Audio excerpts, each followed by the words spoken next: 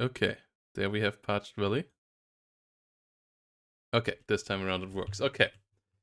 So we have Sparty and MJ Blair versus Atla and Skate.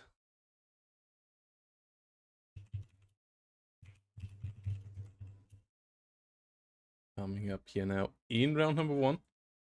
And Atla and Skate bringing around Soviet Formation 1 versus... no, Soviet Division 2 versus Soviet Division 1, Formation 1 for Sparty and MJ Player. So Soviets versus Soviets here, but the two different Soviet stacks. And 27th and 56 being picked for Atla and Skate versus 119th and 6th Guard Motor Brigada here. Motorstrike Brigada coming around. Heavy tanks, heavy artillery, good AA. Yes, red side here on the right. Comes around with a lot of MI2 Yearns. 56 and 27th together, not all that fast. This little map with these little forests and hills inside is going to be interesting. These community maps often not quite as like flat and plateauy as the base game maps, so line of sight is a slight bit more complicated as you really follow the historical or realistic hillsides, making it a bit more complicated to play, but also look a good bit more natural and allowing for usage of interesting paths for infantry and so on. And yeah, I believe it's actually based on Finland. Chloride. So, I believe both Parched Valley and Somero are based on territory in Finland. I might be wrong, but no, it's based on a Finnish summer.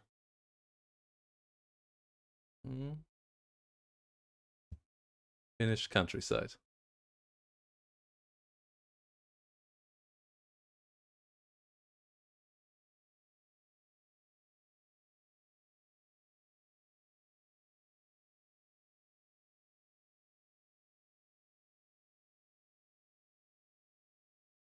Yeah, Somero was already a nice one as well.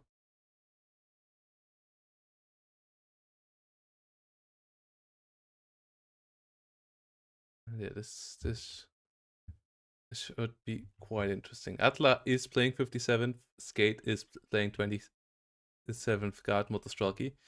So 56 here for Atla. Coming up forward. The speed advantage for sure a bit with Skate and Atla, but not by a lot, because obviously 19th has Spetsnaz and Spetsnaz GRU as well.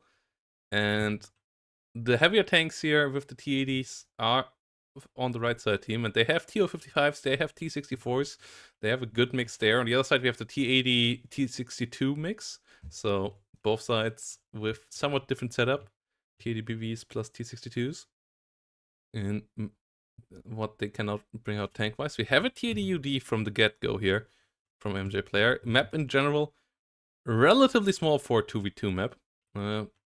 Pretty large for 1v1 map, relatively small for a 2v2 map. So I believe we're gonna see pretty hard fights here. And yeah, only I believe 6 zones. Yeah, 6 zones. 4 2-pointers, 2 1-pointers. The 1-pointers being directly in the middle. These 2 zones here in interesting spots with little roads around.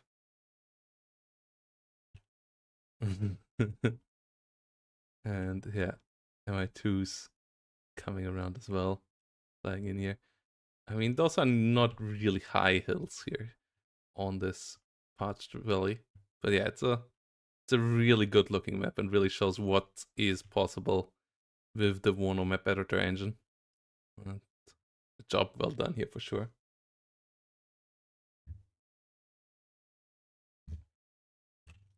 But we have Verochetka BMP2s coming along here. And moving in.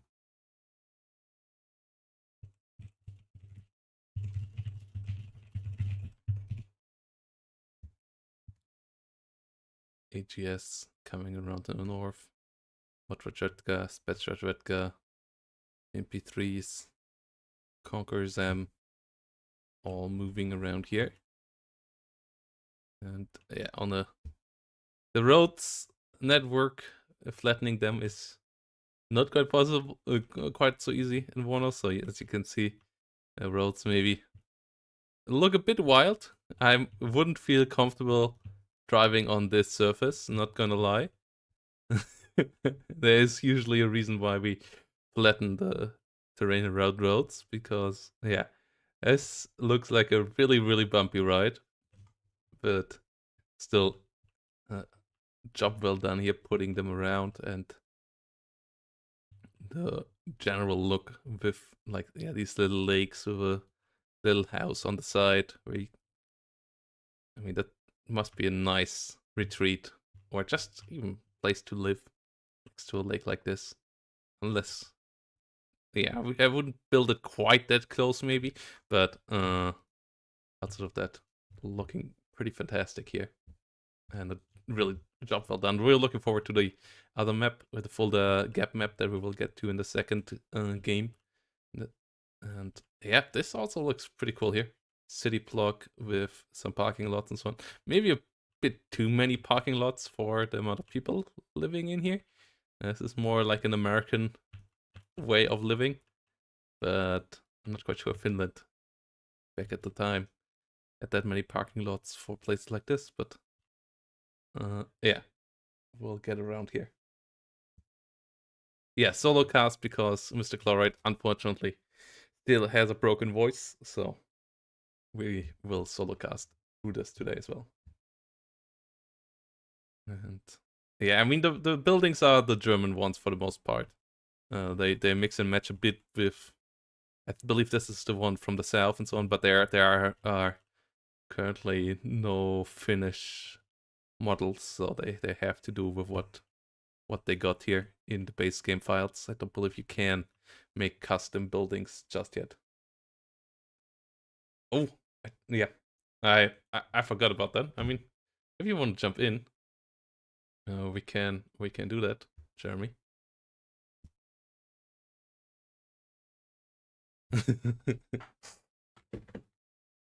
And oh yeah. I'm sorry, gambling addicts. I'm sorry. As they're setting up here, taking their sweet while.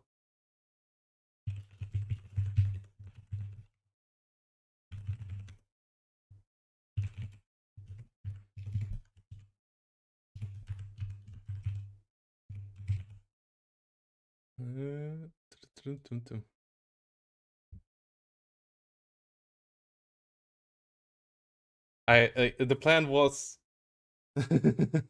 yeah, okay. The plan was to cast with Chloride today, but yeah, his voice unfortunately hasn't recovered yet, and yeah, it was kind of a late decision. Oh, we don't have mod powers yet. Yeah. We can do that as well. But if you do gambling stuff, you can't use them yourself.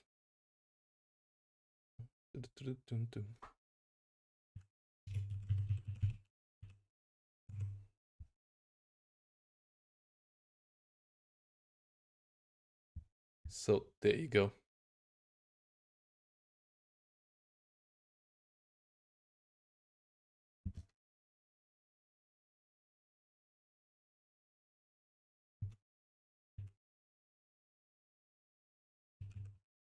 There you go, my friend. And yeah, we're still waiting. Everybody has their pings up. I believe we will see a pretty aggressive push through Atlanta here from Atla. Well, Skate doesn't have all that much up north. So yeah, the focus seems to be down here. There is a TADBV here as well, but against the TADU on the other side. It's gonna be interesting. The AA situation. How's the AA situation? We have 3 Stingers, Spetsnaz GIU, so that's gonna be interesting. And MiG-21 bis AA up against MiG-23 here from the get-go. Bit of East German represents here. With the MiG-21 and Su-27S coming right up behind it. Okay, the bait of the MiG-21. MiG-23 has to be careful. Missile out. MiG-23 forced back. Well, it's the Spetsnaz GRU Stinger number 4. Moves through the north. These guys here will have to unload soon. MiG-21 attacking the Mi-24. That one stays alive for now. Su-27 flying across. Me-2 Adder going down, but the Me-2 Yearns coming in here. In force. We have a ZSU. We have the Stinger guys. First one gets overwhelmed. Iglas coming up as well. Good couple of the Stinger guys do fall. BMP-2's coming up. The ZSU did fall as well here.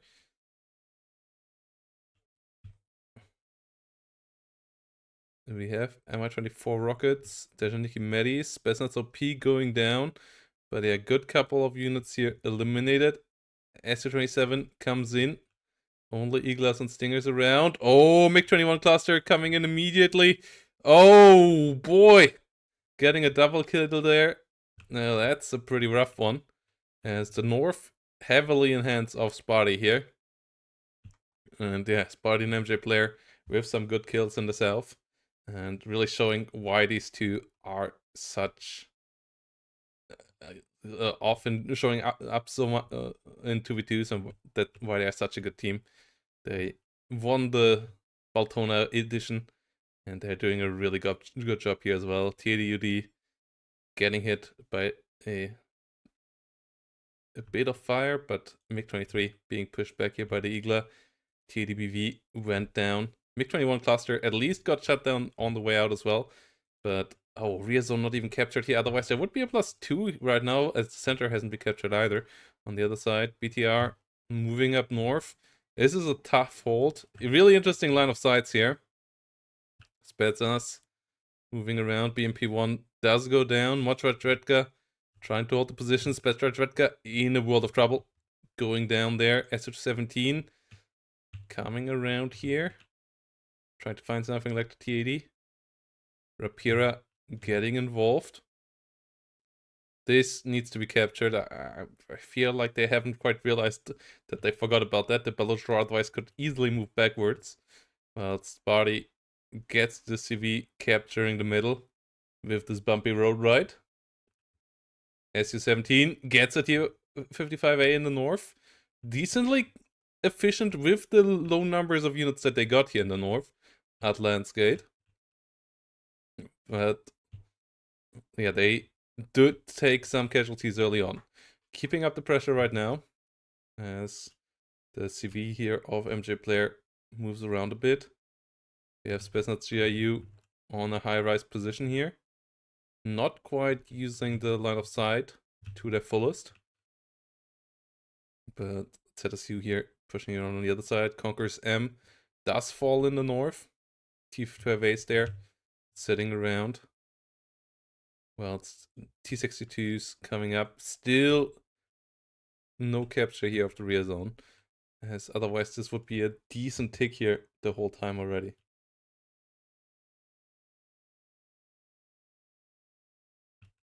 Yes, BMP-2AD and T-62MD getting involved. MTLB under attack. Does get missed.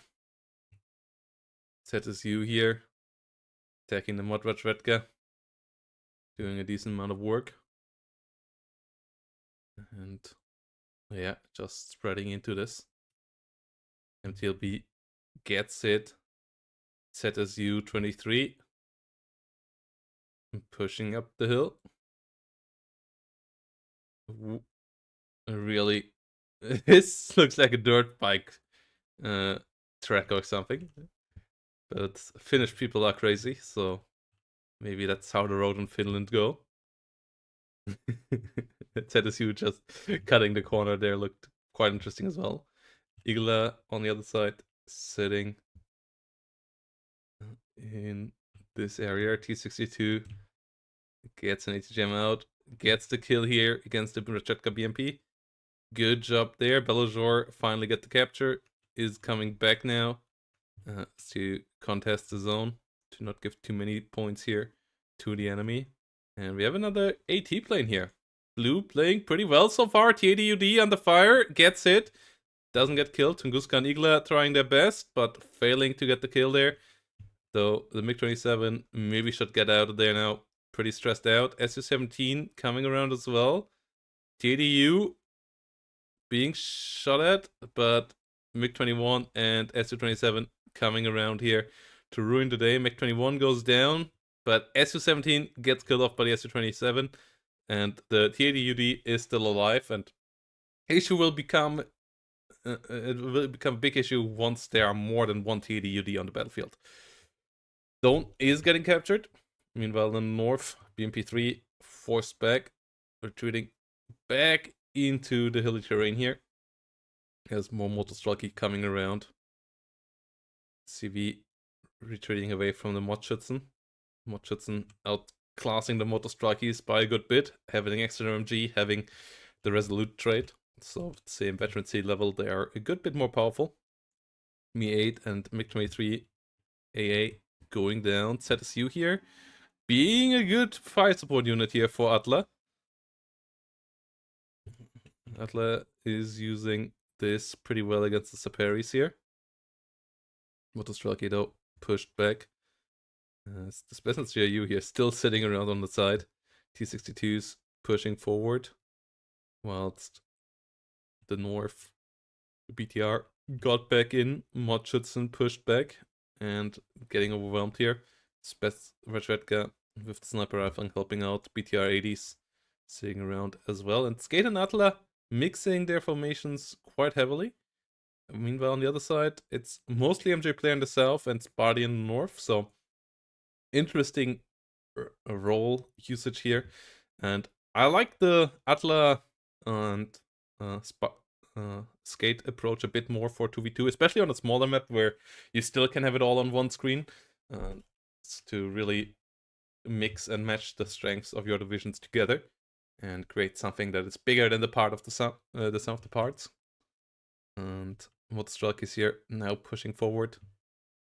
BMP-1 goes down.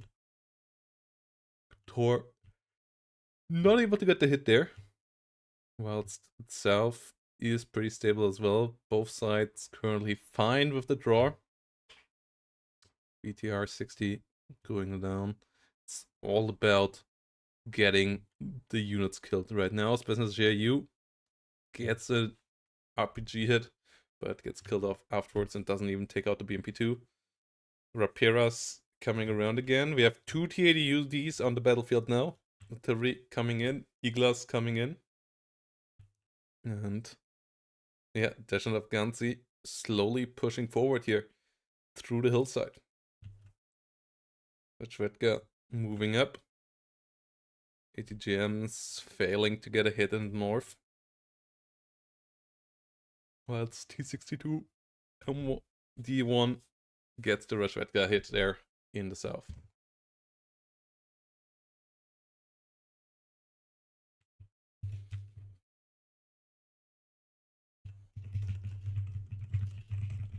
Ooh, MiG-21 rocket gets hit there. Gets damaged. More Geosynths moving up. As BMP-2Ds move around as well. I like the position of Atla and Skate here right now. Like, they have started to get some decent trades. I wasn't so sure about the opener. I was really worried that they would just get overrun here in the north, but they did hold the line there, and they are getting decent advantages here position-wise in the south. Now with the artillery coming in, and them being able to start the fire onto the BMP-1 here, this could be interesting. On the other side, we have Master B as well, and the two Jetsins are fantastic artillery pieces here in the north. So that outclasses the heavy artillery the other side can bring. But artillery with the line of sights here, maybe a bit easier to get away from as well. BMP-1 would be a good target here. Skate hasn't opened up fire just yet. Motostrelki going down. ZPU-4 getting involved here. Pretty shitty anti-helicopter as it has short range, but good anti-infantry support, as you can see there on the Spetsnaz. And really affordable. And if an enemy helicopter runs into it, it will have to fall back immediately as well, before it can get stunned down or anything like that. Nonna coming in nicely here as some constant fire support. T-62 and Afghansis go down in the south. And yeah, they will... Atla and Skate here will have to start to get some stuff going. BMP-3s coming up. BMP-2s in high numbers. That's something that both the 119th and the 6th leg BMP-2s are a problem here. Strela 10M gets eliminated. Could switch position. Going for the BMP-1 here might be worth it. Mi-24V rocket getting involved, but has to be careful with the Igla round. Igla is too wet, thanks to the BMP-1, and it gets the kill there. Yeah, using helicopter on this map is going to be tough after the opener, as both sides will have an easy time bringing enough around of those with the amount of income that they both get here. Both teams 520 points per minute. Nonnas now getting involved up north, trying to kill off some conquerors. BMP-2s goes down, SU-24 seat coming around, MiG-23, have to be careful there. Don't really want to get any closer against the Tunguskas and Tors on the other side. Ooh, but push here in the south. Another interesting one, gets the BRM. BMP-2D goes down, but yeah, maybe getting through here.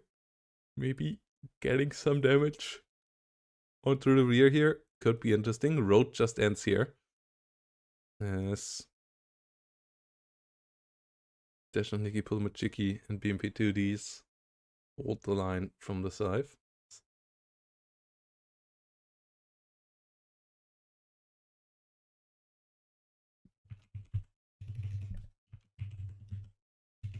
It's still no tick. Still no artillery fire here. Going for the next Tunguska. MJ player here, a bit careless with the AA.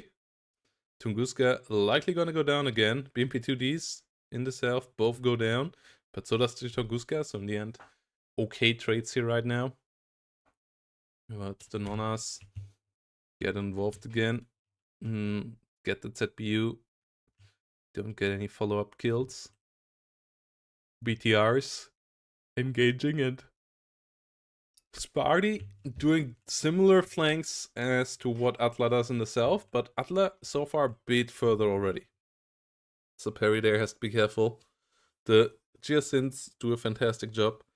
Those are really the scariest opponent here right now for the frontline stability of Skate and Atla in the north. SU-27 gets shot out of the sky. Didn't stay far enough back, and more BMP-2s, more Saparis here coming in to stabilize the northern front. And really, all it takes in the south right now is killing off that BMP-1 with constant artillery fire. And it will be insanely hard for Sparty and MJ player to get anything in here in the south. But at the same time, they get the CV out of the north. So they are actually the ones that get this +1 again and start to get a small tick here against Atla and Skate. Mochitsen and Motostrelkis getting involved. BMP-1 does go down. BTR-80 moving around as well. And yeah, BMP-1's moving up. Mi-24V rocket moving around, getting some kills here. Mochitsen slowly moving up. T-55A coming through the valley. Does get missed there. SU-27 moving in here. MiG-29 has to fall back. Whilst Master will try to move here and around the south. Motostralkis, Matvachvetkas going down. Motschützen going down on the other side. But yeah, MJ player and Sparty start to get some good traits in here again. And this position in the north is starting to become really worrying for Skate and Atla. It's getting back into this is not going to be easy, especially the enemy can push you up here so that you can't get into this forest here easily. As having to bring in units from the south here, that's going to be painful. And having to just cross this open field here is not going to be easy either. So they really need to get a couple more kills. Nona able to dodge there. TADBV comes in with a decent amount of power. MI24 engaging the Saperi. TADBV under fire by the Conquerors now. Does get hit. Saperi RPO trading against the BTR. T62 MD1 going down. Malyutka. MI24K here coming up. Mod Radretka. Or just normal Radretka going down. But in total currently, back to MJ Blair and Sparty. And they are also on the +1. That's the big problem here long term. As MiG-21 rockets go through everything here.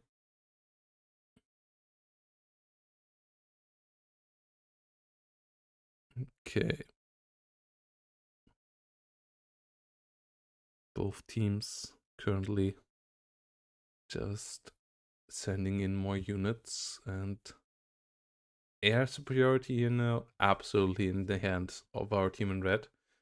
The Su-27s and MiG-31s hard to beat.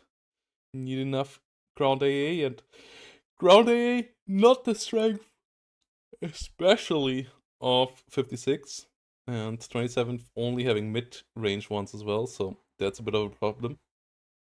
We see Motschützen going down in the north. Nonas setting up again. Trying to get for its ZPU.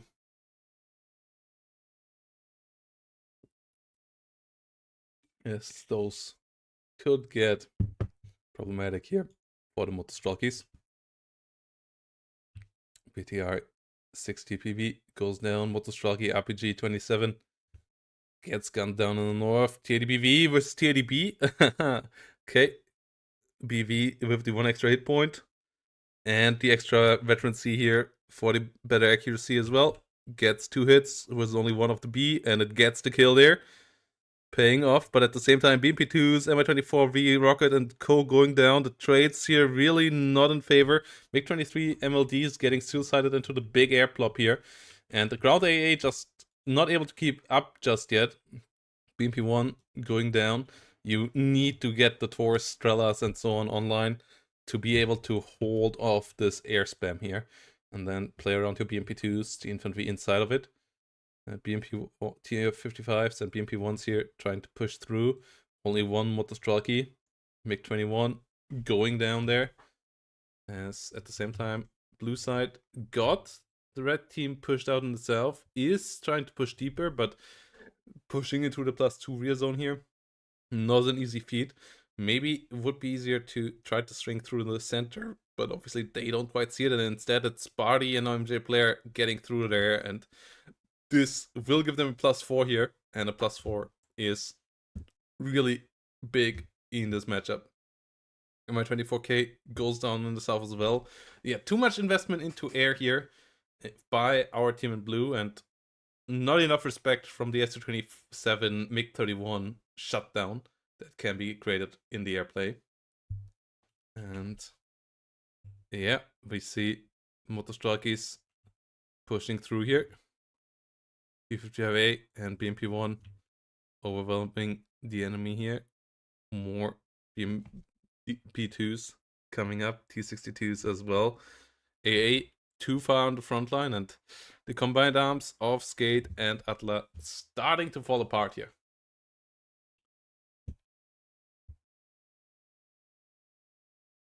Number 24 V80 coming around.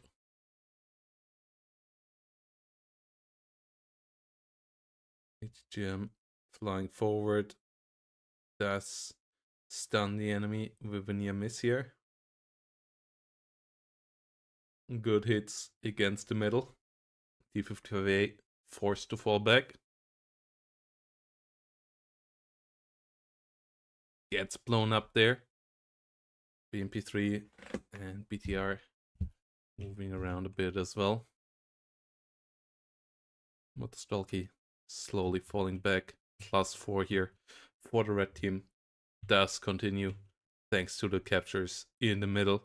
And that's at the same time maybe the chance here for Outlands Skate still to turn this around. I don't think pushing the rear here is the way, but maybe pushing the middle with the enemy being a bit more spread out could be the way, but they aren't setting this up at all.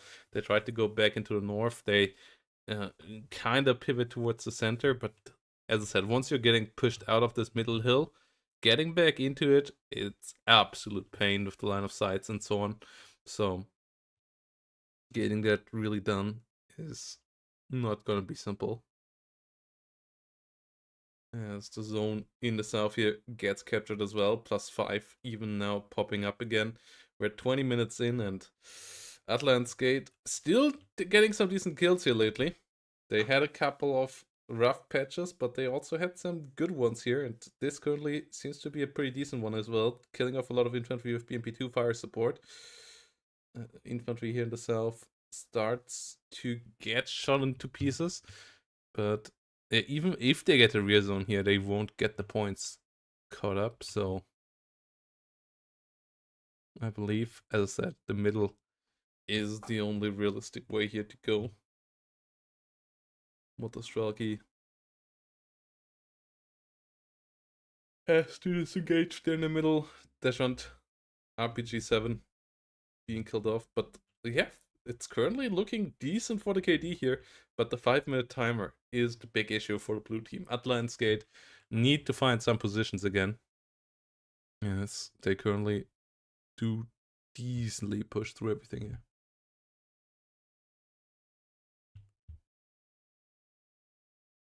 TDUD falling back off the cliff. Giacint's getting involved against Betelgeuse. Trying to get a hit there. Not doing all that much just yet though. What's the artillery? Yeah, will likely find a kill here. As the Giacint's not being hit. Betelgeuse is pretty fortunate there right now as well. Likely not going to go down, no. But at the same time, we have Nonas trying to stipe Strelas.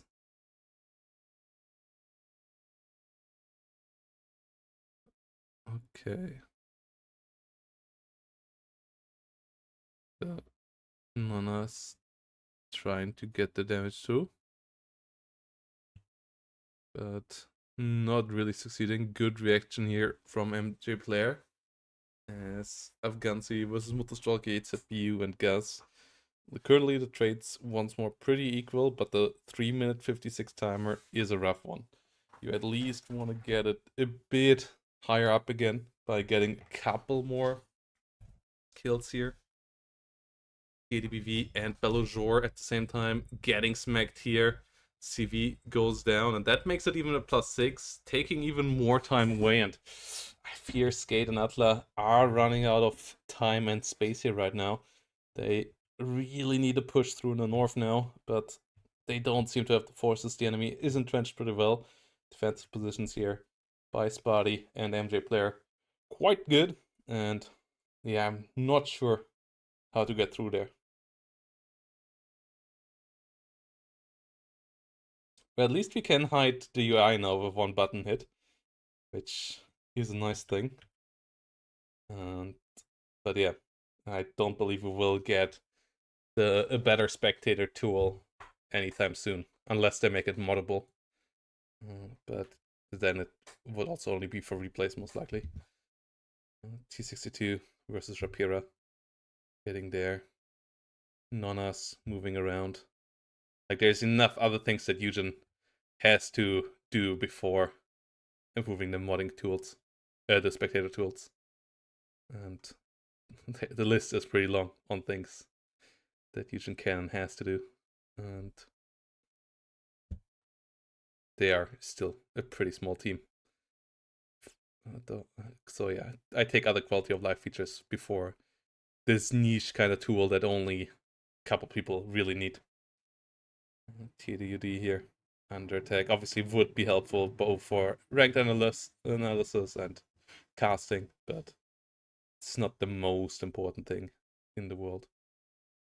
BMP3 pushing forward here. TDUD with a nice side shot killed off.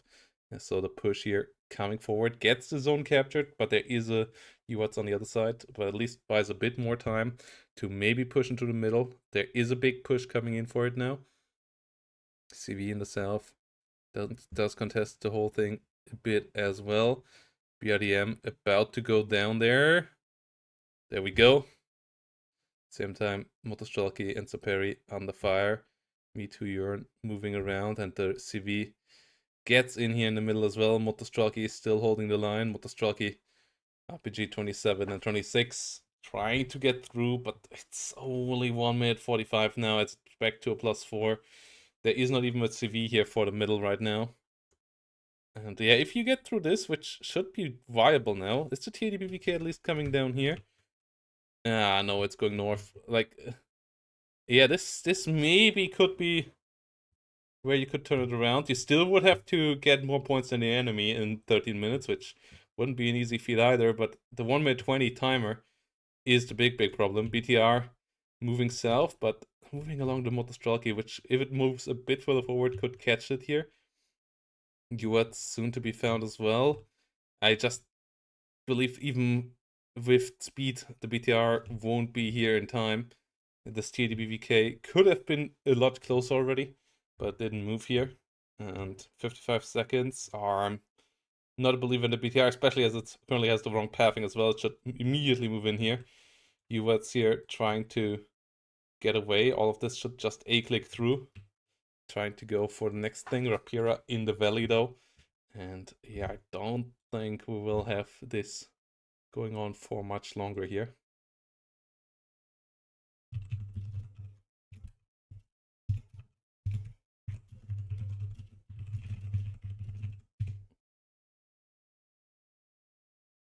Oh, sorry. Nona's moving around. Motostrelki's coming up there. But ooh, BTR moves in, but they haven't seen the next zone. They haven't cleared out the UATs. And it's only 8 seconds, and they won't capture the whole zone here in time because they didn't push through. They could have pushed through. Yeah, Skate and Atla a bit slow here. And with that, the game is lost. The KD in the end, I feel like it should be decently close. Yeah, Skate and Atla maybe even slightly ahead here. All right, it's about even. And GG here is fairly called here. And yeah, good game. Really good game. MJ player a bit behind, Sparty a bit ahead. But KD wise, yeah, really, really close game. Well played by both sides. Just Skate and Atla yeah, losing control over the north a bit, and especially the center a bit too fast, and not focusing the center zones maybe enough, which are hard to reinforce on the map. Which is an interesting like kind of setup for the map. Really liking that part. I think in general this played quite nicely, and like it looks a lot more filled than it actually plays like. Wait, what? Why? Okay. It will just deactivate the mods again, right? Won't it? Because we have the mod activated. It's a bit weird for the spectator. We'll have to talk to the Eugen guys there. Yes, we can go into the next one here that is still ongoing.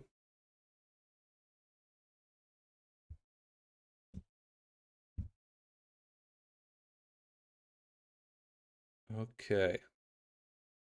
Yeah,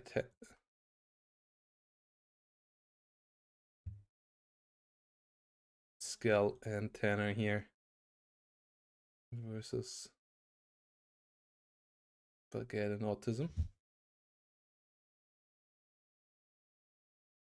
Ooh, and hello, Jeremy. Do you have the mod activated? I believe that's the reason why.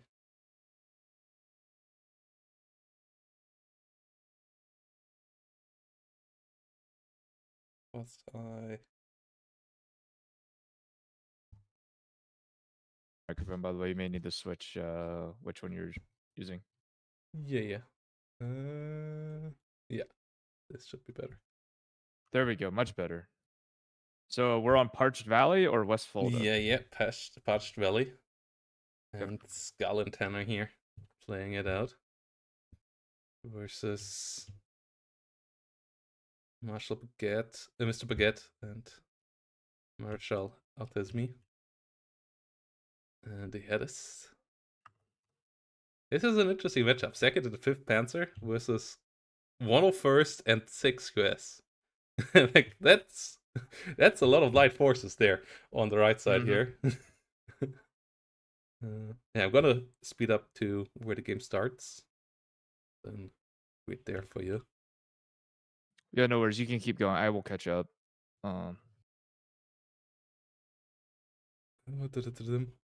that's a lot of pings here. Flying over the map as well. And yeah, 10-minute setup time here. Classic 2v2 action.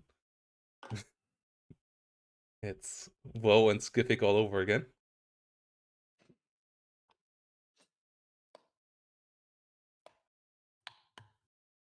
Pings flying everywhere.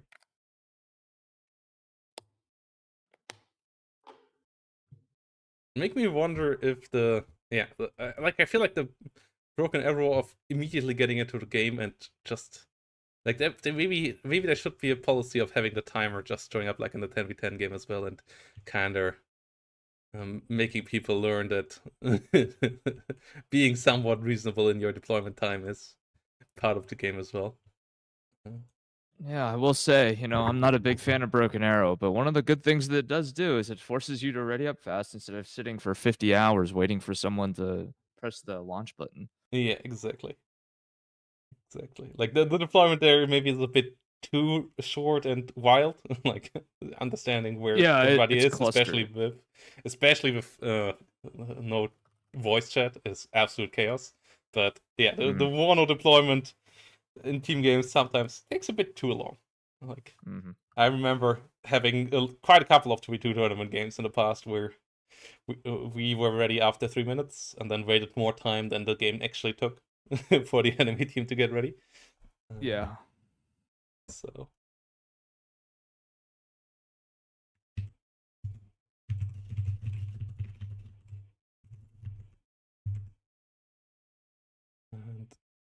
Look at Chloride in chat, just begging to gamble. Degenerate. Degenerate gambler Chloride. We all know it. Okay, I think I'm going to be good here. USA 2 versus West Germany, I believe, is the one we're watching. Yeah. We are 12 minutes into the deployment now. What the hell is going on here? Maybe someone had to use the bathroom. That's what I always tell myself. If someone's taking forever, someone had to go to the bathroom and they're having a hell of a time. Or if it's static involved, they have to take a shower. Same with Pro Kami gets beat up by his girlfriend on stream while he's doing that too. Okay, so 12 minutes. All right, I'm in the game. I'm just fast forwarding. Yeah, it's 30. I see you're at like 15. 15 minutes. I think it starts. And we have an F-16 immediately in the sky. We have a big tank flop here in the south. That's quite something. Leo 1A5s and Leo 2A4 there. And yeah, the other side, all light forces. I wonder how much air spam we're gonna see from them. Like they have 6 US, right? Like that's what they gotta do here in this matchup with a lot of F-15s around. And yeah, right. Yeah, I'm kind of surprised how this matchup is gonna play. I didn't really look at the decks too close, but 6th US and 101st combo wombo combo. That's kind of a wild. That's not the combination of picks that I would ever consider, I guess. Yeah. LRS are fast boys. Just had to double check that I wasn't on faster speed here, but them running up the hill on full speed. I want to see how fast.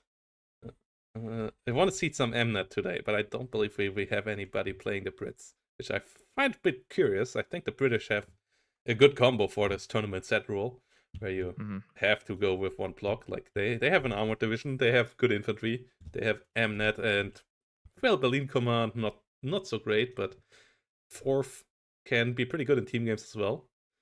Lavens and co have shown that.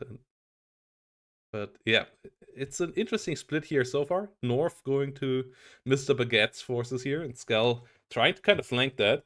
Well, it's kind of same thing in the south, where it's Tanner holding the town with the tank division, and the Navy SEALs trying to walk past it, getting a surround set up.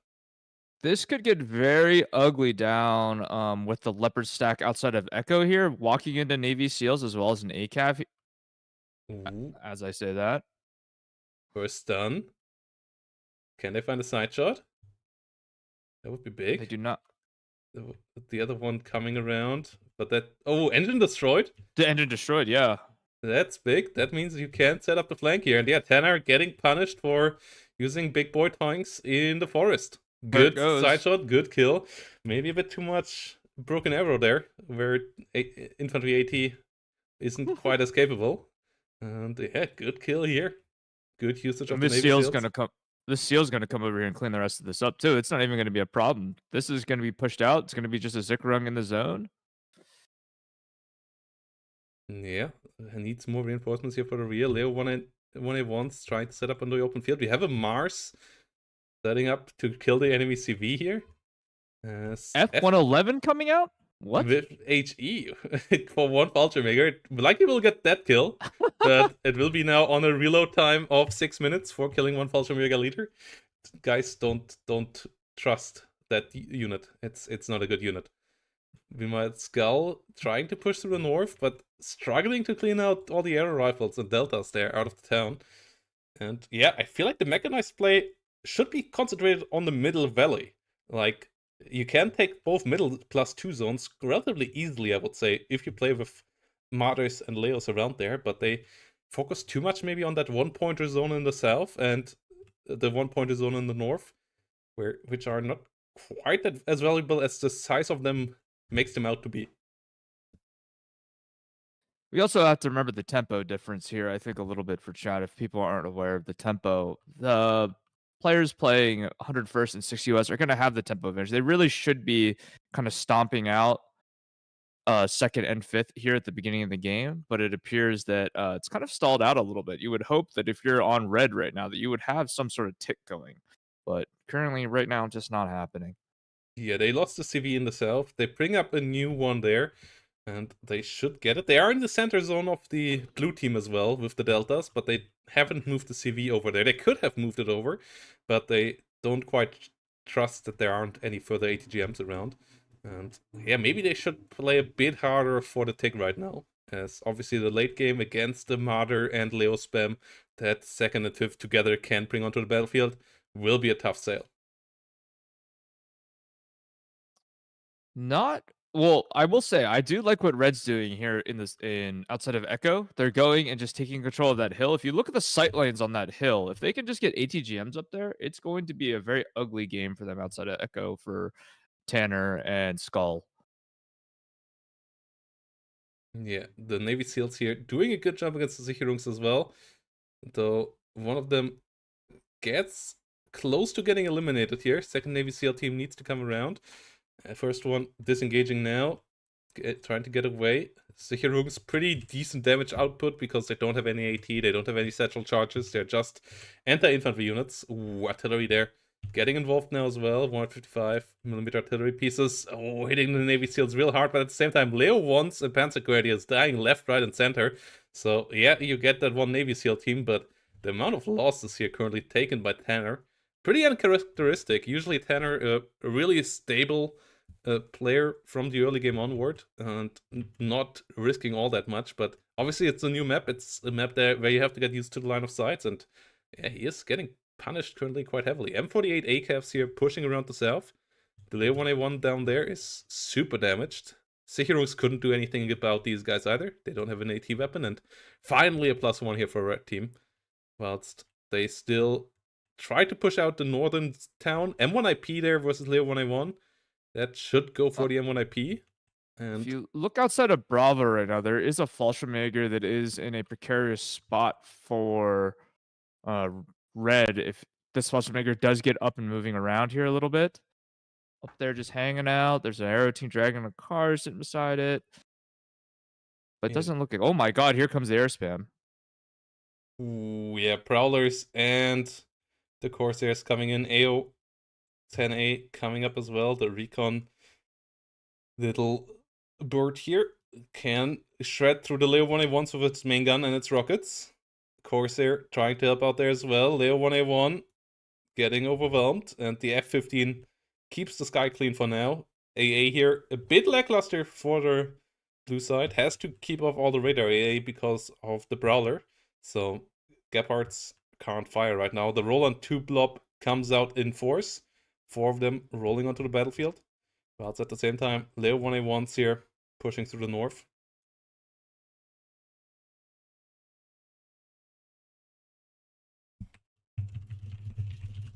Okay. Yeah, I'm not loving where Tanner's at right now with the positioning. He's pushed back pretty far. Holy, four Roland 2s just purchased by Tanner to get rid of this air spam roll. Corsair going over the Rolands, does take a shot, does go down. Yeah, the quadruple Roland should get anything flying directly over it. Even Eagles will have a tough time staying alive there. But that means also no investment into any other frontline units for Tanner here right now. Tanner struggling to have a real frontline right now. Skull is getting a pushback into the northern zone, but with the center, the Green Beret leaders there finally arriving. The Sicherungs doing a really good job there, holding out on their own in the building. The Green Beret leader finally standing still, but they're already lower in hit points now, and hit points matter a lot in WARNO when it comes to infantry output. So they even get the stun there on the leader, and yeah, the leader, Green Beret leader, now getting into the building and get the Sicherungs routed. Oh, big! That changes things up a good bit. Pioneers coming over though. Oh, MW1 coming out, gonna take out all those arrow fire teams. Ooh, Stingers and F-15 though. iHawk helping out, getting the sky cleaned again. Tornadoes gonna have a rough time on this battlefield. And yeah, the ground units should be good enough to push through here now for Skull and Tanner. Yeah, not sure if that MW1 was worth it. I understand the pressure that's being put down, but you know, don't particularly love wasting a 275 point plane for that play. Yeah, Green Beret leader here really about to get got. So that's important. +2 currently for the red team only. The leader might just escape. The artillery is set up behind it. The buildings collapse right behind it. It has to be careful with the Pioneers, but at least we'll get the neutralization. Likely gonna go down before it can get the full capture. Yeah, still pushing forward here. But at least a +4 here for a while. That's a decent tick. That gets you over the finish line in 10 minutes now. The full capture, the +6 would be massive, especially as we have a CV coming up for the blue team now again, trying to retake the center now. And yeah, Navy SEALs and LRS going even deeper in the south right now with their push, getting caught by martyrs now, but getting one of them killed with the units, the Panzer Grenadier still inside. M48 here on the hunt for the enemy artillery pieces as well. This is quite the interesting deep dive here by Autisme. I do wonder here if this is a bit of an overextension here by the red side. It does not. This push outside of pushing it through Echo and things like that, as well as it looks like that the West Germans are finally beginning to shoot through a lot of this infantry. And I think they might have been just a little too slow on this push. Ooh, the 8 hands coming in really hot. 2 Leos taken out. The cluster took out the martyrs, and Navy SEALs are now only opposed by some damaged Panzer Grenadiers. So it might have worked out after all. The air support coming in nicely. The Rolands on the wrong spot. F111 HE comes around for the Pioneer Carl Gustav in the middle again and misses it completely. Don't take that bomber, guys. It's an absolute meme. And yeah, not a good one. As at the same time, M1IP's getting pushed back in the north. CV got the capture in the center. Oh no, Humvee! Yeah, believing that the F111 should have gotten the Pioneer, but that is fake news. As it's driving in directly into the Carl Gustav there. Unfortunate loss there, as it only gets the +4 up for a couple of seconds. The Navy SEALs still doing fantastic work here in the south. Corsair cluster coming along again. Could have just gone for all the Rolands. Will go down here instead. And yeah, Leo 1A1 going down again. M48 here in a nice spot. Going down to the Leo 2A4 though. And I just don't quite see how Autosme can hold on here for the whole I think time. we're about to see a very big point swing right here very shortly. As long as Tanner and Skull, I think Tanner's a very good player. He is aware of what could potentially be going on right now. I do believe he probably knows that the point swing is in his favor and the unit dispersion is very much in his favor right now. Yeah, I don't know Skull very well, so I can't speak for him. they got the artillery killed here in the rear. So the flank here of Autosme did the job. The Air Force is starting to get whittled down a bit by the Rolands, though. Not going for them a bit more aggressively. A bit of a mistake. And yeah, they overextended maybe now a couple of times in the middle. +2. Oh, the 2A4. 2A4 does go down to a Navy SEAL. Those SEALs really do what we want them to do. Like, it really shows how powerful these kind of maps are, where the line of sight is a bit broken up a bit more by terrain, how good infantry can be in those scenarios, and how much you can underestimate them compared to normal WARNO games. Navy SEALs here holding up against Pioneer Führer. Like, infantry in WARNO already can do a decent job when it can get into range. The issue often is getting it into range, and on this map here, it's a lot easier. Prowler here doing its job, just eating a lot of Roland 2 shots. Holy cow, 8 missiles missed. Oh my goodness. Yeah, the 60% ECM doing its job there. A10 not coming in right at the right moment though, and that one just gets absolutely shredded by the Rolands. CV goes down though, and we have a +4 coming back up here. Yeah, I'm not super. I mean, up in the north, looks like this is pretty much done and dusted. This is going to be a battle in the south right now. I'm not in love with what I see from both sides yet. Neither side has really taken the initiative here to win the game, in my opinion. I feel like this game could swing at any point. I could have been wrong that maybe that I was under the impression that this game was going to swing back very quickly inside of the West Germans, but it does not appear to be that way currently. I was very wrong.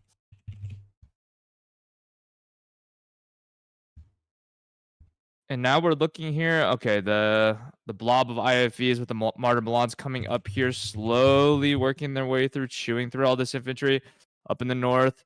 Not a lot going on up there just yet. There's a one HPM, one IP Abrams holding off the push. We just need one tank up north for the West Germans. But the +4 is working.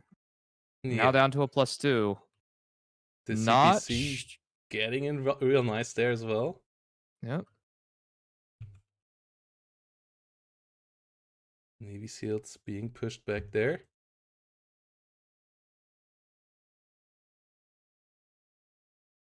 And Corsair coming in, getting more kills, but flying over all the Rolands again. Seedplane once more eating a lot of missiles away, but there is enough supply to not care about that. Seedplane finally goes down. Tried to take a gap out with it, did fail though. And yeah, we see more pushes forward here. Tanner may be out of infantry. There's just a bunch of Jaeger Alclaras driving up now. I'm hoping he's not out of infantry. Pioneer Flam that here would be doing a good job. You want to keep them resupplied. If they can shoot the Handflam Patrone constantly, the Navy SEALs could melt under that fire. But yeah, the Jaeger Aufklärer here, maybe he just wants to have resupply. But oh my goodness, the list of blue units dying all across is massive here right now. And yeah, this is not looking all that good here for our players in blue right now. +3 is still going strong. Still 24 minutes to go.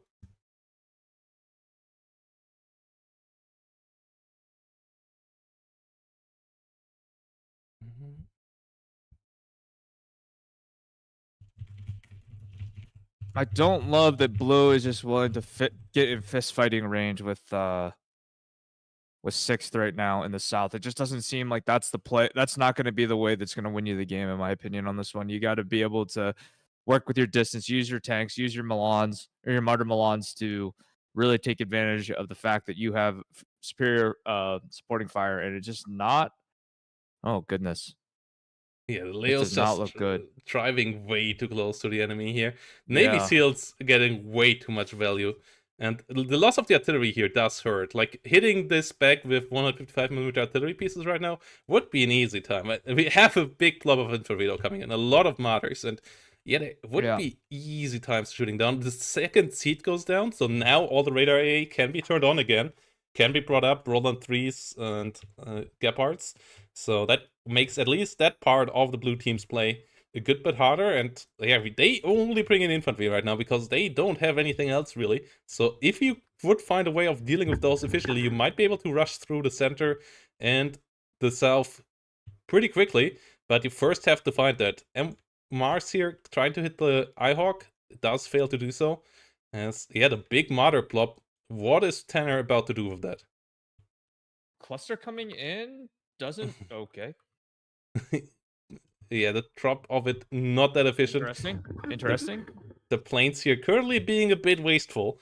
Red team maybe overstating their cards right now, but they are on a +5, and the +5 is a hard tick. Center push here for Skull could be pretty key. Northern push against the M1 IP could be quite helpful as well. But yeah, this is currently a quite strong situation here for the red team. They just have to hold on a bit longer. 21 minutes is still a good amount of time here to turn this around for Tanner and Skull. And yeah, I'm a bit worried that Red doesn't have a real follow-up plan here and just keeps on throwing stuff away. Yeah, I'm curious what the KD looks like at this point in the game. How a lot of blue has died, but oh, this martyr stack could be a massive problem right now for red side here. They just lost a Corsair cluster, so it's going to be harder for them to get rid of this. You can see the Panzergrens are going to walk in here very slowly. That martyr looks like that martyr Milan stack is going to go try to cut off the reinforcement line as well, which is disastrous right now for red side if they're able to do it. Yeah, and suddenly a lot of red units dying here. Crane Berets, ODAs getting shut down in the north. Tornado, Mehrzweckwaffe once more getting eliminated. But the issue is both 6 and 101st don't have any cheap ATGMs. Like, you only get mostly ITOs and TOW2s, especially with 101st. And those are not the ATGMs you want against Martyrs. Against Martyrs, you want your ITOs, you want your Milans and cheap stuff. Like, the ITO is okay, but not that card efficient currently. Maybe one of the least efficient ATGM teams in the game right now. So trying to deal with the Martyr plop here from afar is not going to be easy. And the Eagle and OA-10s currently still continue to die. The AA starts to really show up here in force. And red team still on a +1 for now, but that might drop soon as well, as they're under pressure in the north and they really need to find a way to deal with these IFE plops. Yeah, this is exactly where I would want to be if I was Tanner and Skull. I have a big IFE blob up. Clearly, to me, indicating when a person buys 3 Cobras or has 3 Cobras on the map is they probably don't have much up here. They're panic buying because they don't want to lose ground. So to me, right now, I think that Tanner and Skull should kind of know, hey, there's not much on the ground right now. We can start slowly working with this, use our AA to our advantage here, and then just drive the IFEs in. And we can see here the Roland 2 is going to get some action here. And 810, 810, 810. 810 gets out. Interesting. More Toe Cobras coming up. Northern side as well, not looking super great for Baguette and his buddy. Yeah, they keep the +1 up there with the M1 IP. There is no tank currently to rival that M1 IP. That's the good news there. They did deal with the Leo 1s that came up north quite easily. So the Martyrs have a rough time pushing it on these short ranges.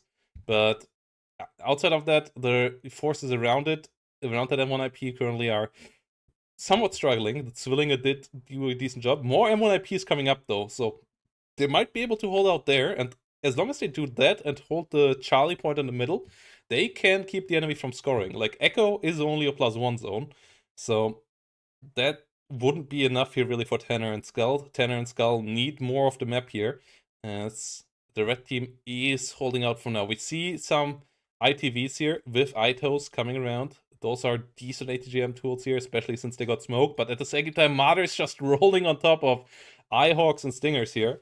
The TOE2 team there doesn't Leopard have the 1A, best line of sight. Leopard 1A5 in the south is going to go down here, I think, to this AT-14. Oh, no, maybe not. This flank here.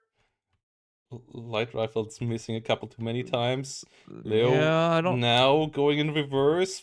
The Pioneer Flam trying to get in time there. Panzer Grenadiers pushing up as well. Seems like Tanner has defended this part, whilst the Martyrs keep on pushing. Get on top of the TOE2 there. Oh, that's rough. Yeah, that TOE2 too close to fire. And just gonna get eliminated there. Martyr team gets the iHawk, about to get the Stinger team in the building. Has to deal now with the M901. Does lose that fight. But yeah, iHawk, Stinger, TOE2 all going down. The defense of the center zone heavily weakened. Tanner and Skull just need to realize that Charlie, with a bit of mechanized forces, should be easy game. But they're currently focused on the north. Artillery there landing. Mars now reloading. And yeah, the next Marder plop rolling through the south. Yeah, there's not much to the defend against this Marder blob either. We got to see these ITVs really need to come in clutch here, hit their shots. Otherwise, this could get disastrous very quickly. Yeah, artillery not really good at killing the Roland 2s. The Roland 2s being the MVPs of this, all 4 still alive, and they did reduce the 6 air by a lot, but at this point, killing 6-7 planes at this stage. And that is what is missing here right now from the 6th play. Like 1 or 2 cluster bombers on these Martyrs, and they could swing the game quite heavily once more, but currently the Panzer Grenadiers in front of the Leo 1s and the Martyrs. This is pretty scary. The ITVs come in pretty well, though. A lot of Martyrs here by Tanner without the micro to really do their job. So they Cobra's back up on the field as well.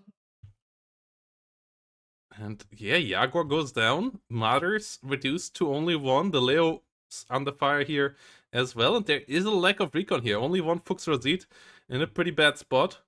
The Cobras do their job against the infantry. Are they holding out here? You do. If I'm Tanner and Skull right now, I have to be a little bit worried right now because we're getting to that point. We're getting to that 15-minute mark. You know, +1's not going to do much for me right here. +2, you got to start thinking about, hey, we need to start sweeping a little bit, or at least neutralizing the cap, which they've done. But if they don't start getting a tick here soon, you start thinking about you're getting to the point of no return. And you can see there's a little bit of desperation coming out here in the south just with the way it's being played. Yeah.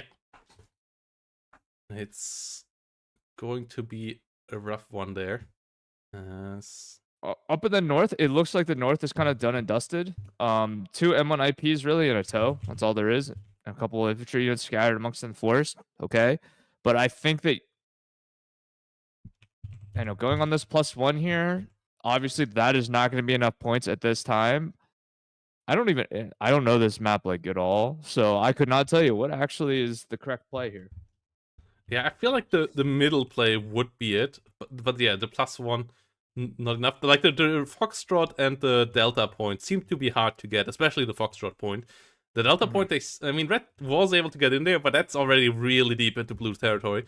But the center zones, that's a relatively easy +4 there if you can cut that off, because the reinforcement into Charlie is a rough one. Like, if you push through Charlie, that's just open terrain and a really long road to get there.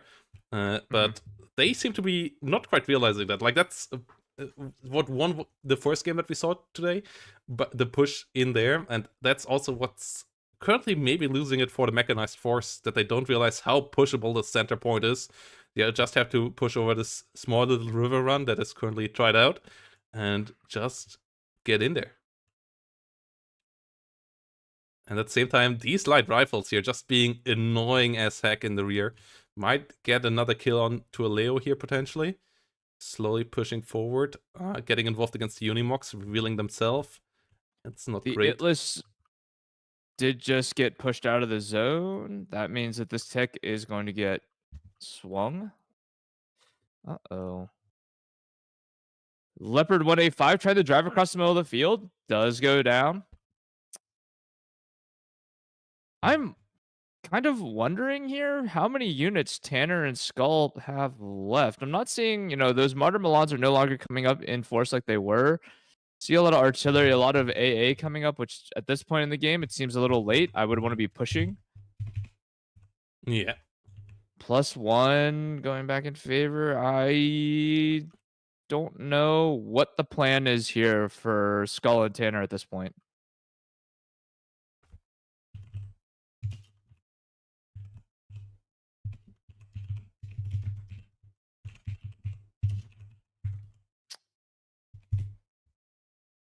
Aero rifles getting shot up there. Yeah, the only play can be the middle.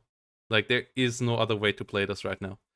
155mm artillery pieces, setting up smoke and all, but this is a +1 zone. Like, Tanner is focusing on the wrong point zone right now. And they only have 12 minutes here, so they need something that ticks up quickly, and that's only doable through the middle. And like, they need one of the side zones, potentially maybe contesting both of the side zones, but they need the middle. This is where the real tick comes from. And I think this is a pretty neat design for a map in general, but yeah, I feel like these players haven't quite captured that yet. It's obviously easier to see when you see how both sides units move around, but yeah, still a mistake there. Yeah, whenever you're in the heat of the battle and everything, what we're seeing and what we're saying is not necessarily what the other team is thinking and whatnot. We're able to see both sides of the map, red and blue. So it is a little bit easier for us to discern, like, hey, do we need to go, or this person needs to do this person needs to do that. The Humvee command is going to go ahead and sneak itself in to the southern zone, and that could be the final nail in the coffin potentially here if this is not dealt with quickly. I don't love where Tanner and Skull are right now. Not sure. Ooh. Yeah, they Not get really it sure what I killed, but the Iltis Führungs is actually moving in the wrong direction right now. No CV coming up to... Oh no, there's a Fallschirmjäger Führer getting back in there. They might be able to stop the take here for a second. Oh, but the Iltis Führung so close to the artillery shots there, and it's on a sliver of health. It does seem to be able to get away and likely get back into the zone, but the question is for how long. They stop the tick here in a second once the Fallschirmjäger Führer has the full zone captured again. If that would have been a +5 here, game already might be basically over, but it's... Oh, the Fallschirmjäger just walked out of the zone now, too. I don't know if they realized that. Skull. Skull with the mistake there, yeah. A bit too quick. Maybe trying to help out the Iltis Führungs, realizing that is about to die there on the front line. But yeah, a bit too quick on that move. Moves around to the north again, but that's a mistake as well. And now he's not moving it back into the zone. He's moving it into a house. What is he doing here? This is a big mistake by Skull. The Iltis Führungs here under heavy fire as well. The buildings next to it completely burnt down. And new CV setting up for a sneak, though now Tanner has a decent flank up there. But yeah, they now try to push into the middle, but M1 IPs have reinforced that. And with 10 minutes, the time here is running low, real low, especially as the other team still is taking up. 810 AT. Not really going in for a kill here, but yeah, the 1,800 points, that's hard to catch up to. Tanner realizing, hey, we need to ping that this zone is not capped. Skull finally moving the CV back in. That's... Oh, I do not like that. We take a look here at what's being purchased across the map. Some Leopards coming up, some Martyr Milans at the top. I think every time I think that these guys are, oh, that zone, we're good, it's done, someone makes a comeback in one of the zones, I swear. Yeah, Panic Makes a players very interesting gameplay. trying to push over here. Go down. Oh, no. Yeah, Humvee about to get got there as well. They get the northern zone captured right now, but that's a +1. That's still not enough. And yeah, they just played around too long here, I believe. They get the Humvee that tried to sneak around in the south, but it's only 9 minutes now. Time is running out here, and as we are about to get into the next round, I'm gonna speed it up here to a triple time speed here to see if Tanner and Skull can move it around. But I'm not a believer here right now, as Yeah, they just get hit by artillery. Peacekeepers trying to move up. Sicherungs get overwhelmed. Leo 1A5 trying to get in there. A10A gets shot out of the sky. 155mm artillery pieces immediately going for the Leo 1A5 here. And A10 coming around there as well. That Leo 1A5 is not long for this world. Artillery does its job. And yeah, the next CV goes down. CV able to get into the northern zone as well. Artillery hasn't found the CV there yet, but it's a +1. And 6 minutes remaining. 6 minutes 30. No capture of the center. No push into the center. Just the wrong approach with the mechanized forces. Like, this map on the flanks is an infantry map, but this map in the center is a mechanized playing field. It's a super open space there, and you need to play around that and really use your advantages. And they didn't do that, and they got punished for it here. Yeah, you could have. I feel like they should have just duked it out for the 2-pointer and then spread from there. I don't think that the strategy here. I mean, obviously, new map for most of these players, but just not what you're looking for. You know, I mean, great play though. We can't say that Tisme and Baguette didn't play a good game. They played a great game. So I think that just Tanner and Skull maybe just a little bit too slow.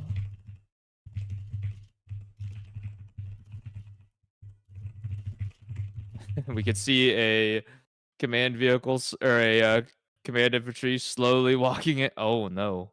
Yeah, they make it in they there, do get into but they make it into the 2-pointer. But there is a lot of stuff awaiting there, including a pivot, your favorite nemesis. No, that my can't favorite even, unit. it can't fire in the smoke though. Like, that's actually Yeah. the worst place to push it. But they still get rid of it. The +1 here, not good enough. The Leo 1A5 under fire. Only 2 minutes remaining. Only 300 points achieved. And yeah, with the center not being attacked earlier, just a big misplay here by the team in blue, and a well played, really well executed early game here by the red team that gets rewarded for its persistency here in holding on the south, doing a lot of flanking there in the north, giving a big back and forth. M1 IPs utilized fantastically there.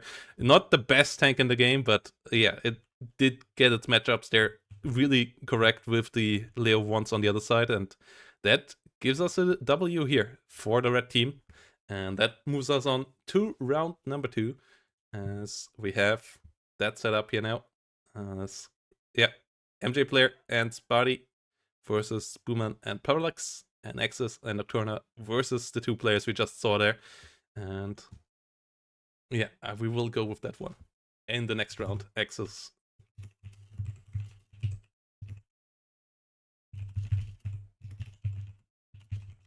And yeah, Axis and Nocturna, both pretty strong players. We have to cast that semi-final of theirs in the next 2 games as well. Yeah, let's switch over to, I believe we need to go over to West Folder. Yeah, West Folder 1.0.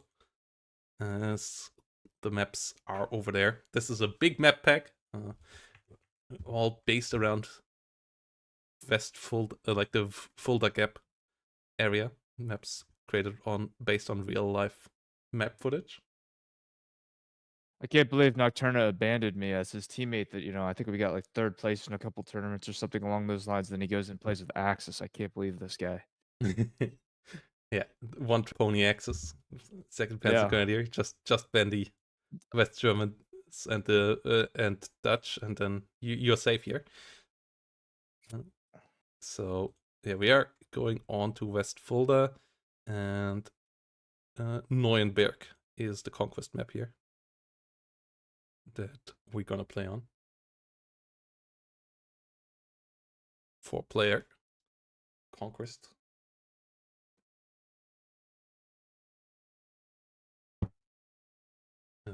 Interesting 12-pointer for mechanized warfare, more so than the other map. Though, yeah, the elevation, like, these maps look more open than they actually are because of how much elevation plays a role here. Like, you can hide units under bridges and so on, which is quite nice. Like, this is real Fulda Gap terrain. This is how much you see when you go on a train drive here in this area. I just see a big valley. And Yeah, I'm curious to see how this game will play. I love watching these tournaments where people are trying out new maps. We're doing something different instead of playing. How many times can we play Vertigo and Death Row within a tournament and a 2v2 tournament? So seeing these different maps is always very interesting. yeah, a little highway here. I believe it's a Autobahn. I'm not quite sure if it's just a Bundesstraße or an Autobahn going through that area. I believe it was an Autobahn already at the time, but yeah, big main highway here once going through. I played this map a couple of times in the past for funsies, but yeah, it's gonna be interesting to see how it performs in a competitive scenario. I would pick more armored heavy divisions for this map though. Even with the line of sight being a bit more broken up, mechanized forces will be key here. This is not a 6 US map. And I like the tree lines on the side of the railway and so on. Like there is something to do here, and yeah, people will. I'm pretty sure we will see some jump scare scenarios where people just gonna get hit.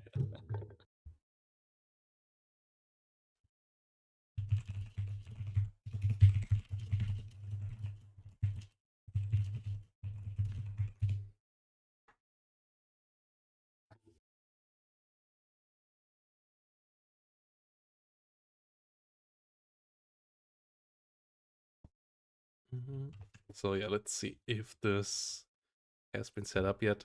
In general, the whole West folder, if especially the AI plays it pretty decently as well. Like for everybody interested, just check these maps out. And the Bimbach ones are quite nice as well. And then you have Kamatzel, Rosenluder. Like there are quite a lot of Westfolder maps. There's just a big Westfolder map. That's the whole map, for which is more 10v10 one. Unfortunately, the whole hosting of 10v10 servers with custom maps, with mods it works. With like game conversion mods quite well. With custom maps, unfortunately, it doesn't quite work yet. That you instantly download them. So that's hopefully something you can introduce in the near future. But yeah.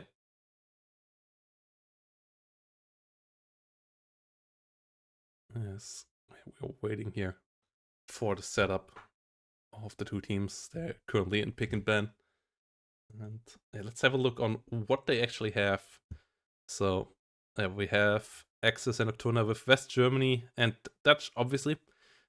Soviet 1 and Polish Rügener combo, which is like the 3 Polish divisions, and then Rügener, because East Germany has 6 divisions in the game.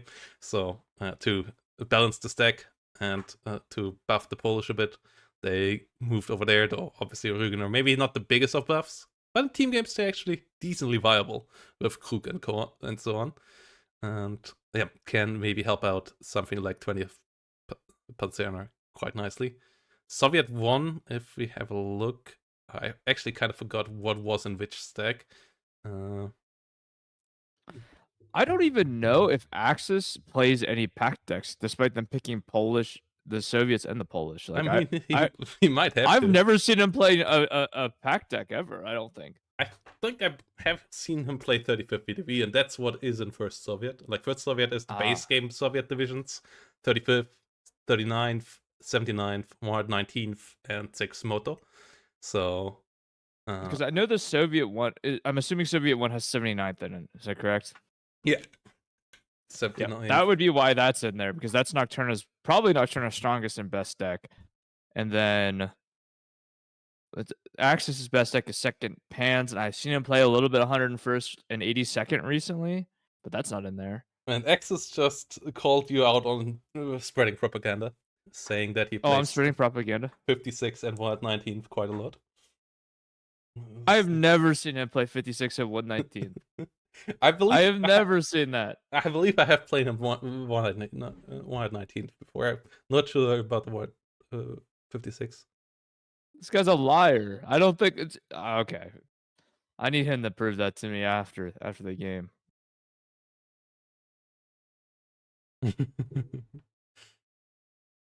I don't think because Nocturna's strongest decks are 79th and 5e. And then second Pans for Axis. And then I don't even know. Oh, Axis's 5e is also very good. I'm surprised they didn't put the Frenchies in here at all. I Yeah, forgot about that. yeah. On the other side, we have the F2M2C and Tristan. They have the French Belgian combo, so we could see like Fifth Plane Day mixed up with DivMob. That could be a pretty big powerhouse combo as well. Oh, it'd be so disgusting. Just slogging through crappy reservists to walk into an AMX 30 sitting in a bush. Oh, my favorite type of game. I And say this as I've played like 40 straight games at Div Mob in ranked, but we'll just pretend that didn't happen. okay, I just got the picture uh, sent by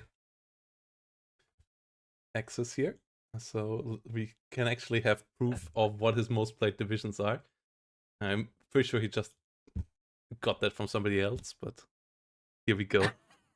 He went to someone else's profile and used it. There's no second Panzer Grenadier in the first. What? Oh no! He eradicated the second Panzer Grenadier. Okay, that's because he See, 82nd, 101st. There they are. Yeah, there is 56 up there, so he played 25 games of them. And I'm surprised they didn't go with the Americans as one of their choices. That they went with Polish and First Soviet is interesting. I don't think I've ever seen Nocturna play an American deck. Now that I think about it, so that kind of makes sense that they would, No. Nocturna. oh, Yeah, I'm not sure. Yeah, in but yeah. Nocturna, yeah. But yeah, the first division from the Polish that should show up is 3 games on 4th CMAC. So that's interesting. I mean, obviously, yeah, you're usually gonna play 4th CMAC and 20th Panzerna as the combo there. But maybe Corpus could have something to offer in team games as well. It has big weaknesses, but you can move it around nicely as well. First game here is up. That's Parallax versus Tanner. Oh, I see it's up. But that's not the game we're waiting for. We're waiting Gotcha. for the Axis and versus. I don't believe Axis for one. I'm curious to see how many second Panzergren games that it actually is. I, What's the over under of like 750 or 500? Like, I mean, are you taking the over or are you taking the under on like 500 or 750? I feel like I'm taking the over. I think he's got probably like 600 games of it. Is my guess. yeah, like like somewhere around 600. I also would. Well, I think it's more than 500. I mean, I have to look at my stats, but I believe I'm already closing in on. No, I'm not. No, I'm not nowhere close right now with Mnet. Okay, yeah. That's right, these stats are not tracking from the first day of WARNO. I would be having a couple hundred games at some point. Oh, it's close. Yeah, it's 562 on second Panzer Grenadier. Okay, makes sense. Yeah. I'm so well spread out here. That's the perk of being a content creator. You have to play every division because everybody wants you to see you suffer. And yeah, I try to boost my rank up with Mnet in 16th Panzer Division, which is a lot of fun as well. That's something that the opponents maybe could bring around as well. Though I'm not sure if it's the right map for the 60th Panzer. It's a bit not the perfect ranges for Leo 1A5s. Like, it's not quite long range enough and not quite flanky enough as well, the map. So, yeah, Neuenberg. Gotta be interesting here. The Malkis map could be interesting as well. I didn't realize that they added a good couple more of the Westfolder package here. Yeah. Oh yeah, that is very interesting looking. Oh yeah, that's the weird corner to corner one. Right. Yeah, this might be one for the vote for the next time. Though it's actually quite huge, even for 2v2, because you have so much space here on the right side. Oh yeah, that reinforcing that. If you have a strong opener here, that would be pretty fun. If you have the strong opener, that is. Yeah, and yeah, they are starting now. So let's see. That should show up in a second. Yeah, there we go. And it says relaunch the game, so we will see where that gets us here.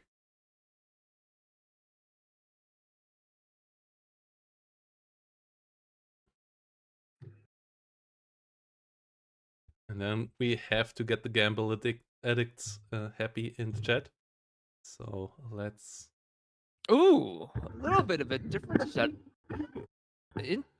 Oh God, I forgot Nocturna does play for fourth Dutch a little bit. This could be a interesting game, solely based off the decks I'm seeing here. They didn't ban the East Germans and the Dutch. Okay, that's West Germans and Dutch. Okay, that's interesting.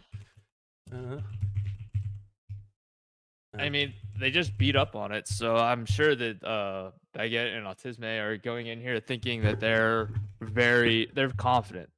However, Nocturna and Axis, very, very strong players. Tanner, very strong player. I would say that Nocturna and Axis are probably a little bit stronger players than Tanner. So we'll see here. Yeah, I'm currently still trying to join it because somehow my game says relaunch. You've got 30 seconds till the game will 31 seconds currently until the game will start. I think though I won't sway the vote here on the for the gamblers here, but I think that this is going to be a very interesting game, depending on how this game completely hinges on the opener for Baguette and Autisme. Like, if they don't open well, I don't know how this map goes. Okay, I think I have to deactivate the mod and reactivate it manually again, because this is working weirdly.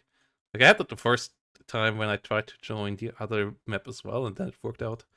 It's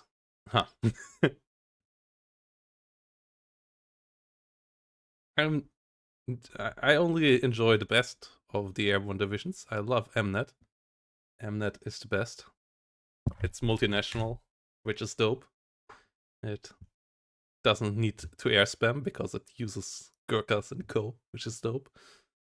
And it has a fucking cluster mortar that actually is not just busted, but actually fun to use. Death by 1,000 needles, with that. It's fun. I just leave it at auto fire and don't care about it, and then... Oh, yeah, I watched someone do that the other day, and I was like, holy crap, this thing is putting in work right now. Yeah. The enemy has to micro constantly against it, and you just can focus on something else. It's pretty dope.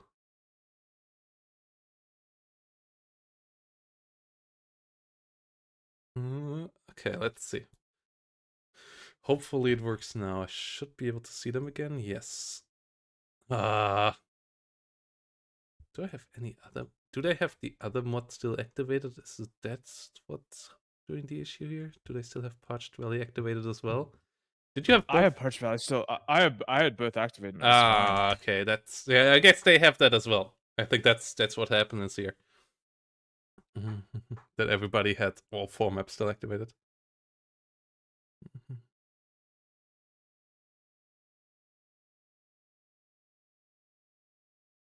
So it's weird that it doesn't activate for me when I try to spectate it. Okay. Yeah, okay, that's the reason why. Gotcha. Okay. Yeah, I'm in. I'm just gonna speed up to live. And yep. Yeah, we're sitting here hanging out. Oh my god, Axis, I knew you would do this. There are many Luxes on the field stacked on top of each other, and that will be where I hate when I have been destroyed by Axis so many times whenever I just see like 17 freaking Luxes show up on map and destroy my whole deployment. I'm surprised Nocturna's not doing this. Oh, never mind. As I say that, the CNVs are being purchased. And yeah, the gambling is up for all you addicts out there. And yeah, Mr. Baguette and Autisme are setting up with 101st and 11th ACAF. That's another strong air setup. This obviously is a bit more up for the map. 6 US would struggle here, but you get enough M1A1s and M1IPs here to contest the Leos on the other side. And You get Martyrs, you get a couple of Bradleys. So that could be an interesting opener here because you have the better forward deploy. You get the Deltas, you get the M1A1 ACAF, like, and the Kiowa Warrior. So against no forward deploy AA, that could be deadly. Could we see like that fortitude fence, like A10, like the one he's been doing with the A10s and the recon planes? Could we see something like that going? Oh wait, no, this isn't 60 US. I'm sorry. Yeah. I mean, you could still do A10s here, which would be interesting, but Yeah, this central forest that they were just pinging, this is for sure a crucial one. The church on it is insanely powerful. Unfortunately, more going. It's a bit unfortunate that one isn't just placed a bit more to the left, so it can look into the other valley as well. But in total, that little church has a lot of power. So getting in there as a red team is key. Yeah. What's the old saying? Religious people can see further, or something stupid like that. Silly, silly, silly. But I do see here that this opener pretty. They must. There's no. I get. I'm doing the mental math here. Baguette and Autisme have to have. I feel like they have to have some sort of planes purchased right now. Yeah, I feel like having at least a bit of air opener here, and like an A10 and an F15 could go big with the Kiowa. We don't see the jammer helicopters, the jammer Black Yeah, we Hawk, just only see the Kiowa. which usually comes with those kind of openers because the 40 ECM makes it actually kind of tough to kill. But yeah, we see the OH-58s, always great as well. We see a immediate deployment of Green Berets ODAs to really go deep here towards Charlie. That's gonna be interesting. And yeah, we have some D+2 zones, but the most of the game will be a slow take around Golf and Echo, most likely.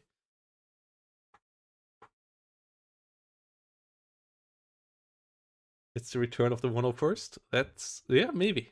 I mean, the team games 101st always was nice. Like, the issue of 101st is that it doesn't have IFVs, but if you can get them from another division, then 101st does its job pretty neatly. Like, you have good helicopters, you have decent tanks, and you have a fun recon and infantry tab, which can do a lot of work. So, as long as somebody else can lend you their IFVs, you can do the job. Second Kiowa Warrior on the battlefield. And yeah, no forward deploy AA. So as long as F-15s keep the sky clean, the MR-13 CVs here are in trouble. And you only get one card nowadays of these, so there is no endless autocannon recon spam here anymore from the fourth. Thanks, Skiffic, for that one. Thanks, Skiffic. You can blame Skiffic for that one. For sending 10 million CNVs into your backline on 2 ways. My favorite type of gameplay. Ooh, the quadruple looks is an interesting opener here as well. Yeah, that Axis does this a lot, and it is very, very annoying to deal with. So I'm curious how it will go for him. I've never seen him do it. I've never played Axis in a team game, so I'm curious to see how this will look in a team game setting and what this means. I know in ranked, he just screens with them and then shoots down all the recon, and then the tanks roll up. They already rolls up, and then you basically press escape, press surrender, and then press yes. Typically, whenever that happens with Axis, if he's able to do that too. Yeah, the southern deployment here of Mr. Baguette is really interesting. Like, only an M1A1 ACAF, an iHawk, the Kiowa Warrior disappeared as well. So they don't want to fight for Echo. They really kind of all in onto getting into Charlie, it seems like. And I mean, that can work out. Like, they have a double team against Axis there, who is alone in the north. Axis and Nocturne are going for the classic approach of 2v2 in Eugene games, of just splitting it into 2 sectors. And that's always interesting to see which one plays out better. I always enjoyed more when the double, like the team game, the mixing and matching works out, but it's a bit tougher. You need to spread out your micro across the board, whilst the other side all needs to focus on one specific point. But it can be really tough if the combined arms here hits the right spot. Yeah, it's incredibly hard to do, um, again, 2v2 being a sprinter micro route that far. There's a lot of pinging of units and things like that. Like, hey, your ATGM's getting shot up, things along those lines, and that can be very difficult to keep track of. Who, in the case where you're Axis and Nocturna and you're running a one person down each lane, whoever is not being pushed at all, you really need to take up ground and then reinforce your other teammate and win that way. Axis is good enough that he should be able to hold off for quite some time, though, I believe. That if he is getting double teamed pretty badly, that he'll be able to hold off until Nocturna can reinforce him. Yeah.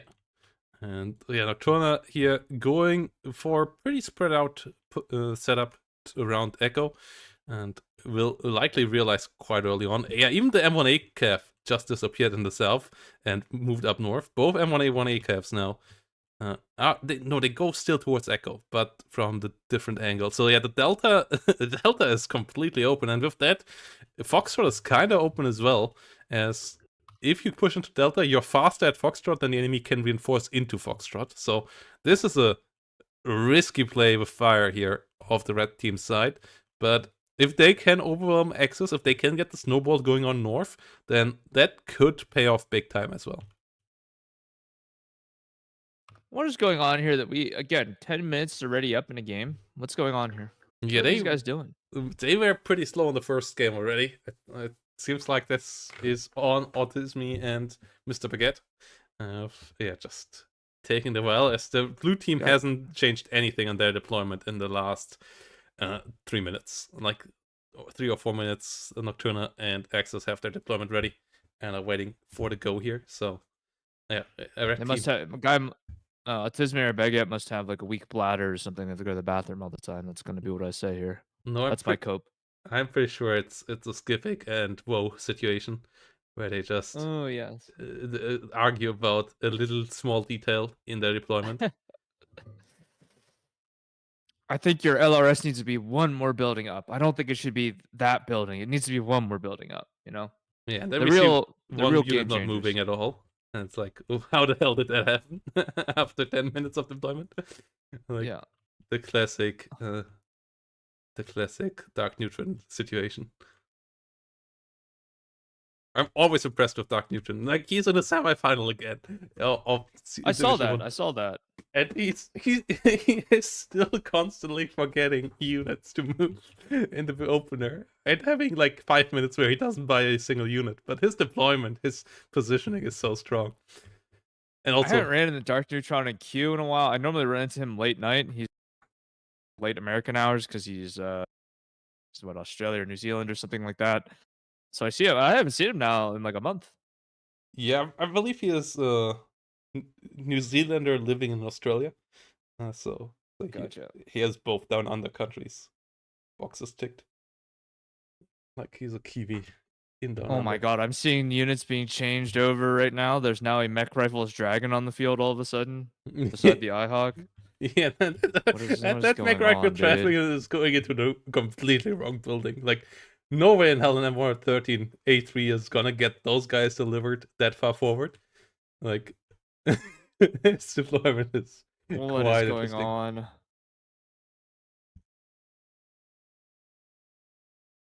And Dr. Core Acceleration talking about how he got bullied by the evil Dark Neutron with Divmob the other day. The Divmob is... Does Divmob have CV tanks? Is it even allowed for Dark Neutron to play a division that doesn't have CV tanks? That's true. Well, I guess they have those CV little... they have CV auto cars, I believe. I guess that kind of counts. Oh, we finally started. Let's go. Woohoo! We're off. Oh my god. Bravo is captured in the rear here. And at the same time, Alpha captured as well. So blue team with the Vulture Mega Führer has the point advantage here.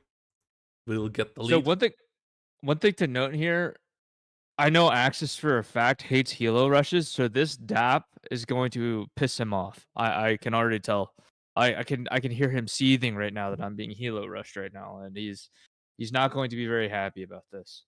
Yeah, DAP, a warrior, a Green Beret ODA dropping into him, and 2 OHs to shoot down his BOs. Ooh, Kiowa Warrior already gets the first Vulture Maker. That's already the first moment to be pissed. And Kiowa Warrior trying to move around. BO 105 goes down. It's a bit annoying that that the helicopter, especially the rocket ones, you can't really set the rules of engagement nicely for them. Right, they just shoot up transport. Yeah, you have to just turn them off. Yeah. Humvee Delta here. These Luxes are going to catch all of these Green Berets and everything out, though. However, the DAP being there. Uh-oh. Kiowa Warrior did miss its Zwilling transport, so the Zwilling will get around. 2 Luxes down. But coming. F4F for the Green Berets, that's a kill there. And the Delta, last man standing. At the same time, big fight in the south. M1A1 there, pushing quite deep. But yeah, the Humvee Delta is going down. Kiowa Warrior gets shut down as well. M1A1 engaging the Vulture Mega Führer. I'm pretty sure that is... Oh, it's actually getting microed. Smoke there coming out as it is on 1 hit point. F5 coming in, gets hit by an Eyehawk. Second Eyehawk might finish it off there. Nope. Next Eyehawk shot coming around. Does miss as well. Does it actually make it out alive? Oh my goodness, that is lucky. As the M1A1s here now take the fights in the south. YPR number 1 goes down. YPR number 2 does miss, but at least the TOW 2 from the south does get a frontal hit. M1A1 ACAF needs to disengage there. Bradley in a pretty dangerous squad. F16 coming out. Ooh, good hit. And the Eyehawks, good. No supply, so they can't kill this. And yeah, first important tank here taken off the battlefield. As the northern push, the Deltas are in the town, but they can't do much on their own. And the M1 IP, they're slowly catching up to Golf. Yeah, +1 tick going in favor of Axis and Nocturna right now. These, as we stated, the mech rifles dragging, they ain't making it. Not sure, but I'm not sure what the thought process was here on this one. ACAF starting to rotate up in the north now as well. Yeah, Bradley right behind it. That's a good mix. Gets the first YPR. That's the autocannon ones. Bradley number 2 still trying to hold the flank here against the Leos in the south. Has a good position there. Smoke pops out, but in the wrong direction, so that at least goes down. Yep. YPR and Leo 1NL. Oh, getting sideshot by the ACAF. Takes out an Eyehawk. Yeah, LRS there getting overwhelmed by the Panzer infantry. Leo 1NL goes down, trying to push the Bradley. Bradley is in cover, so the Leo 1NL currently not spotting it. Does get to aim, but too late with the smoke. Oh no. Ooh, F16 cluster. Can the AA stop it? Yes.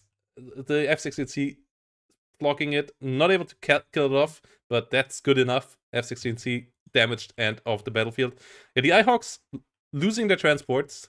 Transports being sold, and the Eyehawks now stuck in the front line. One already going down, and the second one there is right next to the Panzer infantry.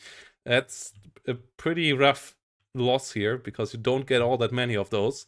And F4 FHE coming around for the M1 IP in the north. Getting the kill there. Getting the kill, yep. Second F16. Nocturna's in an interesting position here because he invested so much into air. However, he's lucky his opponent also invested quite a bit in the air, and now he has one. Baguette has 1 Abrams coming up and a dismount trooper rolling in, but Nocturna doesn't have a lot on the ground right here that's going to be able to match anything. So I'm curious how this is going to play out for him here. F16 nearly going down against the Cheetah, but Cheetah only had 0 vet, so not quite as deadly as it could have been. YPR gets the kill against the Bradley. Eyehawk went down as well. And yeah, those YPRs are really, really deadly. TOW 2 in the middle, taking out some Martyrs, but the F4Fs keep on coming, and the AA in the north, the OH is a bit out of position. Chaparral's not quite there yet. So these F4F HEs are able to come in time and again here so far. Next cluster bomber coming in for an M1A1. We have an F16 CAA2 coming up with a lot of AM9Ms. And they go for the BO105. No! Oh, no! Oh, they didn't change target. Oh, that would have been perfect timing. but the cheetah even will get the kill there. A complete disaster here for the red team. The Panzer infantry is probably going to take out this Martyr Milan potentially. Oh no. Oh no. This is kind of disaster mode right now for Baguette. They've lost quite a bit. They didn't invest a ton over here, but they invested enough that it hurts and puts a dent in. And then in middle, at golf, not looking good as well. What is going on up here in the what the hell? Yeah, fire team Okay, versus so Milan, but there is scimitars behind it. The bombers did a really good job there as well. Bradley able to push back the CV, but the YPR coming around with another TOW 2. No smoke left on this Bradley, I believe, so has to hope that this TOW 2 misses, and it doesn't do that. And when A1 nope. does get to push onto the YPR, does take it out in return. So those ground combat situations for Baguette actually worked out decently, but yeah, not dealing with the air well. The Ihawks too far forward and without a way to disengage, no transport left for them, no resupply. That really is the big mistake of this game. If the Ihawks would be reloading and repositioning constantly here right now, this airplay would have been punished, but as they did lose both of those, the air can come in without all that much worry. Still no heavy tanks out from Nocturna. Axis coming out, getting the M110s out as well. What a surprise. Axis artillery. If you were playing against them, maybe you know, maybe you don't know. But we're seeing here that Autisme and Baguette are stuck in a corner essentially right now. Their backs are against the wall and they have to get off the wall. I don't love what I see here from them, the buys and things like that, but you never know. I was proven wrong last game. I thought that for sure that Tanner and Skull were going to turn it around, but in this case, I kind of see the same thing. I don't see how they're going to turn this around. I see Nocturna and Axis walking in here very quickly, getting a tick, and kind of just winning the game. But yeah, the I do chaparrals like and the air not really set up. F-15s here from the 101st could help out big time, just flying in the rear here. Ever since the Sparrow has been buffed, like that would be so helpful. But yeah, the Ihawk play, bit of a mistake. The M1A1 ACAF out of the forest should be used a bit more. Could take out the YPRs there without massive issues. Martyrs coming around. At the meantime, yeah, Axis slowly pushing through the north. And M1 IPs and Aero Scouts there moving around. But yeah, not using the air advantage, especially like in the fighters, as 11th and 101st is a big mistake here. Like getting four Fs unscathed is if you look at the scimitars in the middle, they can see the Aero Scouts, and since Axis is Q moving them, so they're just driving them forward, they're just like pretending they're like aiming. Scout barely gets out of the way. Looks like Axis just driving at them now, which is good. Yeah, Leo 1 and Else here flanking deep now over this hill in the middle as well. And yeah, that's the issue with 101st. You don't have any IVs. The helicopter play is moving north, trying to overwhelm Zwillinge and dealing a decent amount of damage there, but that's only a 35-point unit. That's not really worth the effort there. And one Apache takes a lot of damage for it. And also Apaches would be really helpful right now in the middle against the Leos and the Scimitars. Cheetah pushing around with it as well, though. M1 IP here, slowly moving in there as well. And the helicopters should be used more across the map, but against Cheetahs and Gepards, they're also not that easy to use. Oh, look what Nocturna's in. They're just going to cut off Golf. They're just going to cut off the reinforcement on the Golf using that line. Interesting. I did not think of that. Yeah, but the M1 IP has the first shot there. Leo 1NL has to smoke off. Pivot gets to be a 105 there quite easily. Leo 1NL is pushable there. Oh, look at there. Oh, no. Oh, that's a lot of clustered HE bombers. And yeah, where are the F-15s? OH is out of position as well. Pivot and Chaparral maybe can do it. Oh, stop the F-16 from dropping. That's big. The F5 gets through, but cluster number 1 goes down. Cluster number 2 now on the run for the Chaparral. But the OHs... And there finally is an F-16 AA again. Cheetah helping out. F-16 number 2 goes down. So in the end, a decent trade here for the red team. F-15 finally in there, but at the same time, finally the blue push here into Golf comes after a lot of setup for that zone and gets through it, gets the +2 online. F15 Eagle still in the sky. F16 AA coming around though. That's the Dutch one that is a bit better than the Belgian one that second Panzer Grenadier Oh gets. no, the F16, the Eagle going way deep, going deep. Uh-oh. F16, can it get in gun range? It gets a burst out. Is that enough to kill it? No! Warp speed No, gets just- activated just in time, and the F16 actually is the one going down there in the end. Cowboy Warrior gets killed off by the Cheetah just before the Cheetah can get killed off in the middle.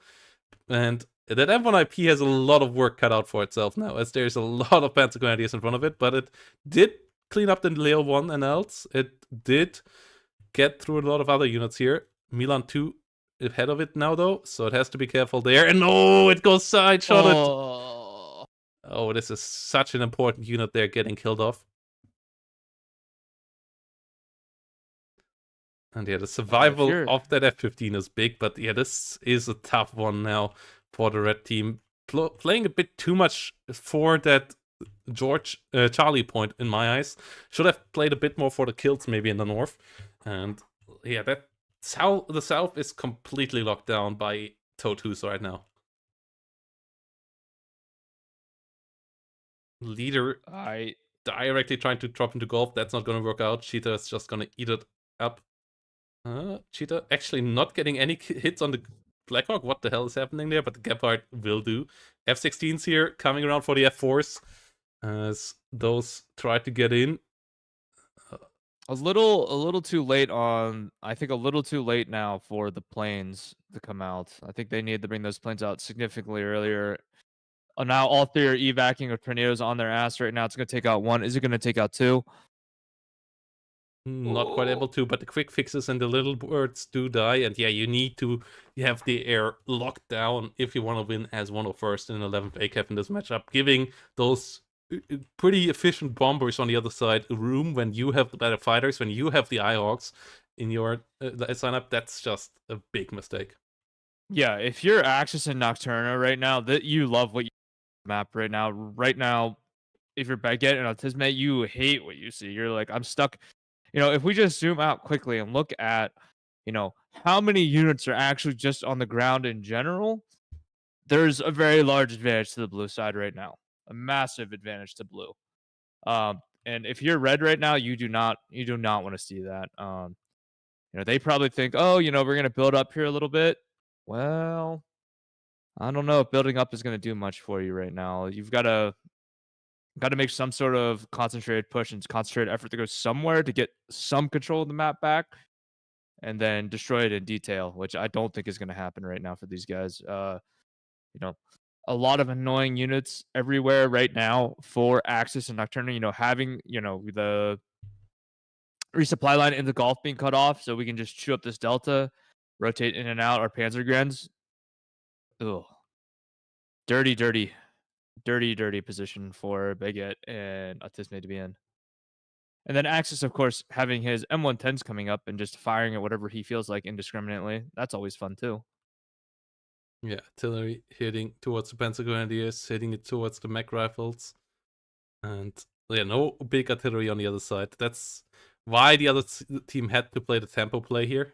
And without IFVs on 101st, only a limited amount in 11th. Like, you need to play around the big tongs with your air and try to play it that way. But they didn't go for the airplay. And I'm really confused to why they didn't do anything in that direction. Like, you have the F-50s to flank it. You have a fantastic F-16 air tap in the 11th. And this map is big enough that just focusing one side down with air and helicopters is absolutely viable. And then if the enemy invests into AA on that flank, you just swing around to the other side.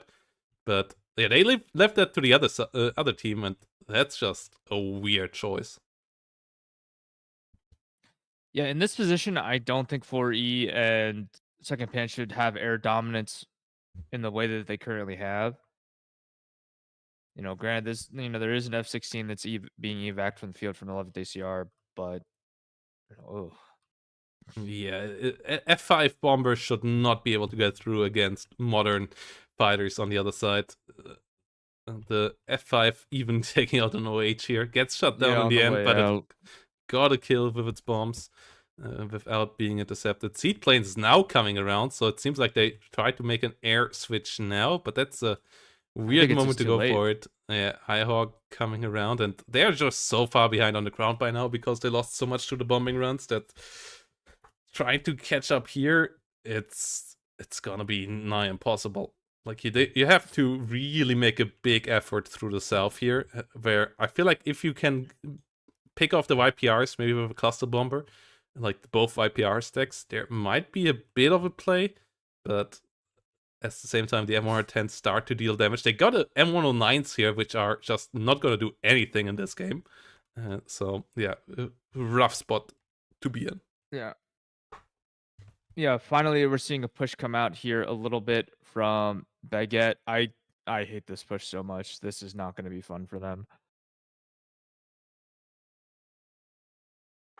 +2 for I Am Salt and Nocturna. F-16C moving in, trying to get them up. Oh, But there are Ihawks, there's the Tornado. The seed plane's coming in again, but where are the F-15s? Where's all that? M1A1 ACAV goes down on the ground. M1A1CP on the way. Both oh seed my planes! Oh God. no! There goes like 1,000 fucking points. Okay. Um. And the F5 bomber comes through to add insult to injury. As yeah, the Gepard on the pivot there, not strong enough to get the kill on it on its own.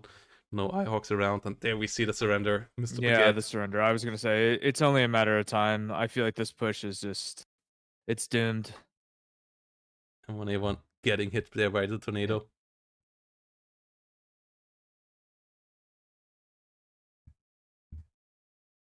AT. Oh, F1, F1, F111, FHE spam, just to cap it off, pushing with the YOLOing in with the helicopters in the Yeah, north just to see what happens. I don't think that's gonna. Oh my, yeah.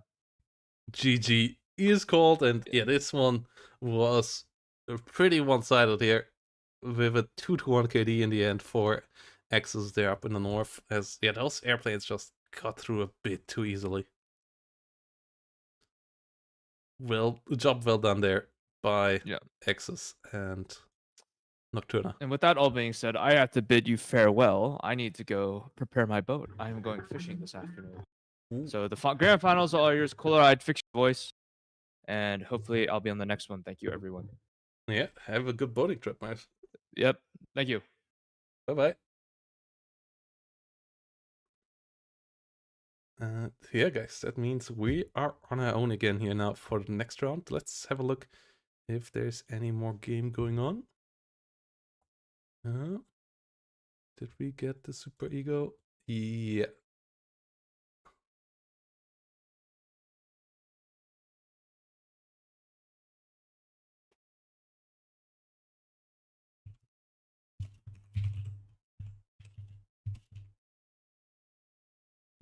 Uh,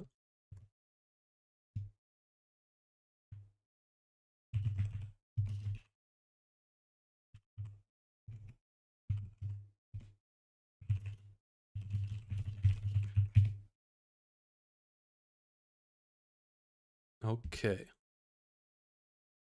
Oh, they're still in game, but we don't see it. Okay, they didn't activate the spectator. Haha, mistakes were made. That's unfortunate, guys. So we have to wait for that one. Next rounds will be on maps that are just from the base game, Hesse and Loop. As we're waiting for the final game of the round. Deactivating the mods again. And yeah, Hesse is the 2v2 variant, so it's not the same one that we knew from the ranked ladder. It's a bit different there. As yeah, Nocturna and I'm Salt getting the W there.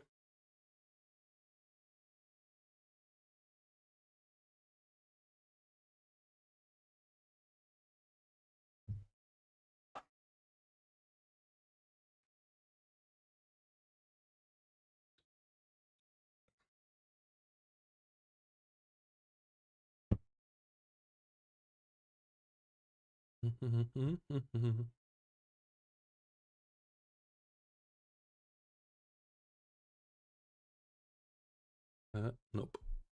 Yeah, has a not dual, but has a normal is gonna be the next map.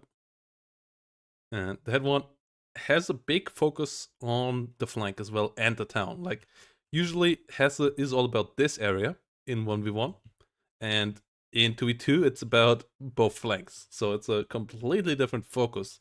So it's the same map, you know. It still has the no middle zone policy, so it's still a bit of a slower map, but it has 18 points, so it can go fast if there's a breakthrough in the north. It has a 3-pointer on it.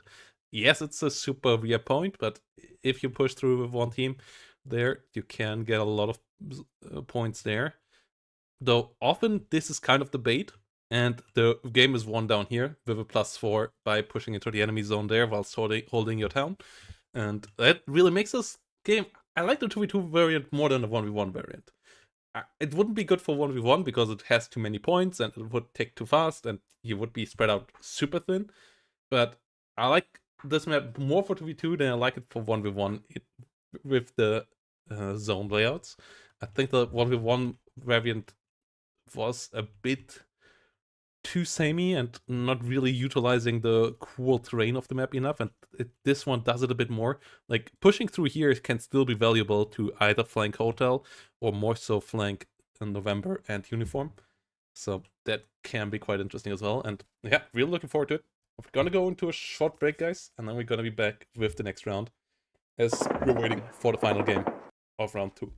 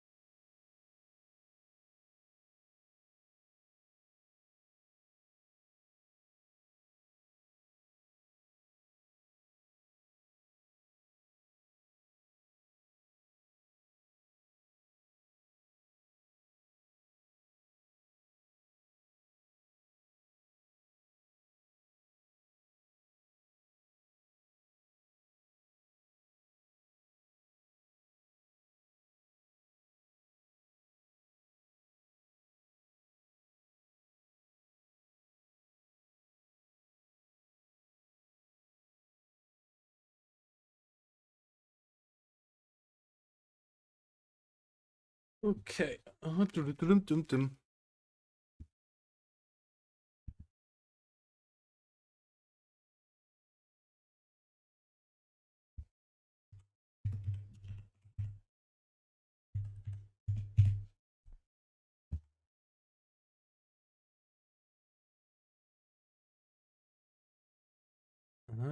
It seems like the final game has been played.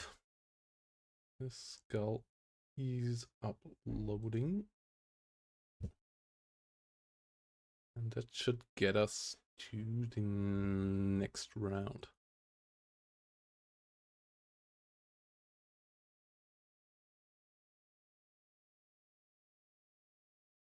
Yeah, in menu. Okay.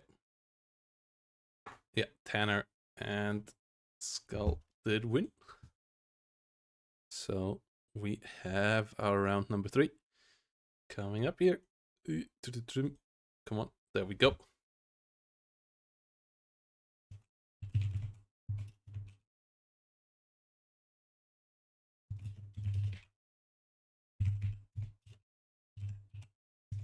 We have Spotty and MJ Player versus Nocturna and Axis. We have Super Ego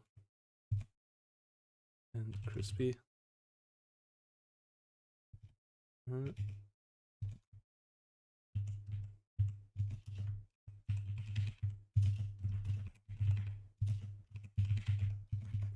then we have Woman and Parallax versus Tanner and Sir Skull.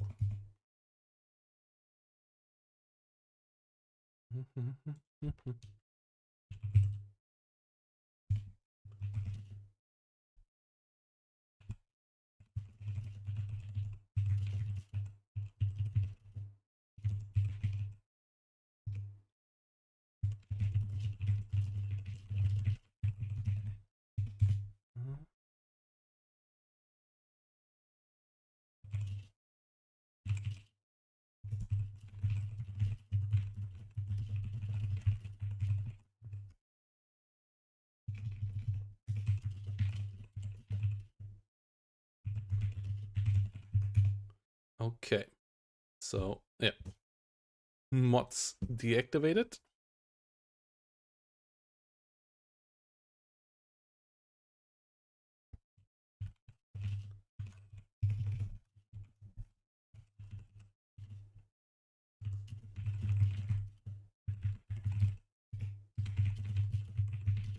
And we're gonna see how things go now in the next round. As yeah, we basically have MJ Player and Spotty versus Exercise and Nocturna as the finals here. No draws or so in this yet. This hasn't updated at all, so yeah, they are. If there would have been draws, the 4th round would really be where it is decided, but as we have none of those, round number 3 here likely is going to do it.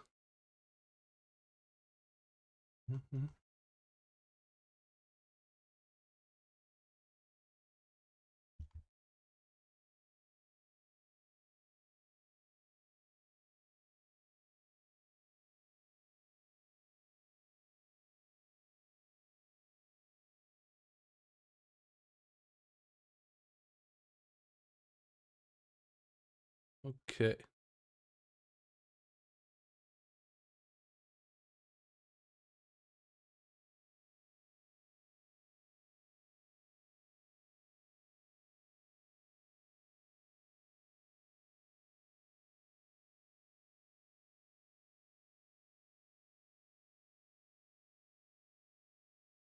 Let's see how things go around. Yes, we are waiting for the final round to be set up. Oh, no, the round number 3 here to be set up.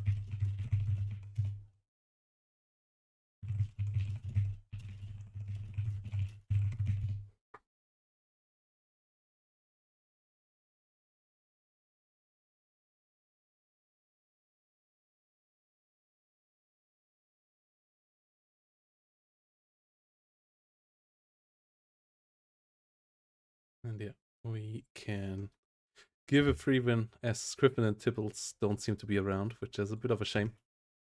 But yeah, kind of the normal rate. One team no show though with 7 teams. And with 8 teams, it's a bit unfortunate because you then have a free win going around. As we're setting up for the next round here.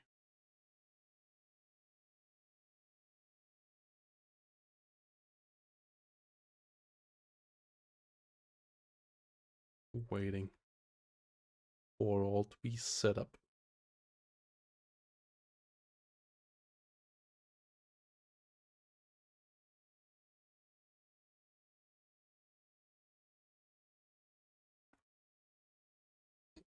As we absolutely will go for MG player and Spotty versus Axis and Nocturna here as the game to cast.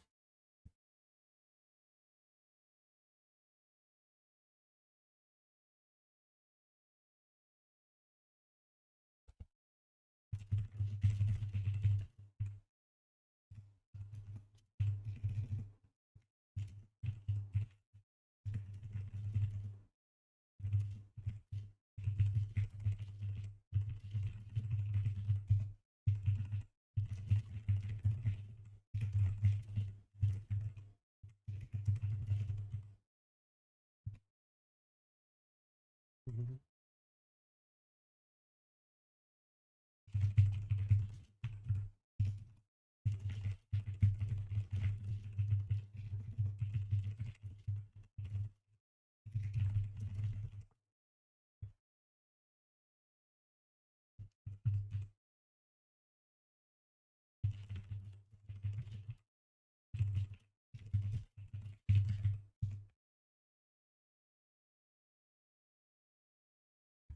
So yeah, let's see how things go around here.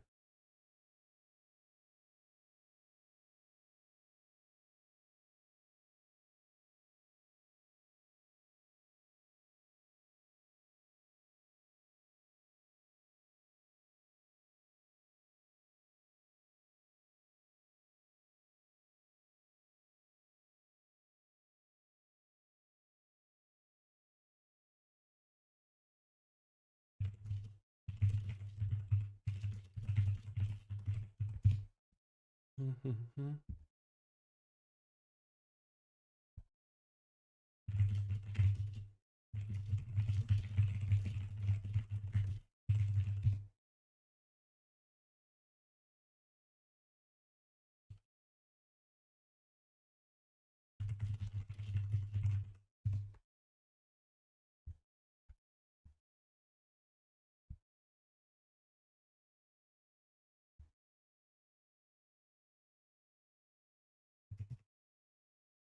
Okay.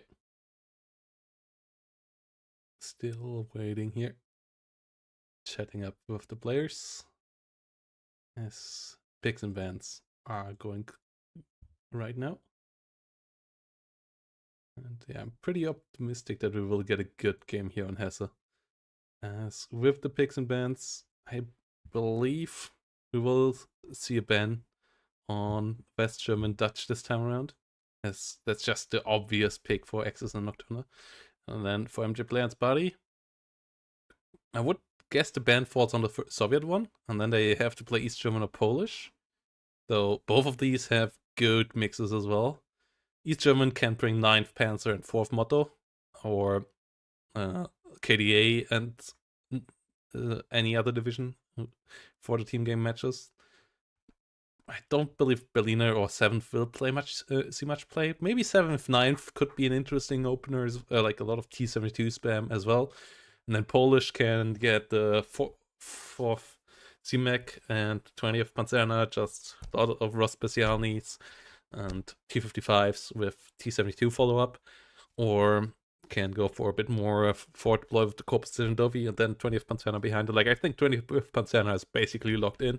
The question is just which of the other divisions you use around it. If you want to go weird, you can play Rügener there as well, though I don't think we have any Rügener mains in this one, so even though Polish have been picked a lot of times here, like 5 out of 7 teams have the Polish in their lineup, I don't believe we will see that as Rügner play here. So yeah, gonna see how this goes around here now as we're waiting for the game to set up. First team in session here with Tanner and Skull, but yeah, Skate and MJ player here. Code just not in a setup just yet. Meanwhile, Big D keeps on grinding the ranked ladder. Level 51, level 56 here for Tanner. Where am I actually standing? 44. I'm going to pretty close now to 45.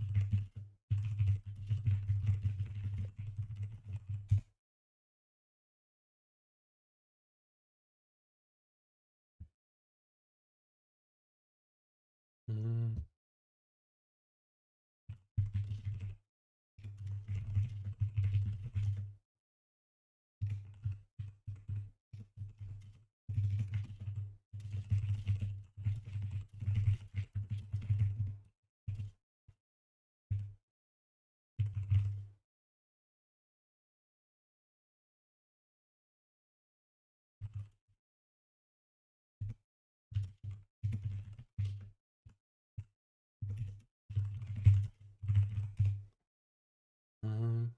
Yeah. Game still waiting for setup. My voice is cracking right now, guys. Not quite sure why. Didn't talk all that hype so far today, but voice is just moving around a bit, and yeah, a lot to organize here right now. I'm really looking forward to what we see here. Next month, we're gonna have a modded tournament again. I'm not quite sure which mod yet. I'm most likely a Warhammer 30k mod as a 2v2 tournament. So if you're interested in that, yeah, have a look out for the August one. Likely happening on the last week of, second to last week. No, the most likely the second to last week of August. Are we gonna have that? Maybe even a weekend earlier.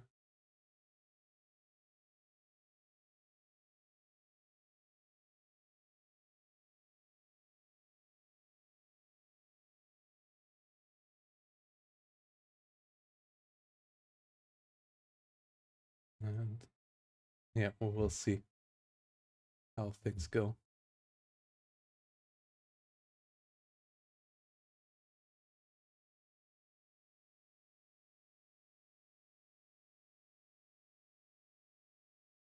So,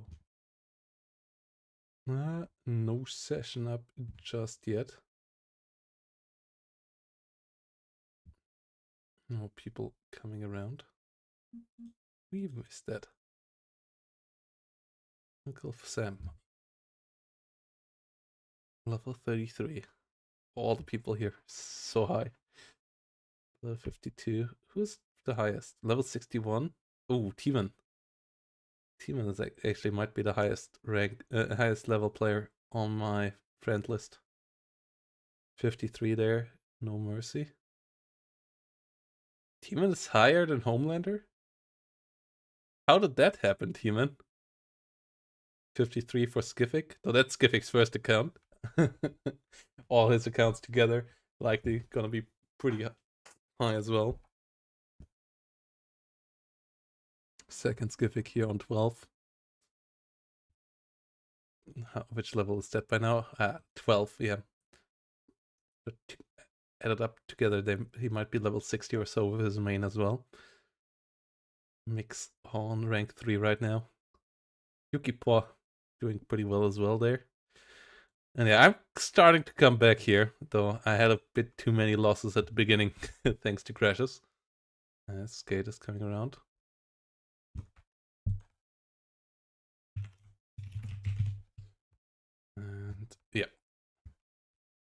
mirrors are allowed.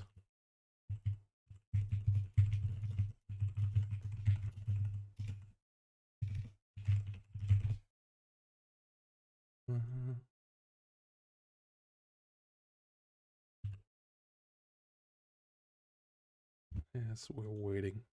Session here has started now. MJ player setting it all up. I'm really happy how the mods start to develop. Like, Wars and Flames is getting decent progress. Heresy No is going really quickly right now, and the Mad Lad that is doing the Baltona mod is pumping out stuff left, right, and center. Like, Baltona is getting its own map. Baltona is getting more and more assets and new factions in there. So, a lot of hot stuff. Like, one of the new units they're adding right now is this thing here. Kind of like inspired by the speeders from Star Wars as a little recon unit here. The Ketki. So that's gonna be interesting as well. And they want to try to implement magic and all of that stuff. So yeah, speeder units here on the other side as well. Some auto cannons and so on. Like, yeah, big land ships. They have the walkers in. New one there. 105. Yeah, AA rockets and so on. This mod, the Baltona mod, is really an absolute work of art.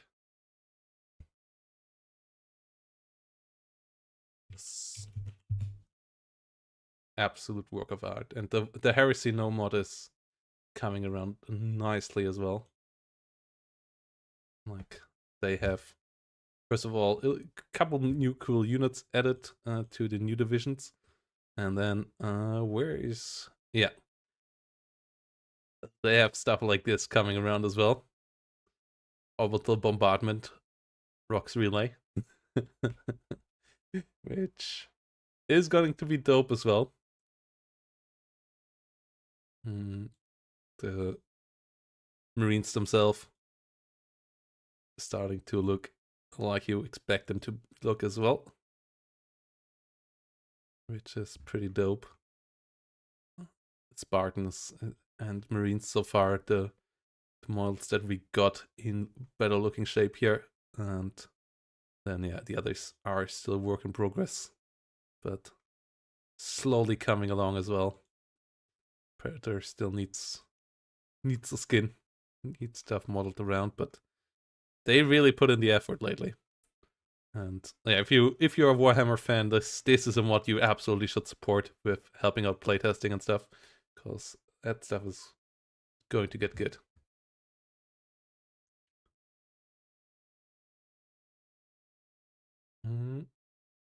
People are in sessions now, waiting for it all to fire. Yeah, a lot of lore talk here.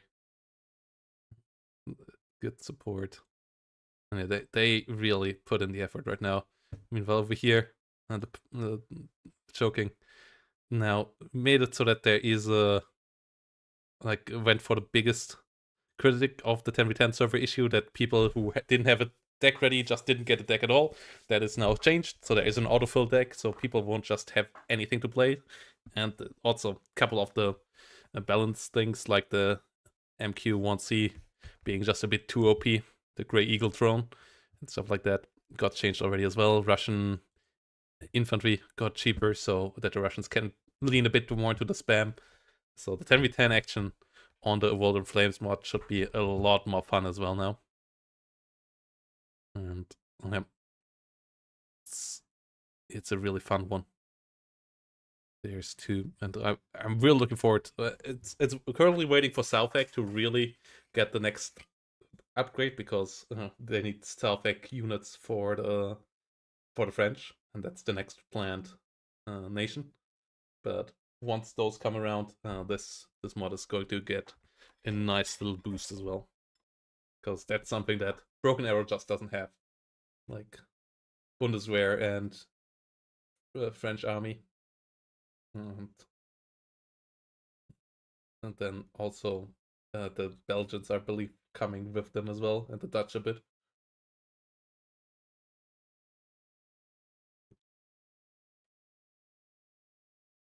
And then stuff like the Belarusians are planned, the British. Like, yeah, lots of good stuff planned there. Kind of was hoping for a Star Wars mod, but I mean, uh, time will tell if you could see something like that around. So I believe that's like, yeah, Games Workshop is not that hard against mods as of late in the last 3-4 years. I'm not so sure about Disney, how much they follow up mods. The False Prosperity mod is a really interesting one as well. Going around with a lot of funky future weapons and techs, and yeah, they are planning big update as well. Though they wait for Salvac to really push it through as well. And yeah, that Death and Dishonor is a modern day mod of, I believe, currently Ukrainian and Russian forces for the most part, and some Americans. Yeah.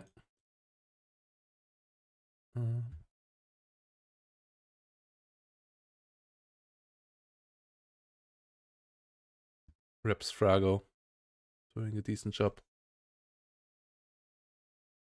Most popular currently being a new big map, Asgard. Really huge map. Though unfortunately 10v10 not easy right now. Cruise missile mod, okay. GBU with a some J model, okay. Interesting. And you're not quite sure if there's any other big ones here. Playmobil's map pack, Deadlock, Geyser Outskirts, Touring. That's an interesting one as well. That's something that we have to look into. It's not counted as map, is it though? Like, I didn't see that on the maps. Map lined? They might not have that locked as a map. That's where I looked for new maps and I didn't see it there. They should do that. Well, we have a game coming up now though. Nocturna's game. Let's go. As we have Axis and Nocturna in blue. And they got their divisions again. What? Spotty? MJ player? Why? Okay. 4th Division and 2nd Panzergrenadier again here for our players in blue.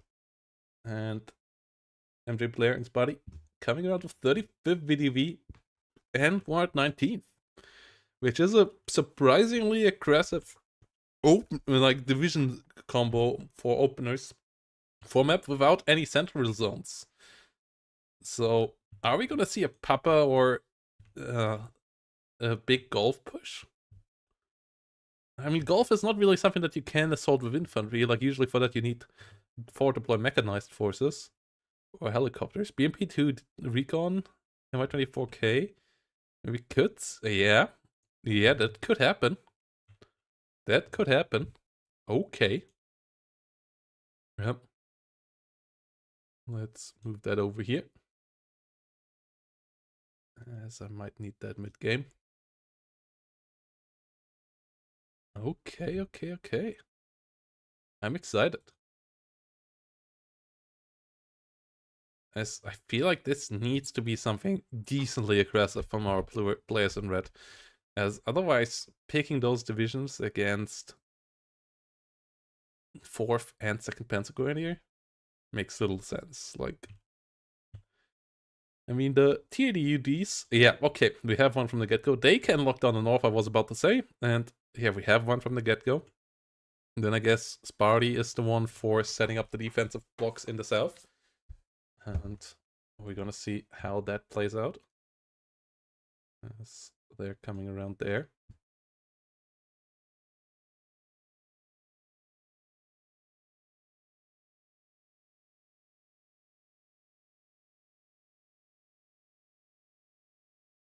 or 13 coming around in number.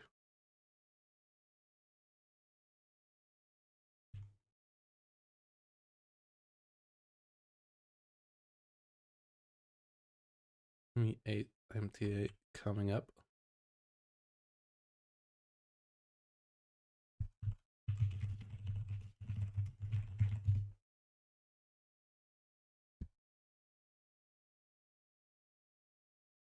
A lot of pings going up north. And yeah, let's get the vote ready. Thanks there.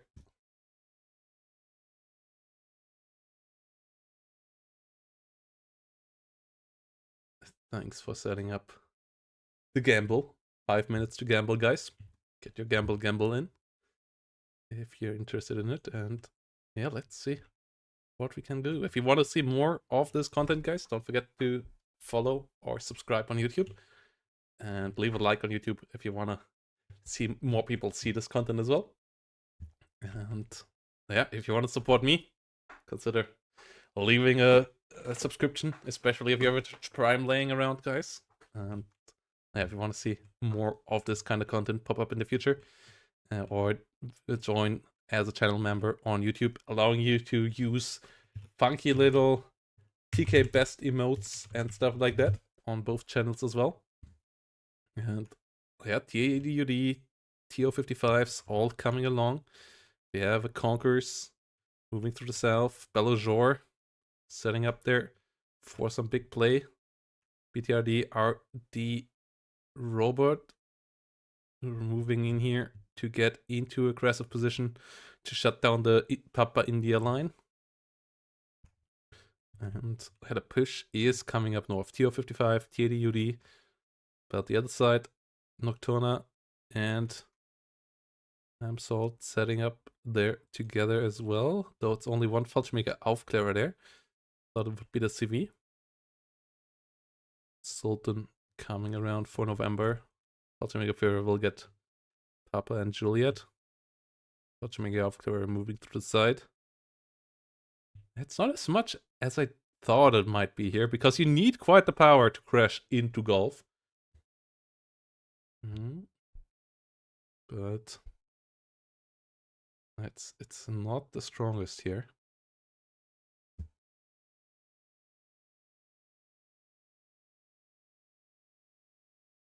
Yeah, if you have any questions, guys, about the game, if you're new and you want to learn something, if you have any questions, always feel free to put them into the chat. People here are nice in the community to answer, and if I will see it, I will answer it as well. So if you're new to WARNO, if you want to learn something about this Cold War RTS, always feel free to ask and interact. And yeah, let us know which side would you prefer here, like 35th, 119th, or 4th Division, 2nd Panzer. Like, I would go with the left side, but I see the appeal of the right side matchup. Like, you have the 4th Deployed Infantry, you have the strong Akulas and helicopters from 35th, and then 119th brings the big boy tanks. You don't get any tanks in 35th, so the TO55s and TADUDs is all you get, but it's not the biggest tank map, though 35th, in my eyes, has surprisingly weak infantry here for airborne division. Like, it has the BMD2 Desert and so on, but the Desert themselves are somewhat small. You only have a couple of Spetsrat in both divisions, which are really, really great, but once those run out, like, I feel like the West German and the Dutch infantry both not peak either, but outclassing you a slight bit.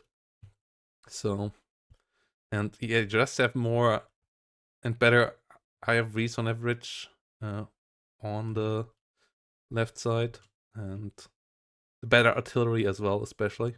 But 4 M110s can come around and just completely flatten the map here. Well, it's on the other side, you get some Nanas, you get some Quadstikas, and Acacias, but that's about it. And yeah, TD, UD, TO55 here, coming around for the push towards Hotel and Golf.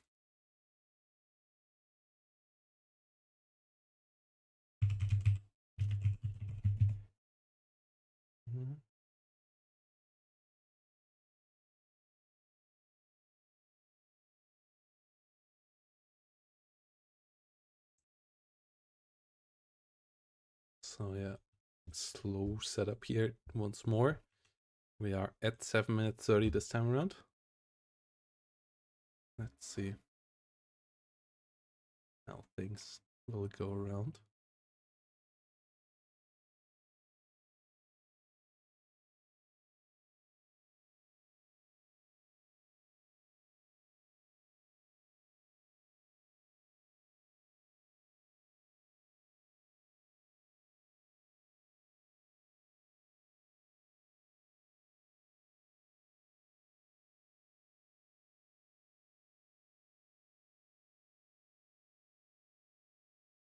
And let's see how it all sets up.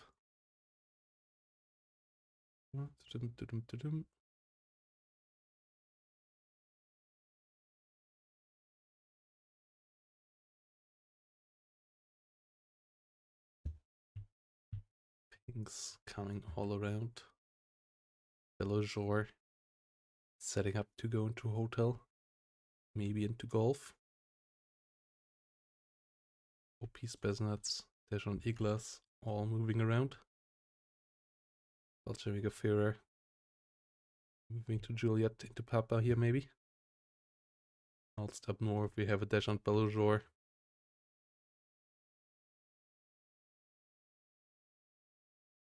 And yeah, it's an aggressive opener here. And it kind of wants to work out here for sure. 2 helicopters. I would expect 1 or 2 planes as air-to-air, and then 1 strike aircraft maybe as well. Like 1 good bombing run here to get the IVs and the ATGMs. And yeah, here we go. Yeah, SC-27. Great fighter. Has 10 missiles. It's somewhat slow for one of these modern planes, but 30 ECM, great missiles. Just sitting around here, keeping out any F-16s on the other side, and Tornadoes would have a clutch fight against it as well. Going along, pushing a bit further, allowing the Mi-24K here to do its job. OP Spetsnaz pushes in deeper. More 13 getting rocketed.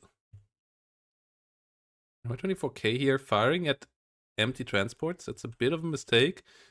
OP Spetsnaz actually getting in here. Whoa, okay. That's pretty big. Killing off one MR-13. There comes the Tornado now. Su-27 gets a missile on top of it. Dives a bit deep here maybe, but the Cheetah's busy with the ground target. MiG-29 coming around as well. Good kill here. But Cheetah spreading its shots. Didn't focus onto the Su-22, 27 and not getting the kill there. First helicopter goes down. MJ Player needs to fall back with the second one. As the Cheetah is pushing forward. Cheetah will open up fire. MJ Player mismicroing the Mi-24 scenario here quite heavily. Oh, gets the kill! Oh my goodness, was that lucky. And the F-16 pushed back here by the AA on the other side. Oh my goodness, was that lucky. TO-55 and TADUD pushing in without any recon. OP Spetsnaz and Spetsnaz pushing here around here on the side. TO-55 just running through, killing off the Leo 1NL, which was showing rear armor as it tried to disengage there. KCT of Arcanaries will get the kill here. TADUD pretty blind, and we have an F-16 cluster coming around for the TADUD. Will miss the bombing drop, but the Tornado AT does finish off the job. F-16 cluster pushed out. Tornado AT could even come for the Mi-24 here. Maybe. Which kills out the Fallschirmjäger Aufklärer. Drops low now. Oh, Tunguska actually killed by a Tornado AT. MiG-29 coming in. Should try to intercept there maybe.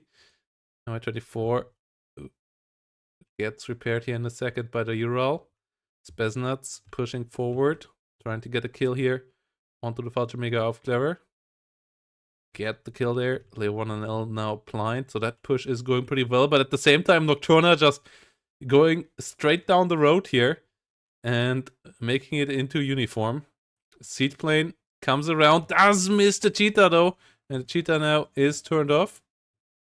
So next one won't get it so easily. And yeah, big push here by Nocturna and I'm Salt. Coming up with another one, but this is a great positioning for the OP Spetsnaz. Spotty has to realize what's happening here. Robot from the side can get big shots. Oh, OP Spetsnaz able to get one kill. Oh, not quite getting the kill there. Robot still trying to come around from the side. Leo 1A5 under fire, goes down. Okay, good ambush there from Spotty.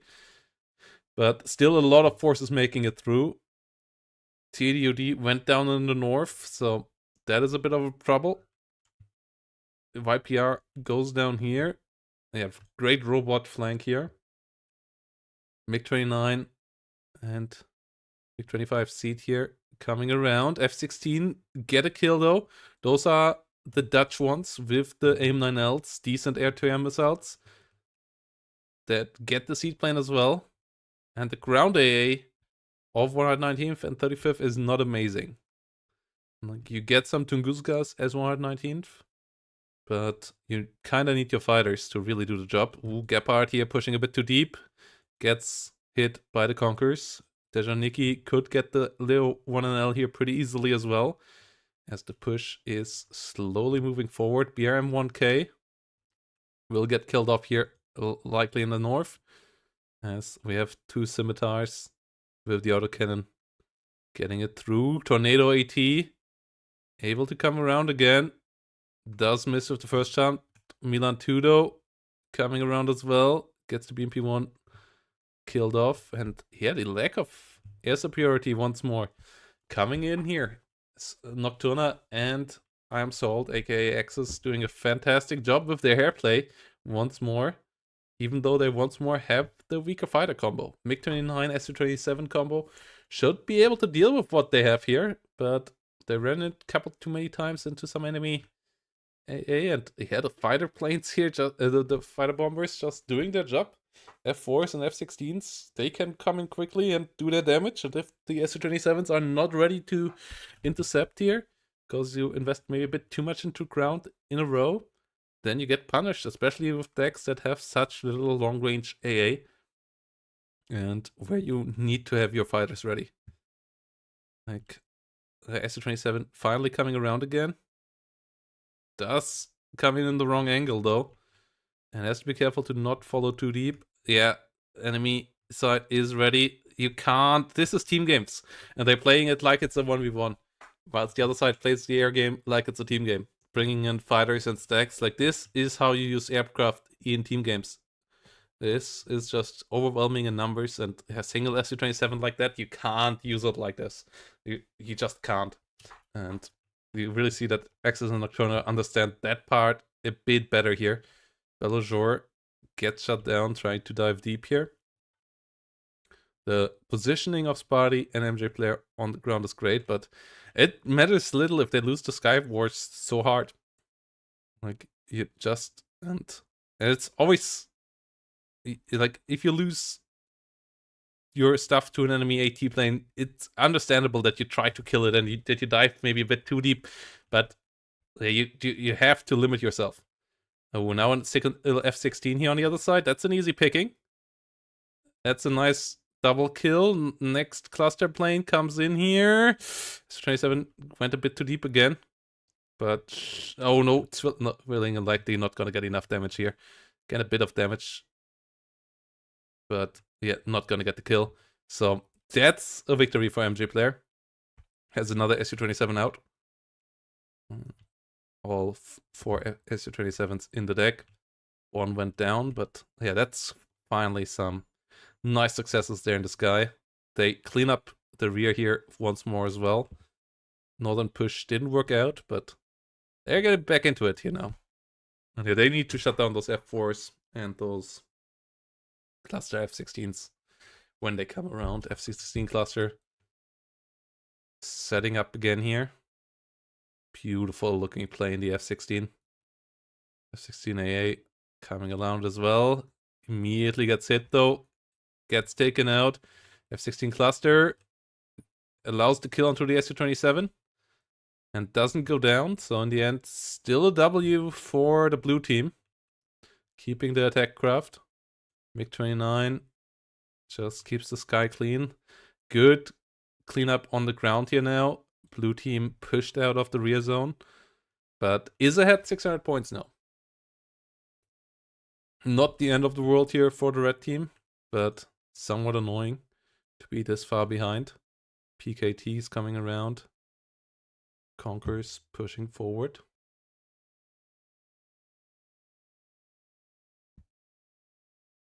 Nikki slowly moving up as well.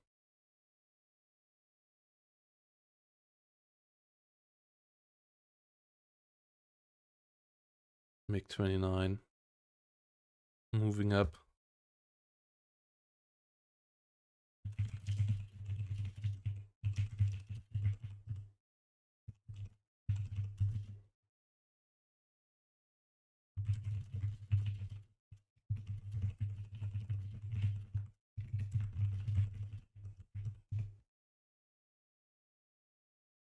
MiG-29 just flying around here in the rear. Nikki under fire. And the Grenadiers engaging here with the sniper rifle. They have a good bit more stun power, so they will win these fights 1v1, even though they have one less hit point. But the Nikki is just gonna get stunned down a bit faster. Well, it's BMD2s here. Come around for the flank, for the fire support. Quite a lot of them coming around. They can get killed off by autocannons quite quickly. They don't have smoke, so something like the Jaguar has a decent time, but they do well against Zwillinge. They do well against any infantry that they can pick off. YPRs getting killed off in the north. Big push from blue here up north. That's an interesting choice. I thought they would go more for the south, but I guess the air warfare has been working out the best up there, so yeah, we're gonna see how that all goes. GM not getting the hit.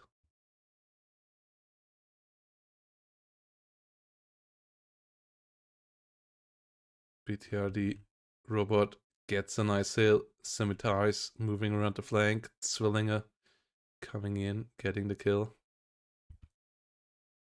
Whilst MR10 will hit the Strela.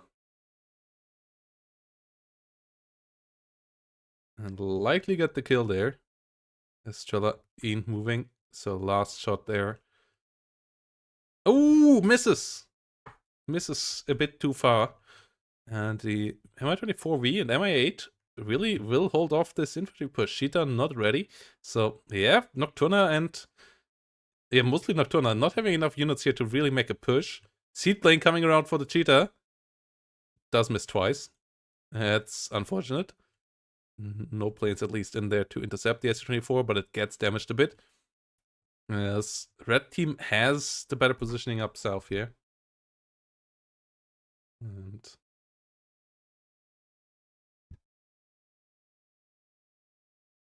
MiG-29 pushed back. BTR PB pushing forward with TO-55. TO-55 goes down. Does get smoked. Artillery coming around. Strela 10M goes down. S-27S flaring away as Hawks try to shoot it down. Tornado now might push for the helicopter, but bit of AA should come up here for Sparty and MJ player as well. I would like to see one or two Strelas replacing the one that they lost there. Whilst the infantry push is just continuing here. No Spetsnaz in bigger numbers here to really win the infantry fights. Meanwhile, F-16A HE coming in, and yeah, there's only now an AA unit coming up, so the bomber gets its drop, gets its kill. Leo 2A4 here getting involved, gets hit though, but no real unit to deal with the Leo 2A4 so far. No take for the red side yet. F4, F's able to just bomb in the south. SU-27 coming in a bit too late, shouldn't go deeper, should just turn away and take what it gets. Okay, gets the tornado there in a close fight, but iHawks, not enough ammo! Running out of ammo, but the one from the north saves the day. SU-27 goes down, trade against the tornado. This was pretty fine. As red team, yeah, still struggling with the enemy bombers.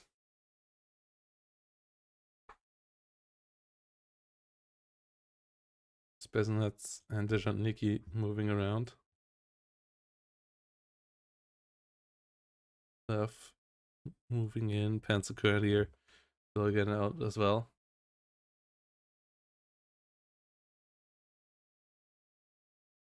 Meanwhile, MiG-29 staying behind again. More moderate 1A3s coming in. Oh, no, I didn't realize that WARNO was muted. MiG-29 coming along.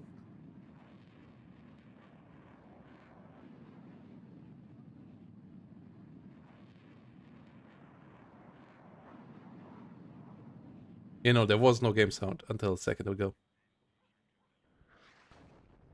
And WR10 coming in here.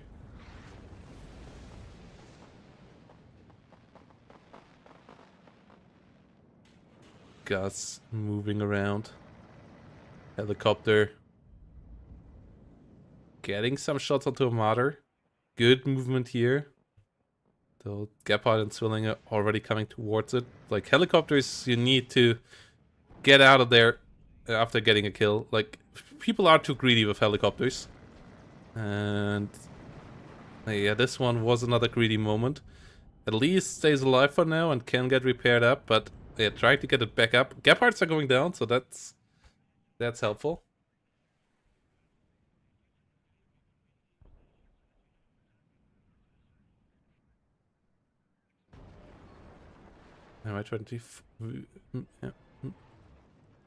Me-24AT going down on the ground. It's coming in for the repair, falling back.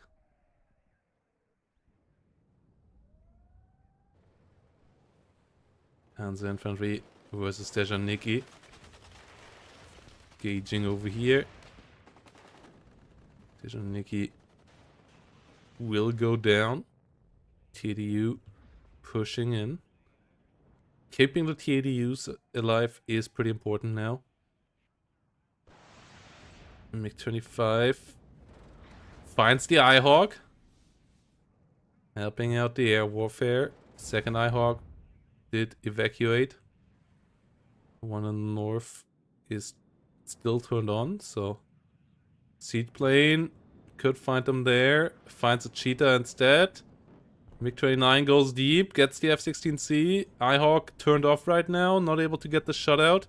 Siege plane not able to find this iHawk kill, but good trades there. Gephardts goes down, Cheetahs goes down, F-16 goes down. No planes lost on Sparty and MJ player side. And they start to get the march forward going on here.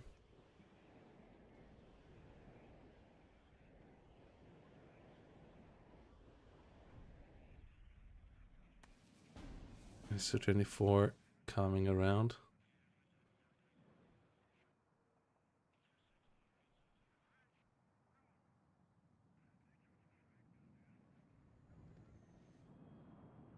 Rapira sitting nicely over here. Everything flies over it.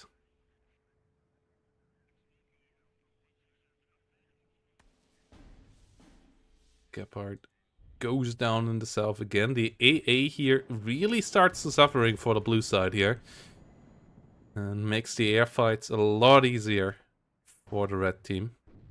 Using artillery and seeds so well. Next position of the Eyehawk here. Under fire by artillery. Goes down to 1 hit point. And Mundcut gets it into transport, but it's in the flames here, I believe. Down to 1 hit point. Has to be careful to not drive into the flames. Ooh. Eyehawk actually survives. Second Eyehawk has come around. Rapira goes down, and the northern push here of Nocturna and Salt might be able to come around here in just a second. Seed plane pushed back. S-27S sitting out there. 152mm artillery piece. Going for the next Eyehawk though. And the red team just needs to push a bit further to south. Seems to be achievable. They have a lot of infantry here. Spetsnaz could just move on. Yeah, Spetsnaz moving into the Panzer Grenadiers neighborhood. We'll just eliminate them there in no time. RPOA still around. Su-27 get one F4, one TADU got killed there, but both F4 HEs goes down. Likely one Su-27 at least gonna die with them. There we go. MiG-29 has to be careful. Stingers get good hits, but the Eyehawk doesn't. And the Eyehawk over here barely gets out alive. Still 4 Eyehawks on the battlefield right now. That's still a decent number. BRM-1K has to disengage there. But both F4HEs, that's a massive kill. That's gonna swing this around a good bit. F-16C AA coming around.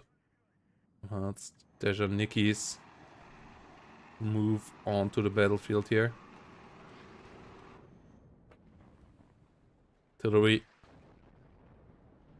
landing around the Panzer Grenadiers and the Milan 2s, but yet to have to take a zone. It's only 600 points with fast ticking zones that shouldn't be the biggest of issues, but halfway through the game now. And Nocturna and I'm Salt kinda on the defensive mode here now. Having tooled out.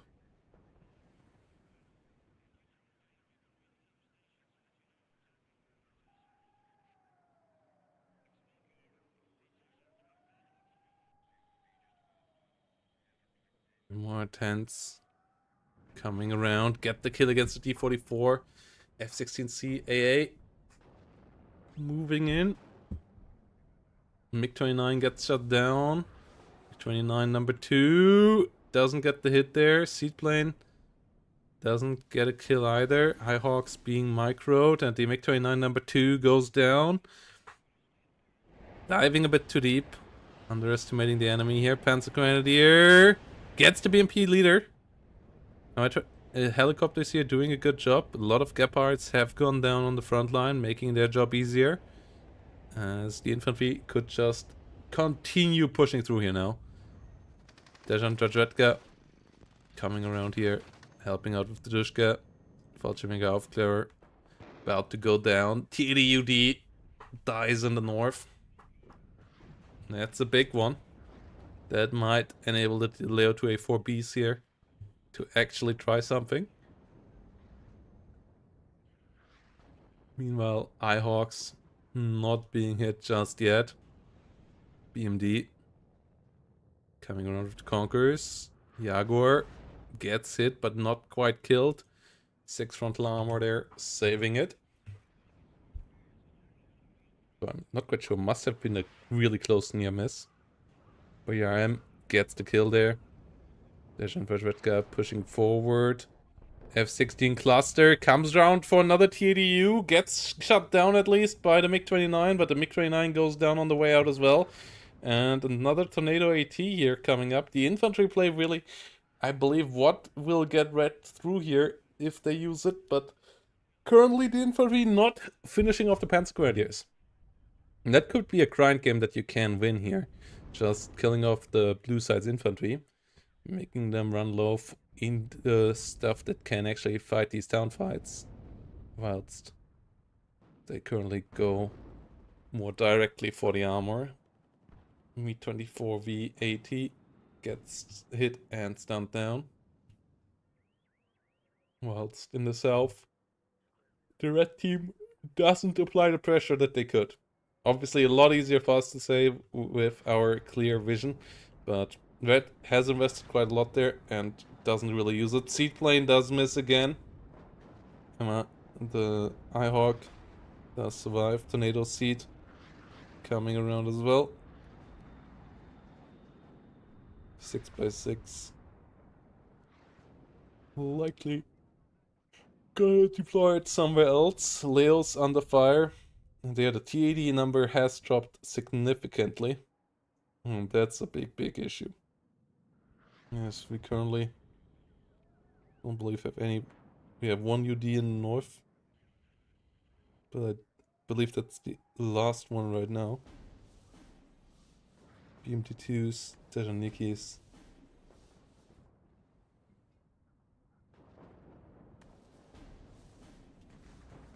Tornado coming in, MiG-29 gets a hit there, but not quite the kill, but Tornado AT goes down in the end. BMD2 goes down on the ground, UWATS goes down on the ground, and yeah, it's just about how does red still get a point here? How does red still get a tick against their opponent? And that's not an easy thing to see happening here right now.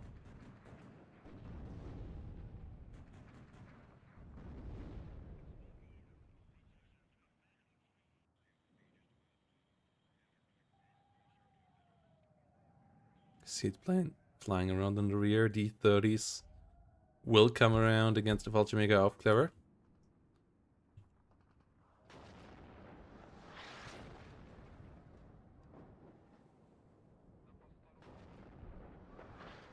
MiG-29AA getting hit.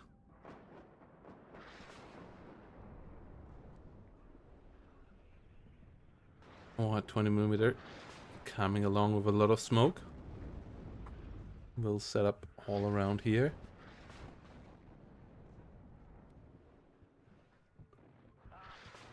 As the red side has the perma siege here now, but they don't grind away enough infantry. Like, I feel like they should just absolutely set on the infantry grinder and force blue side to run out of infantry here in the town fights, but they are a bit too stationary here, and it's only 14 minutes now. Lots of smoke coming along, but you can play around that as the blue team here, as long as you have a decent amount of infantry. Panzer Grenadiers now start to fly slowly, but not quite in the numbers you need them to die. And ooh, the 120mm mortars get killed off here, the ones that set up the smoke. More Panzer Grenadiers going down. A lot more starting to bite the dust here. Infantry starts to push through the middle. F-16A getting pushed back. Mi-24 go down as well. Spotty with the BMD2s needs to find a way in there.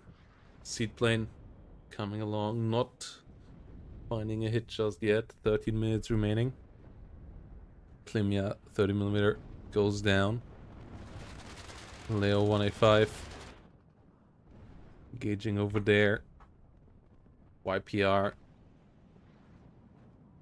Parada seeing a lot. Red team takes some casualties again. Flies a lot of seaplanes, but the BMP-1 KR is a hard unit to make work here. BMD-2s as well. So yeah, T-80s might be the only good way. BMP-1 leader goes down, but the T-80s have been reduced quite heavily in number. The planes coming in for them did a good job. Artillery there doing a decent job as well. ATGMs not really doing the job. More 10 coming in with good artillery, getting another one killed, and blue side is getting a decent amount. F-50, 16 AA, AG Getting a massive kill here, Strela. Only getting attack. No kill on the F-16 AA. And that HE bomber just did a fantastic jump here. 628 points. And no real way for MG player and Spotty to crack that right now. Another HE bomber. The lack of good AA setup really the issue here. Strela does miss as well.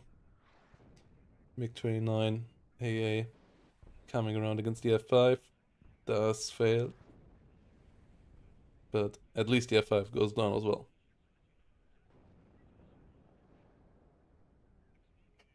Yeah, people engage with their planes always a slight bit too early often.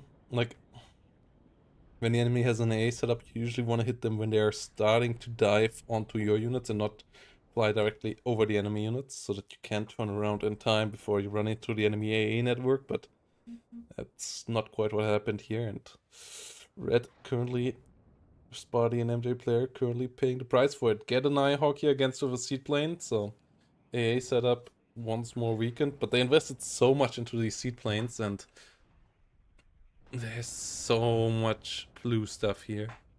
Not by a massive margin compared to red side in units, but they got CB here for a second. Besnat's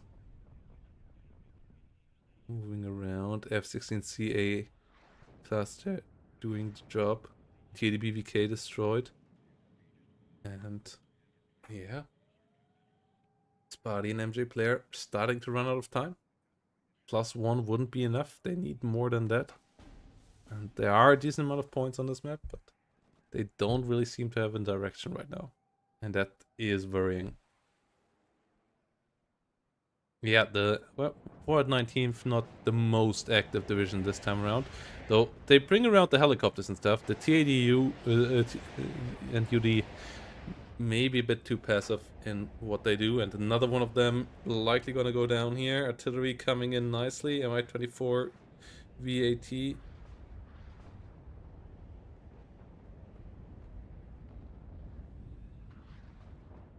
Okay. These two need to be repaired. 9mm-20.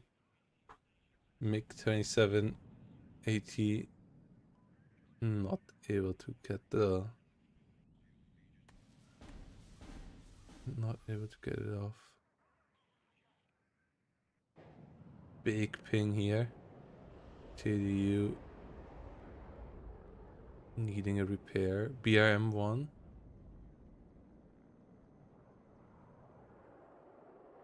It finds a lot of recon here as well.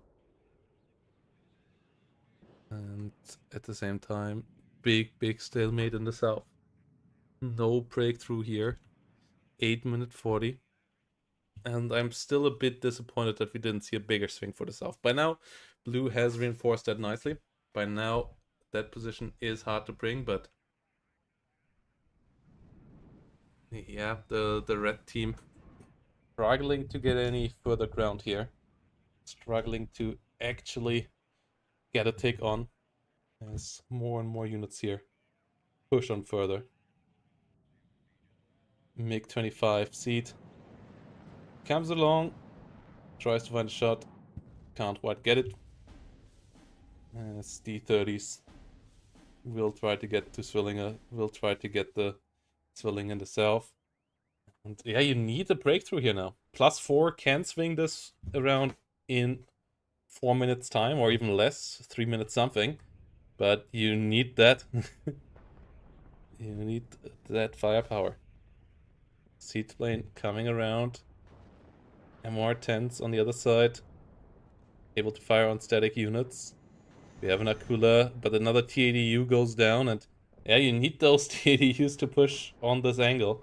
Otherwise, you kind of need to go through here, but as I said, they didn't grind enough infantry away to just limit the enemy completely out of infantry. Which absolutely would be a viable strategy in these matchups. Like 2nd Panzer Grenadier and 4th Division, they have a decent amount of infantry, but that's not endless. And if you constantly take the infantry fights here with Spetsnaz, with outclassing the enemy, then you can go there. It seems like they more so went for the airplay, and that's doing decently fine as well, but it won't turn this around fast enough, I believe. ATGM's coming around, hitting the Leo 2A4B frontally, dealing some damage there. And just not quite doing the job here.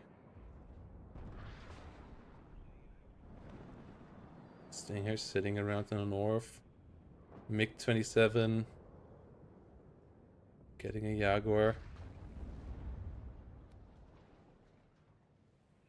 Everything is being thrown in here now with these MiG-27s. And if you can get something pushed through the south and get a big amount of CVs here, but right now the blue side has so much stuff in here. Like, yeah, you can't swing this around in like 2 minutes time with a +7 or so. But yeah, you have to go massive at that point.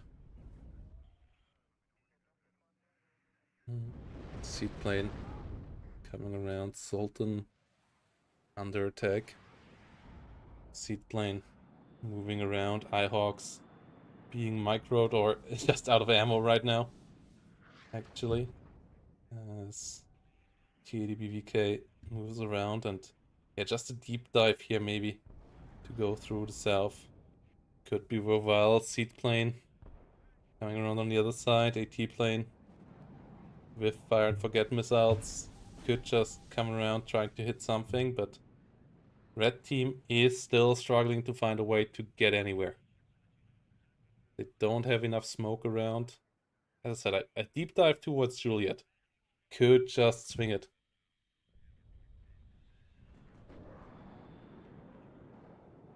Stingers have to be careful to not just run out of ammo against these seaplane, but they had resupply next to them. F5 actually going deep in here. Actually getting a Spetsnaz. That's pretty big. As more Spetsnaz come in. A lot of infantry for the fights here. Helicopter coming around, but there's enough Stingers here on the other side as well. And TADBVK immediately under fire by Milan 2. MI-24 goes down. MiG-25 seat goes down. AT doesn't get the kill. Dejaniki's now pushing through the open. But there is no CV here just yet. Seat plane, a MiG-27 coming around. TADBVK still alive. Rocket gets around. Stinger's not quite in the right spot. Milan 2 though gets a TADBVK. No CV here in the south either. Another CV comes through the middle. But 4 minutes remaining now. And you need to get deep here now. It's hard to see this working out. Just, yeah, not going hard enough for the infantry fights and letting the enemy entrench too much here. Like, they had a big infantry advantage for a while down here.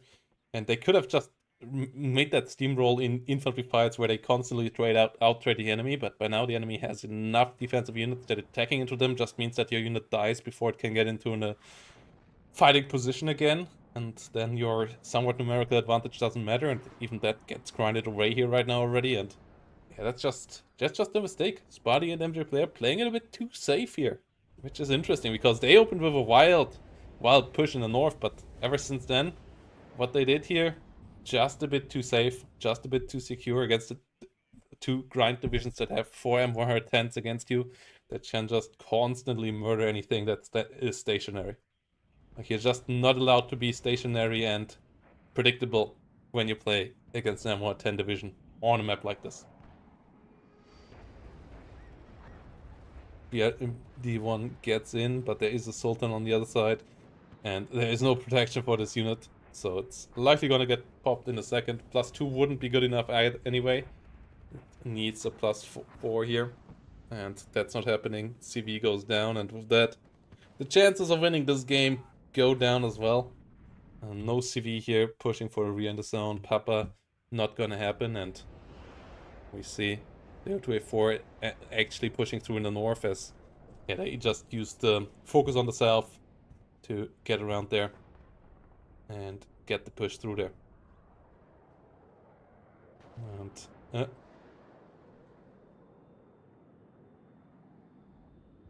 with that, more successes here happening. As I'm sold and Nocturna here. aka X's and Nocturna start to do it. New CV being bought. 1 minute 48. Another TDBVK coming up. The BMD1 needs to move in, but all the space nuts have been bombed away. And it's just too much mechanized force here. Too much mechanized force. And MJ player does surrender. And there we go. GG is called. And Axis and Nocturna do win this one.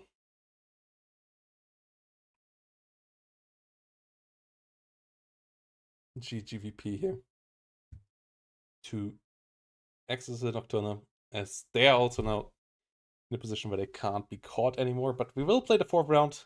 This tournament is all about having fun for the players. And as I said, we had the 4th round for safety reasons, so that when we have a draw or so, and we still get the games through. But yeah, Nocturna Nexus here now, smoothly through, and 3 wins under their belt. The only team with 3 wins, and a well-deserved victory there. With the final round being announced in a second here.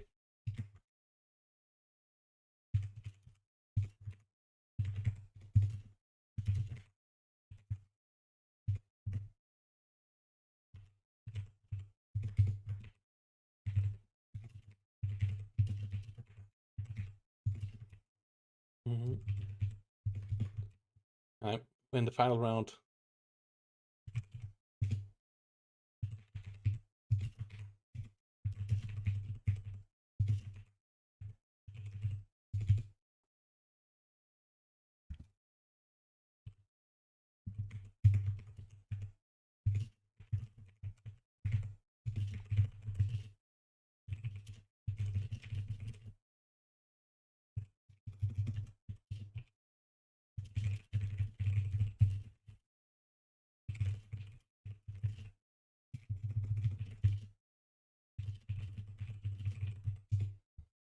And yeah, we have this little matchup now. And we're gonna go with the Skull Tanner versus Spotty and MJ player. I want to see how much better Skull and Tanner now play after having played 3 games together. Because the first game felt like first of all it was the map, but also Tanner felt really rusty in the opener, and they paid a big price there. So I believe they are in a lot better position.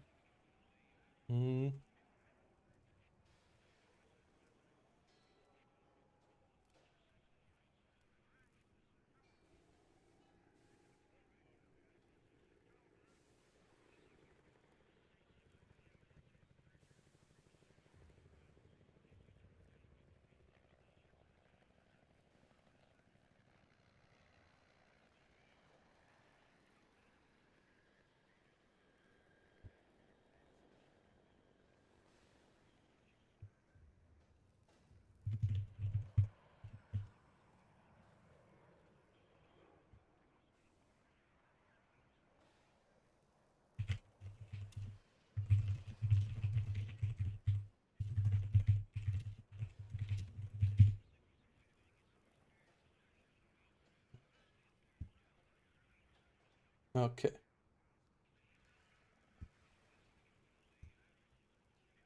And yeah, we're gonna go for the Tanner.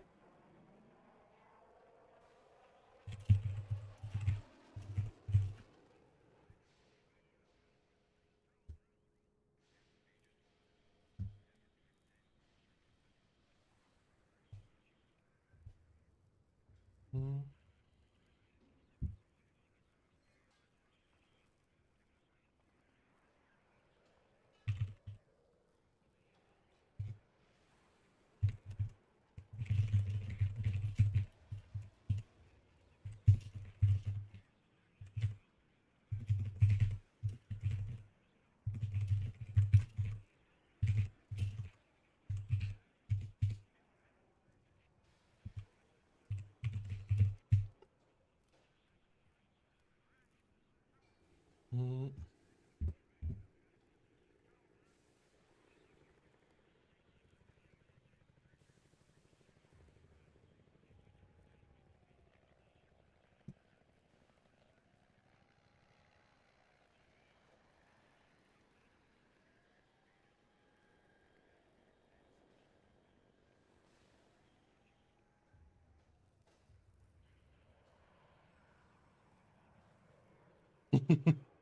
Okay.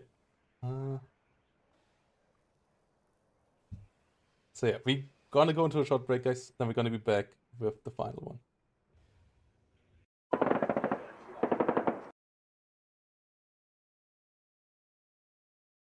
But yeah, red just didn't push hard enough there in my eyes. Like they could have done it if they would have pushed a bit harder.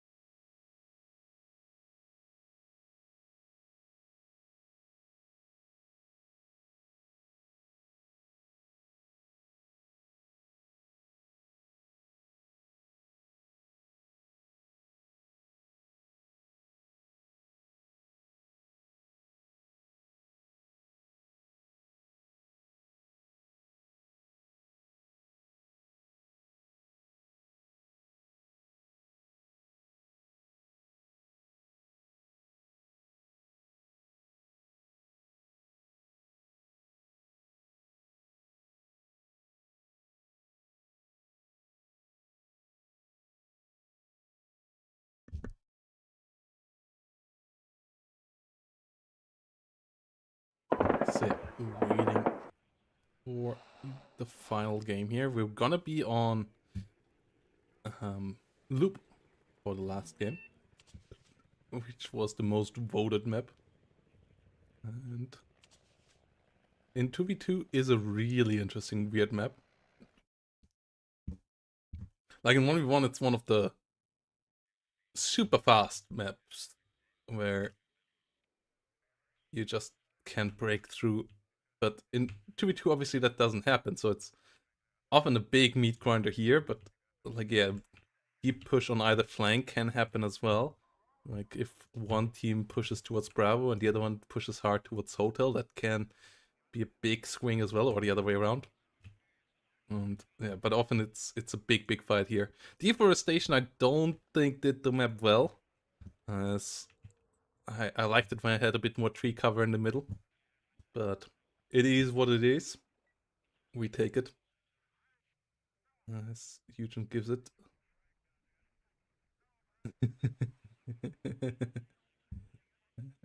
And it's going to be interesting here. Baltona mod. We might gonna go for Baltona.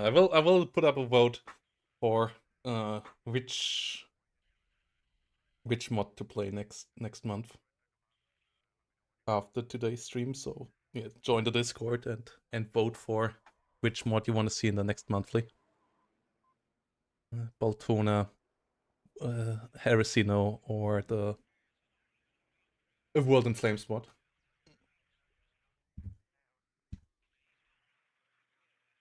And yeah, let's see if they're getting ready.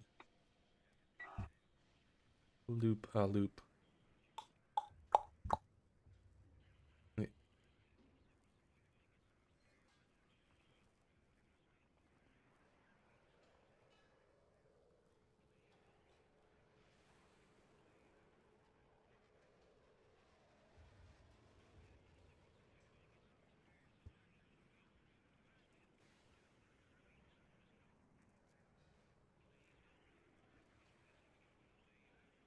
Do we have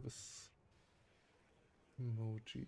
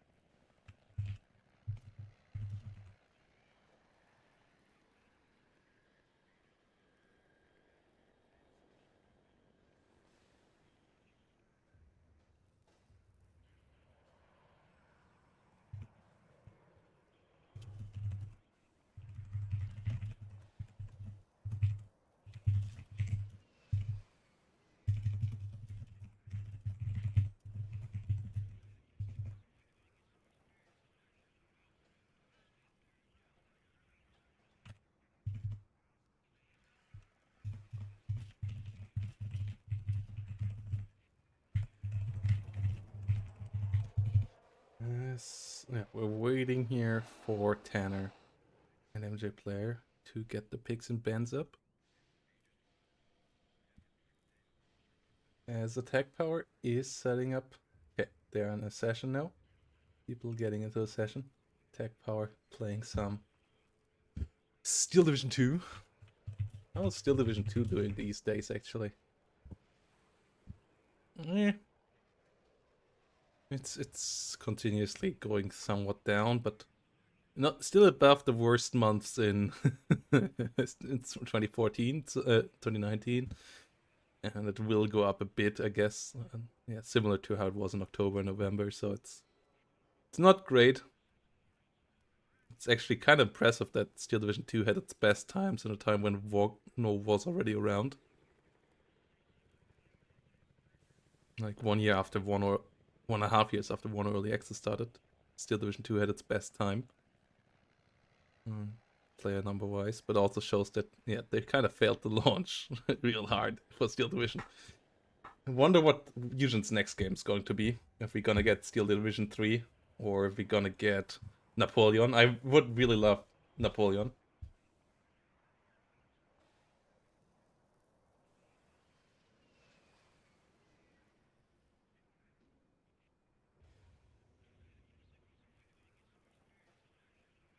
Yeah, it's also a really. I also liked it in 1v1 because you could just move around a lot. Like I liked loop a good decent amount. I was never a loop hater, though I'm not missing it. Missing it, like yeah, like the newer maps that Eugen is bringing around are better 1v1 maps than the loop one in my eyes.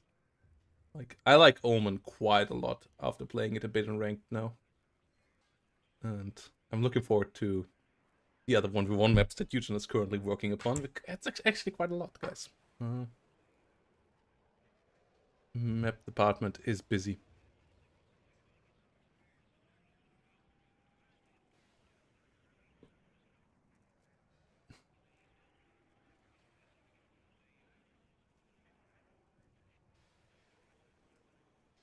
Map department is pretty busy.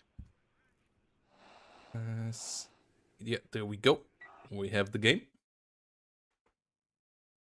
And we have Skull and Tanner versus MJ Blair and Sparty. And we have East German on Polish action. And yeah, it's exactly what I predicted East Germany to look like. 4th Modshots and 9th Panzer, and the classic Polish 4th ZMAC and 20th Panzerna. Pretty similar lineups. Like 4th ZMAC is pretty similar to 4th, and 9th is pretty similar to 20th Panzerna. A lot of T-72s in those two divisions. 20th Panzerna being the slightly lighter one, and ZMAC being a slightly lighter version of 4th as well. So, but both having forward deploy, though this one really having it with Ultramakers, these guys having it more with the fast speed of the Honkarus. A decent amount of Mi-24s and 4th ZMAC and 4th Moto. The bombers, T-55s, modernized T-55s in both divisions.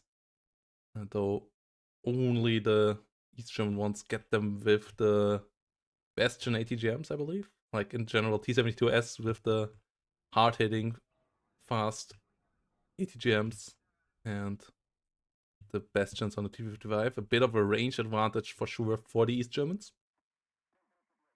But the other team having a bit of a speed advantage.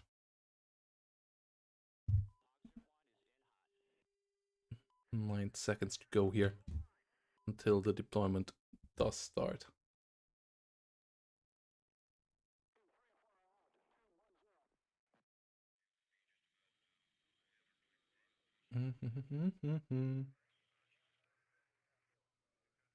Here we go.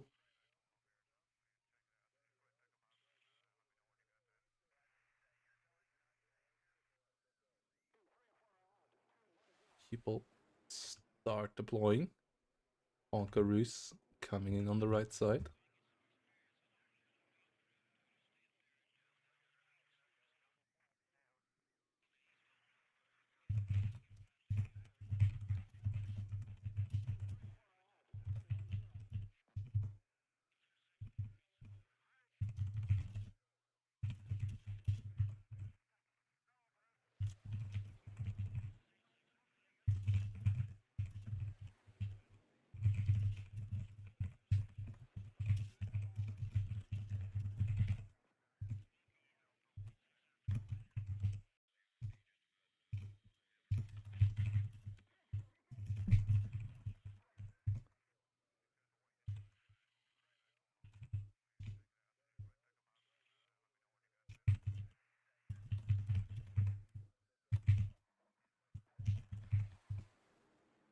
And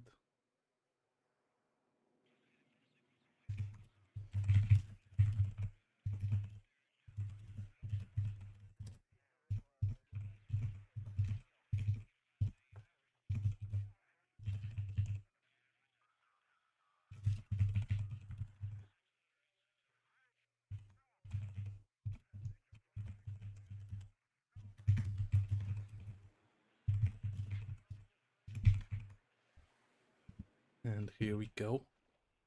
SPG9s coming around. Fagots moving in. Uwatzes here. Coming in. Storm. Good couple of pioneers. 30mm grenade launchers. Getting into position. SPG9 moving up, getting into spots. As up north, MP2s here coming in numbers, and yeah, who will win this, guys? Will it be Skull and Tanner? Or will it be MJ Blair, Sparty? Let's get the gambling up once more as well. And yeah, this seems like a pretty similar setup. Both sides going quite hard for the north, though T72 Wilks here and T55s might be a bit better. But pushing here against the better ATGMs from the other side is a bit risky. BMP2s here coming along. Storm. No T72s. It's Tanner on the heavier division. Skull on the lighter one with a bit more Fallschirmjägers here and so on going around. Center is relatively weakly set up here for Sparty and MJ Player so far. Sparty going with a decent force into the south. MJ Player going with a hard push through the north. And this could be quite a clash up there. Coming around on both sides.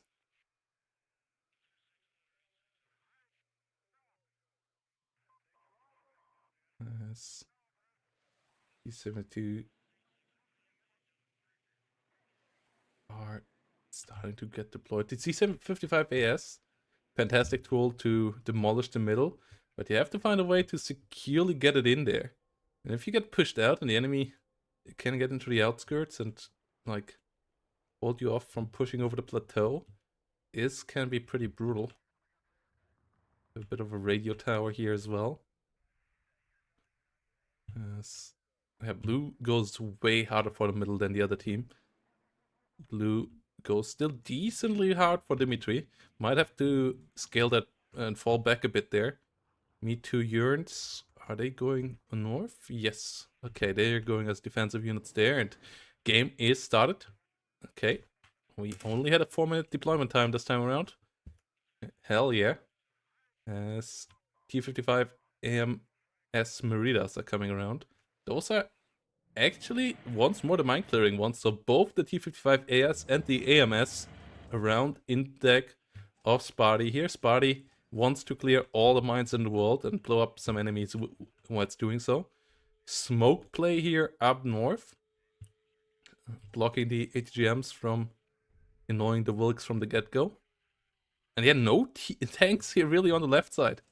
It's a bit shocking. The lack of any stuff in that direction is pretty wild. Strella gets the Meat 2 arrow. That's pretty big. Meat 24D needs to come around here. SR60Ms can intercept that Meat 2 arrow here quite nicely as well. That currently tries to aim up. Does miss the first one. Honkaroos is brutal though. SPG9 can find a kill. It can. Cross Specialny could get overrun here now by the my 2 Sniper and SPG9 trying their best. Cross Specialny actually getting overwhelmed there by the Scharfschützen. Good damage output there. Cross Specialny in the middle. Get overwhelmed as well. Oh, Bomber. SU-22 rocket goes down in the north. Doesn't get the Coop killed. Coop survives with 1 hit point. And the Shilka and the Coop keep on pushing forward. T55, T72 push here. Being scary. BMP2s likely not gonna be enough. More tanks needed. A lot of transports being sold right now. So in 2-3 minutes there will be a power spike in units that can be bought. Meantime, Honkaroos here in a really annoying position. Actually gonna capture the Suets. Well, it's the Forgotten Fallschirmjäger Medis here. Trying to push around the flank. BMP1 getting pushed in. Merida and T55AS pushed into the center here. Not used for anything yet. Storm and the BMP2s in the north. In danger. More Storm coming up. No T72s yet. I feel like the mix of BMP2s and T72s is what kind of would stop this. But that's not what we get here. And there's not enough AP here really to kill this. The T-72's hard to kill. We have a lot of MiG-23 ATs now coming around, but there are Coops, there are Shilkas. Smoke play is good. VD-43 CV goes down in the north. Rospecialny getting some ambushes. SU-22 rocket goes down again. BMP-2 does its job from the rear here, but still doesn't get a kill. Storm, only a defensive tool there, and can get overrun as well because it's low. It doesn't have smoke, so can just run it over. T-55AS does miss there. Merida's coming in from the side. Finally, a T-72S rolling in. This one has severe missiles. This one has good frontal armor. But at the same time, this is getting overwhelmed here. And the units of Tanner a bit stuck. Motschützen disengaging. The rest here kind of left to die. Strelas might need to fall back further. T-55 and T-72M pushing forward. They can't push much further on their own. Good hit there. Merida not finding the hit there. Motschützen pretty damaged. T-55 gets the AS killed. Good stun against the Storm here with the BMP-1. The T-55A pretty low, but the Wilk's still alive. The T-72M still alive. Storms both stunned down with one missile because they were a bit too stacked here. Firing. There's now, get the BMP-1 at least. But that's not a big kill, that's only 25 points. The CV got killed, the Motschützen got killed here. Next T-72S coming up. More T-55 here for the center. And you have Storms and T-72s. That's what I'm talking about. This is a defensible spot there. Quad Stick could still help out though. T-55A in a weird spot to just chill out. BRDM conquers and you two go down in the south though. A bit of a counter push. +2 for red as they have both flanked zones, and hold on to this Pechota leader here with the T-55s. T-72S coming around. MiG-23 AT flying towards Strelas and Coops again without spotting anything. Big mistake by Skull, just leaving one plane dying there. Tanner will go for Estrella, fail to kill it, get killed off. Yeah, this anti-AA thing is not working. Strelas versus Syria 30, S-22, not able to get the kill. T-72S does survive the frontal hit, but gets pushed back. Honker Bruce goes down. Wilk goes down in the middle as well, at least. So it's not all for nothing. The SPG-9 here actually getting shots against Estrella. Does miss a lot. Estrella tries to turn away and finally gets killed off. But gets the Me Too with the last shot. Super stressed out. Oh no. Unfortunate there. SPG-9 holding the line there against the Truzhnia Pants. The anti-AT team. BMP-1 gets it. And Valchemega 1 has a pretty decent rate of fire as well. Gets the kill there. Nearly goes down, but does stay alive for now. T-55's moving around. Salamandra with Malyutkas moving around, but we have a lot of Igla and Strelas here. That's likely not gonna work out. T-55's try to keep up the pressure. Oh, Iglas should have just gone for the church tower here. Malyutka's actually able to help out there a bit. Strela in the wrong spot. And the T-55s are getting overwhelmed here with the Mi-24D, with the Phalangas from the flank as well. T-55AM get another kill. MiG-29 comes around, doesn't get the kill, flies over Osas. It gets another couple of hits, but barely doesn't get the kill there either. Bomber. Wait, what? What? Where did that bomb? What? I have no idea what happened there. But it was a failure. MiG-21 does get out alive. T-55A gets side-shotted by Medis. Big there for Skull. Mutchison should be able to finish that off now. But the Pichota does survive. And yeah, the northern defense here is going okay. RPG 7VM won't be able to kill this thing frontally. So T-72S falling back. Seria T-72 not gonna be able to one-shot kill this. Strela tends to miss quite a bit, but they finally get the kill there. MiG-21AG. Get another kill here. Flying straight over two OSAs though, that's not healthy, and they get shot down. As the CV goes down here as well though. Fallschirmjäger Scharfschützen finishing the job there. T-55AM2B versus T-55AM2S Merida. This one being a good bit more stressed out. Outside of that, Merida has the better accuracy. This guy has the resolute trait, so it's a pretty close fight there. Gets a slight hit there, though it's 0 vet versus 0 vet actually. Okay, yeah, pretty close fight. Resolute starts to play out here as stress is being accumulated.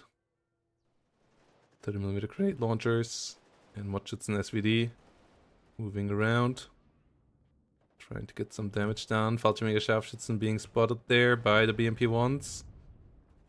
Has to fall back. Well, it's Tanner playing a defensive game here in the north. Resupplying now for the Meridas with the mine clearing tools, and they can just smack this town now. MiG-23MF gets a hit against the T-72M1, but doesn't get the kill there, and ooh boy. Does make it out alive. BMP-2 gets hit by the BMP-1. Infantry pushing over. And there we go. Does decent damage. Does finish the job. BMP-1 goes down. More of them pushing around. 30mm grenade launcher goes down there to the Pichota's mech. More Mutchison coming up. More T-55 coming up for the middle. Flanking play here in the south. Rapira coming up. T-72S pushing forward. Conquerors going down. Fallschirmjäger SPG-9 going down. Ooh, getting the GSR infantry is nice. Helping out, blinding the enemy. No recon here in the north right now whatsoever for MJ player. BMP-1's under fire. Storm pushing around as well. T-72M gets killed. Trying to get into the middle.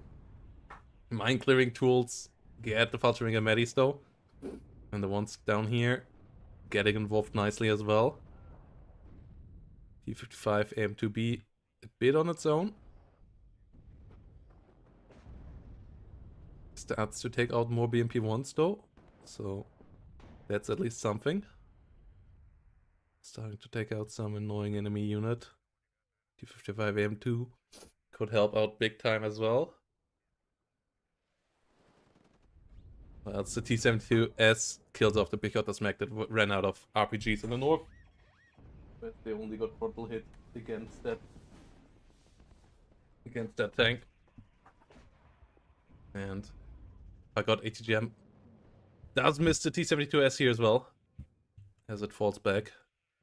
BMP-1s moving around. Pichota's mech moves through the middle.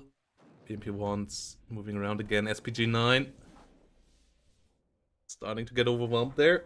Goes down. T-55M2 getting overwhelmed. And my 24s here being able to survive and get repaired. That's pretty big. That might allow a big push here back into the middle. We only have a couple Eaglas and Strellas. If one or two can get shut down. Maybe even a push to the south. Oh, the T-72 here. Against two T-55s. Not in the best of spots. As smoke starts to disappear, we have BMP-1 coming up behind it.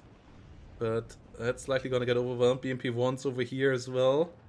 On the other side now, this T-72M1D gets overwhelmed now, gets shut down. Doesn't get a hit here. A lot of red units here getting thrown away right now in the north. Unloading a bit too close to the enemy front line.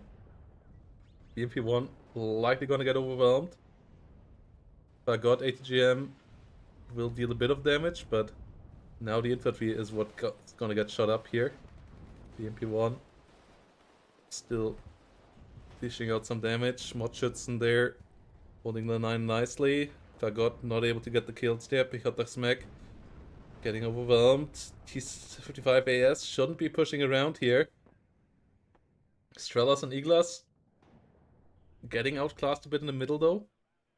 Tanner might want to get some support into the middle here. Yeah, that's where the Mehrfach Raketenwerfers currently are aiming for.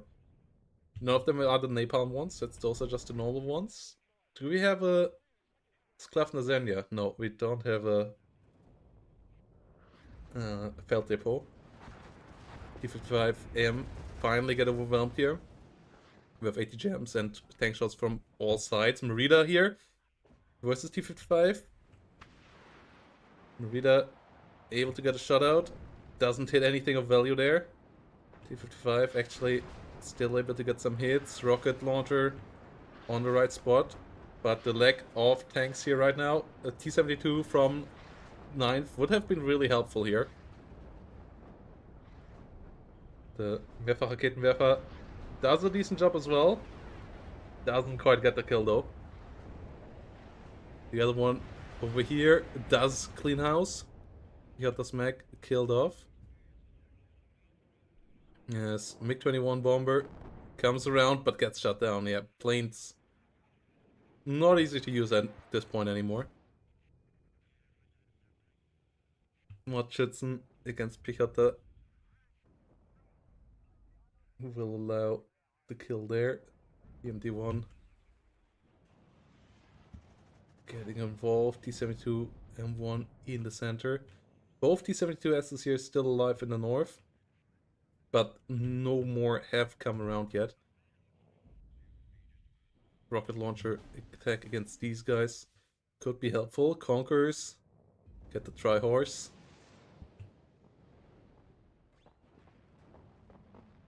ATGMs here. We'll take out the next one of these. Mi-24W with the Kokon ATGMs. Pretty strong. Artillery coming around. Mi-8 rocket just shredding through infantry with its rockets. As the enemy lacks a bit of support there. Pichota smack getting stunned down. Strela, just be careful though. Isn't getting spotted. 100mm goes down. Mehrfach-Raketenwerfer currently not having a target. Gets the kill there. That's a nice one. At the same time though, yeah. Good position for the unload. Pioneers coming around as well. BMP2s trying to get the shots through. Get one through. One SPW does explode. Pioneers goes down as well. Strela 10's coming in, and we now see Tanner pivot into the middle with 3 T-72 M1s going in for the kill.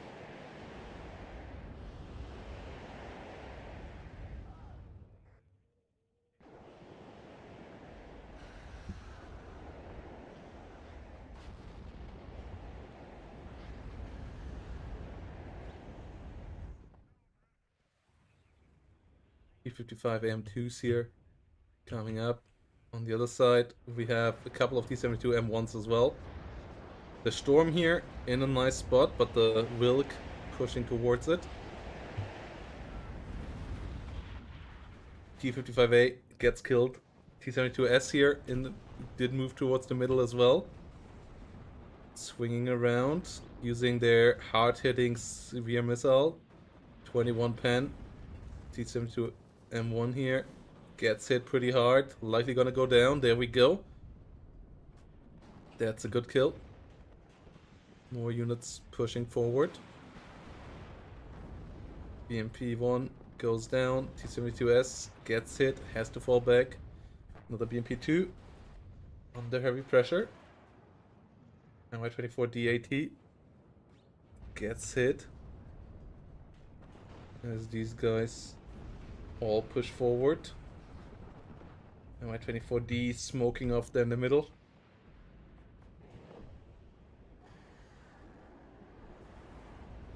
As the MY-24P on the other side gets hit, gets to struggle.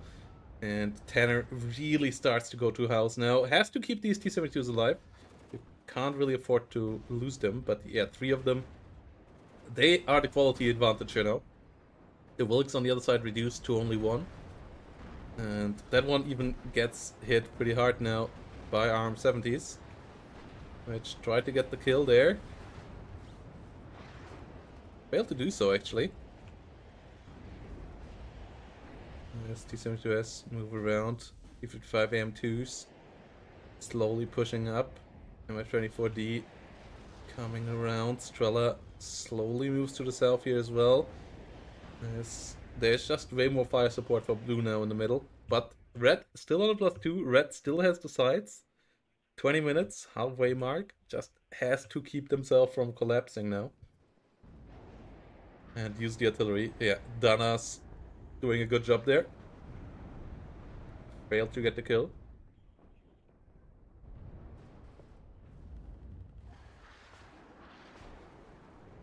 Me-8 goes down.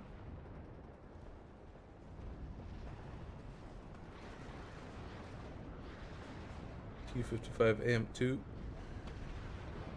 coming in. The CV over here about to get killed. Tank's busy to attack the south here instead of actually helping out in the middle. Okay, ATGM comes in. Smoke gets dropped.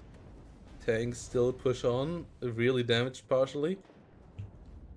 But helps out winning the gunfights. The T-72 M1 and S's can just push forward now. MJ player not in the right spot right now. T-72 M1 goes down, but so does the SU-22 on the other side. And this one here just needs to disengage. T-72M over here doesn't have smoke. The M1 would have smoke. Taking the fight further here, as a lot of BMP-1s and SPWs go down. CV gets pushed out, but it's still alive. And decent defensive play here from MJ player. Starting to turn around the southern part of the central zone again.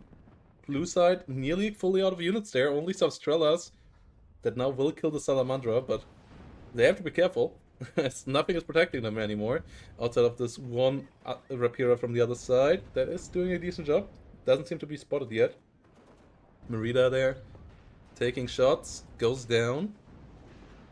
Ooh, good artillery hits against the T-72Ss here. Will get one killed. T-72s having to fall back. And we get back to capturing the zone. Southern zone actually gets captured by some smoke play. And the T-55M. MiG-23 coming around. Gets another T-55 there killed.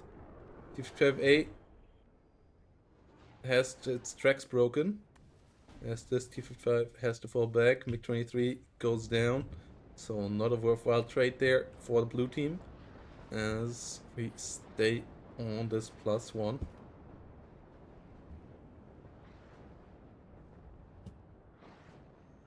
T-72M1 pushing forward. Me-8 MTV hits the Pichotzmek. Gets some good kills. T-72M1 moving forward. Me-8 TV moving around. ARM-70 hasn't found a shot yet.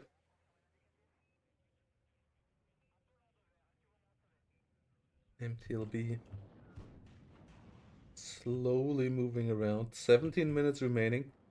And yeah, I feel like Tanner could and they could play the T-72 ball a bit better right now. Like a bit more decisive to actually get some kills. Like, red team is able to get a bit more up than I expected them to be able to get up again. T-72S there goes down again. That SU-22 surviving would be absolute stupidity, but it does, as every AA was a move order.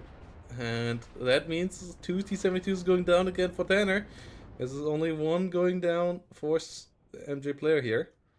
So, power balance is not going so great right now. Once more swinging into favor of the red team. Big blob here on the other side of the river. And the infantry play just keeps going forward. Oh. Picatos mech getting lit up. Good hit there. Balchimega Medis goes down in the south. Rapira not able to get the kill there. 152mm artillery piece versus Shilka. Failed to connect there as well.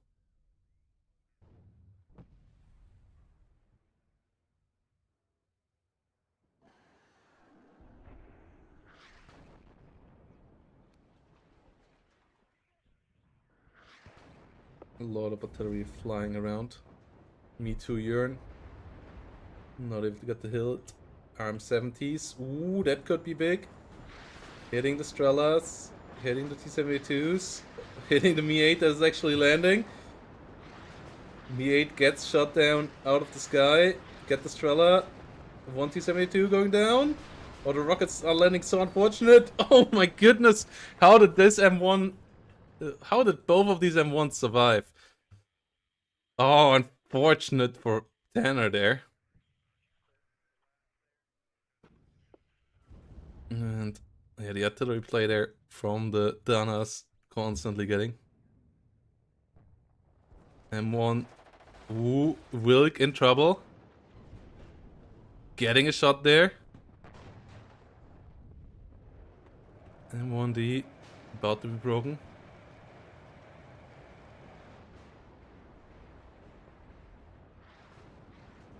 T-72 M1D about to go down. 152mm getting around here, hitting the Dana.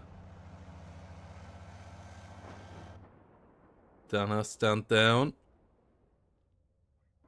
Dana about to go down. Last shot. Landing off target. Barely surviving. Red side really lucky with how many units they're getting out with one hit point. Merida goes down. T-72s pushing forward. BMP-1 gets through as well.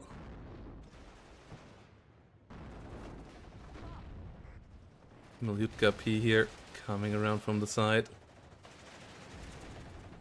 Will go get another shutout. BMP-1 gets killed off there. Osa actually pushed its welcome there a bit. But the T-72 blob here needs to be recharged. Can there be a flank maybe through the south? This Rapira, by the way. Absolute MVP, but now starts to get shot at by artillery. Malyutka P here. Gets killed off by it again. Artillery, I think, is just slightly off target. Oh no, it's too long range. No spotter there.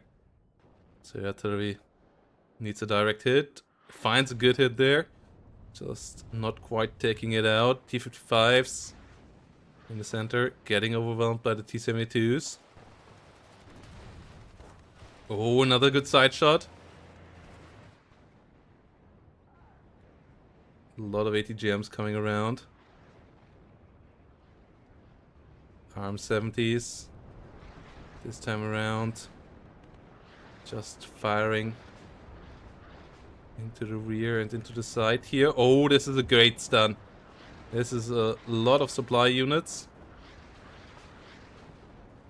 T-72S down there as well. Mordschützen can push forward. A lot of stun damage here as well, making these units less efficient. BMD-1 here from the side, actually being able to do stuff is really funny. Aufklärer just not able to spot it yet, but there goes the BMD-1. T-72M We have a side shot potential there as well. A lot of T-72s moving forward though. This CV shouldn't survive. Oh my goodness. Fire is split up between the two targets. Smoke coming up here. Oh, cluster bomber! Doesn't get a kill. Gets killed off. Good split there. Fantastic split by Tanner. SU-22 doesn't get a hit either. Coop pushing it back. Doesn't get a kill though. The VD-43 here still being around is a problem. No real push going towards the south. 30mm grenade launchers though doing a great job at dealing damage against this. Saperi Stomove coming forward. Saperi immediately going down. Double launcher here. Infantry does go down to the 30mm grenade launcher as well, which finally gets set of place here by the Stomove, forcing it to reposition, but 30mm grenade launcher team holding the flank nicely there. As the RM70s set up a new target. They should just kill off the VD-43 here, as it's a 5-minute timer now. 11 minutes to go. It seems like Tanner and Skull once more struggle to get their points on. Once more struggle to get their point game on. They need to go for something rear zone position-wise now. Merida getting hit here. Mochitson pushing forward. Will get some T-55As killed here likely. Oh, good stun. RPG actually misses. There we go. Gets the kill. Mochitson doing its job. And we have a lot of infantry pushing into the south here now, including a leader. Using it to +1. Good smoke play here. A lot of infantry support. A lot of SPWs pushing through. Oh! Smack on the leader, but the T-55 leader can just take its place. And the Mochitson are in the town. The Mochitson are hard to get out of there now. Planes make it back. There's coops behind this. SPW is actually able to overwhelm some stuff. But a lot of helicopters moving around. Strela not quite in position. Strela moving too far forward. Has to be careful with the Merida. SPW just barely not getting the Mi-24D killed here. And the Mochitson getting a lot of rockets in their faces. Oh, T-72. Get another shot out. Does miss. But the T-55 should have just moved on here into the smoke. It didn't. And oh, it does survive another hit. Skull not moving it away though. Oh my goodness, Skull. Skull is so lucky here right now. But yeah, luck runs out eventually. CV goes down. Rocket artillery not hitting here. MiG-29's coming in way too late. Way too late. And the rocket artillery should go for the CV here.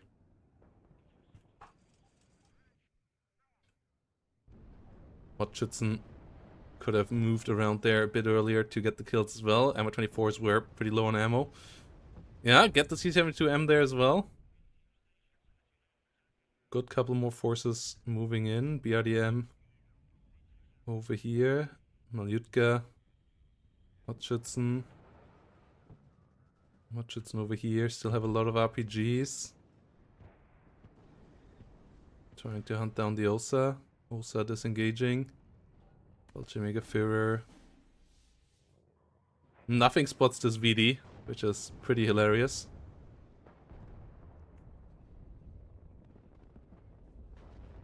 T-72s did push through here, but no infantry, no recon. Mega Einsatztruppe in the wrong spot, so the CV isn't being spotted. A massive infantry blob here coming through again. 2-minute 45. Okay, yeah, 5 minutes something, so likely not gonna be the... Oh my goodness, no! Skull! Oh, Skull hammering another CV away. Yes, another Strela team. Skull just running through there. Mochitson coming up, T-55 coming up. Yeah, you just need to dive deep here now. But the enemy obviously has still reinforcements as well. And this BD-43 not being spotted is just kind of a meme. Tech ping here for a skull. There we go. Units finally spotted. T-72 needs to go there. 7 minutes. It's doable on this map, but you need to go for the rear zones now. Like, flanking around here, getting into the rear, pushing through the south, but there's still a lot of stuff here. The trades have been in favor of blue here lately again, I believe, with getting the T-72s and so on killed down south here. They finally get the VD here, but they won't get back into the north. Infantry push coming forward. 70 moving around. Good hits here.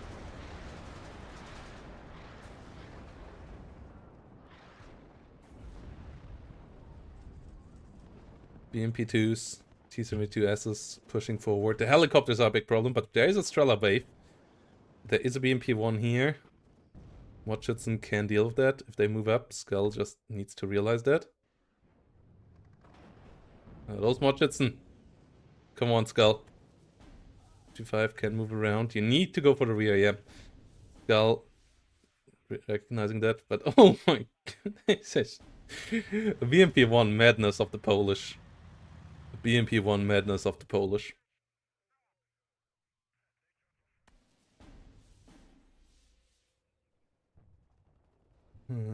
Yeah, you need to get the CV here now. +2, that's not enough. You need to get the +6,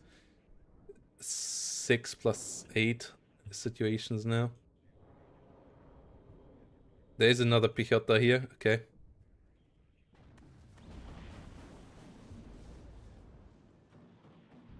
BMP2s of Tanner just pushing forward. Pichota gets spotted. Pichota gets lit up. And the autocannons will just shred through them. They try to get into the building. They will try to get behind the building now. Oh, they have smoke. They turned all their weapons off. Okay.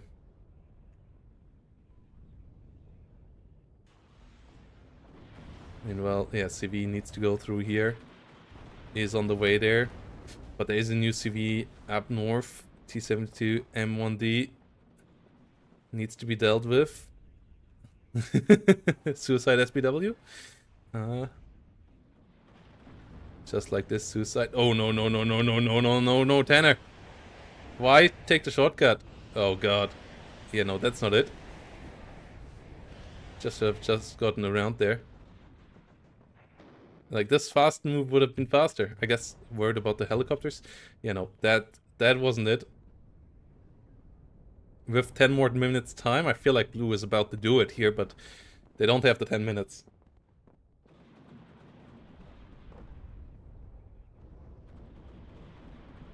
And there we go. Zone itself will get captured, but nothing here to stop this M1D. Artillery actually aiming for it.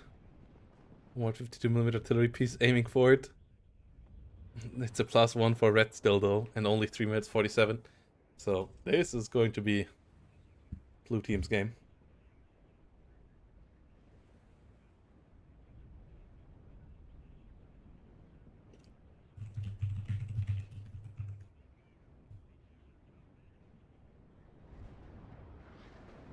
Arm 70.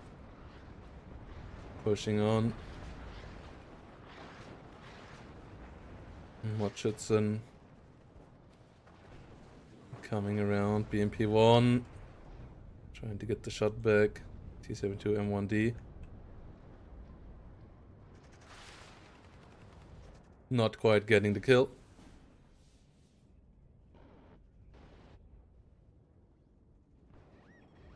SPW actually makes it in the north. Well, it's only a +1 zone. Like, the real sneak would have been to get something up north and then get something through here and then maybe even run deep. Blue is really throwing everything in there right now. But red still has enough coming up. Like, they're not broken. And that's the thing here. And blue still has to be really suicidal here with the attacks as well. Yeah, that T-72 is about to go down. Rockets alone might do it. Okay, there we go. That will bring it up to a +4, but that's still far from being good enough here with only 2 minutes remaining. That's only another 300 points, and even with a full capture of the whole map right now, it wouldn't be enough, I believe. I mean, it's 16 points on the map, so that's actually a lot of points, but yeah, we won't get there.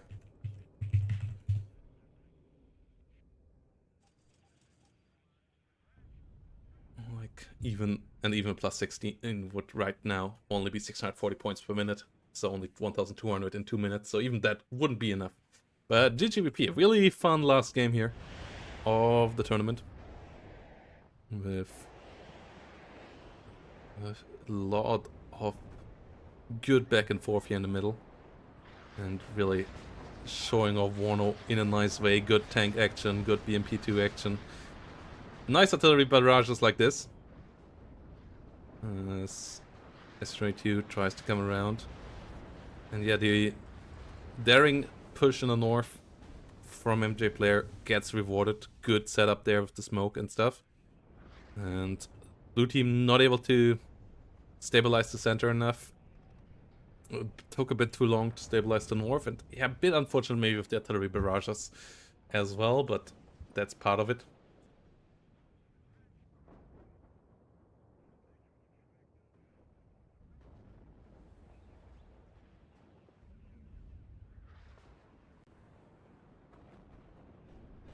A lot of units pushing forward.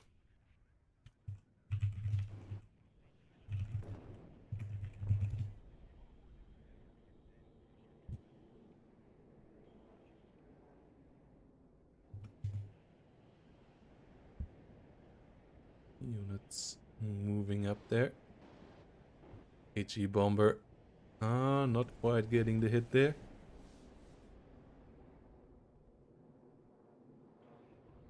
PMP-1 slowly moving up. And there we go. GGVP to MJ player and Spotty. Being slightly ahead in KD here as well. And Tanner and Skull here just not quite able to push through. Yeah, Tanner with a slightly negative KD as well, but yeah, Skull with the fourth had to do the dying in the front. T55M2B really did a good job down there, but on the other side we had some good kills here with the Piotas and stuff as well. T55 here doing a great job. Good back and forth. And yeah, great game. GG's. And let's put that result in. As we have MJ Plant's body here winning. We have these guys winning here. And we have, I believe, Super Ego and Crispy Caramel winning over here.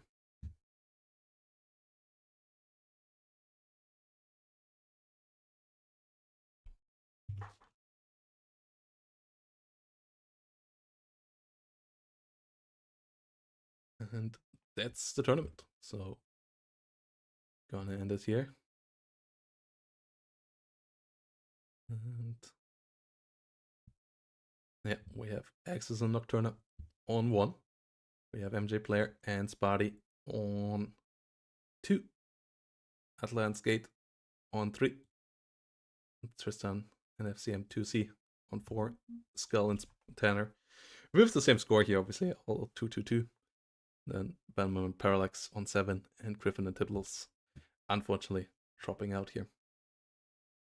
So, yep, GGVP to everybody involved. Thanks for joining. Thanks for watching, everybody. And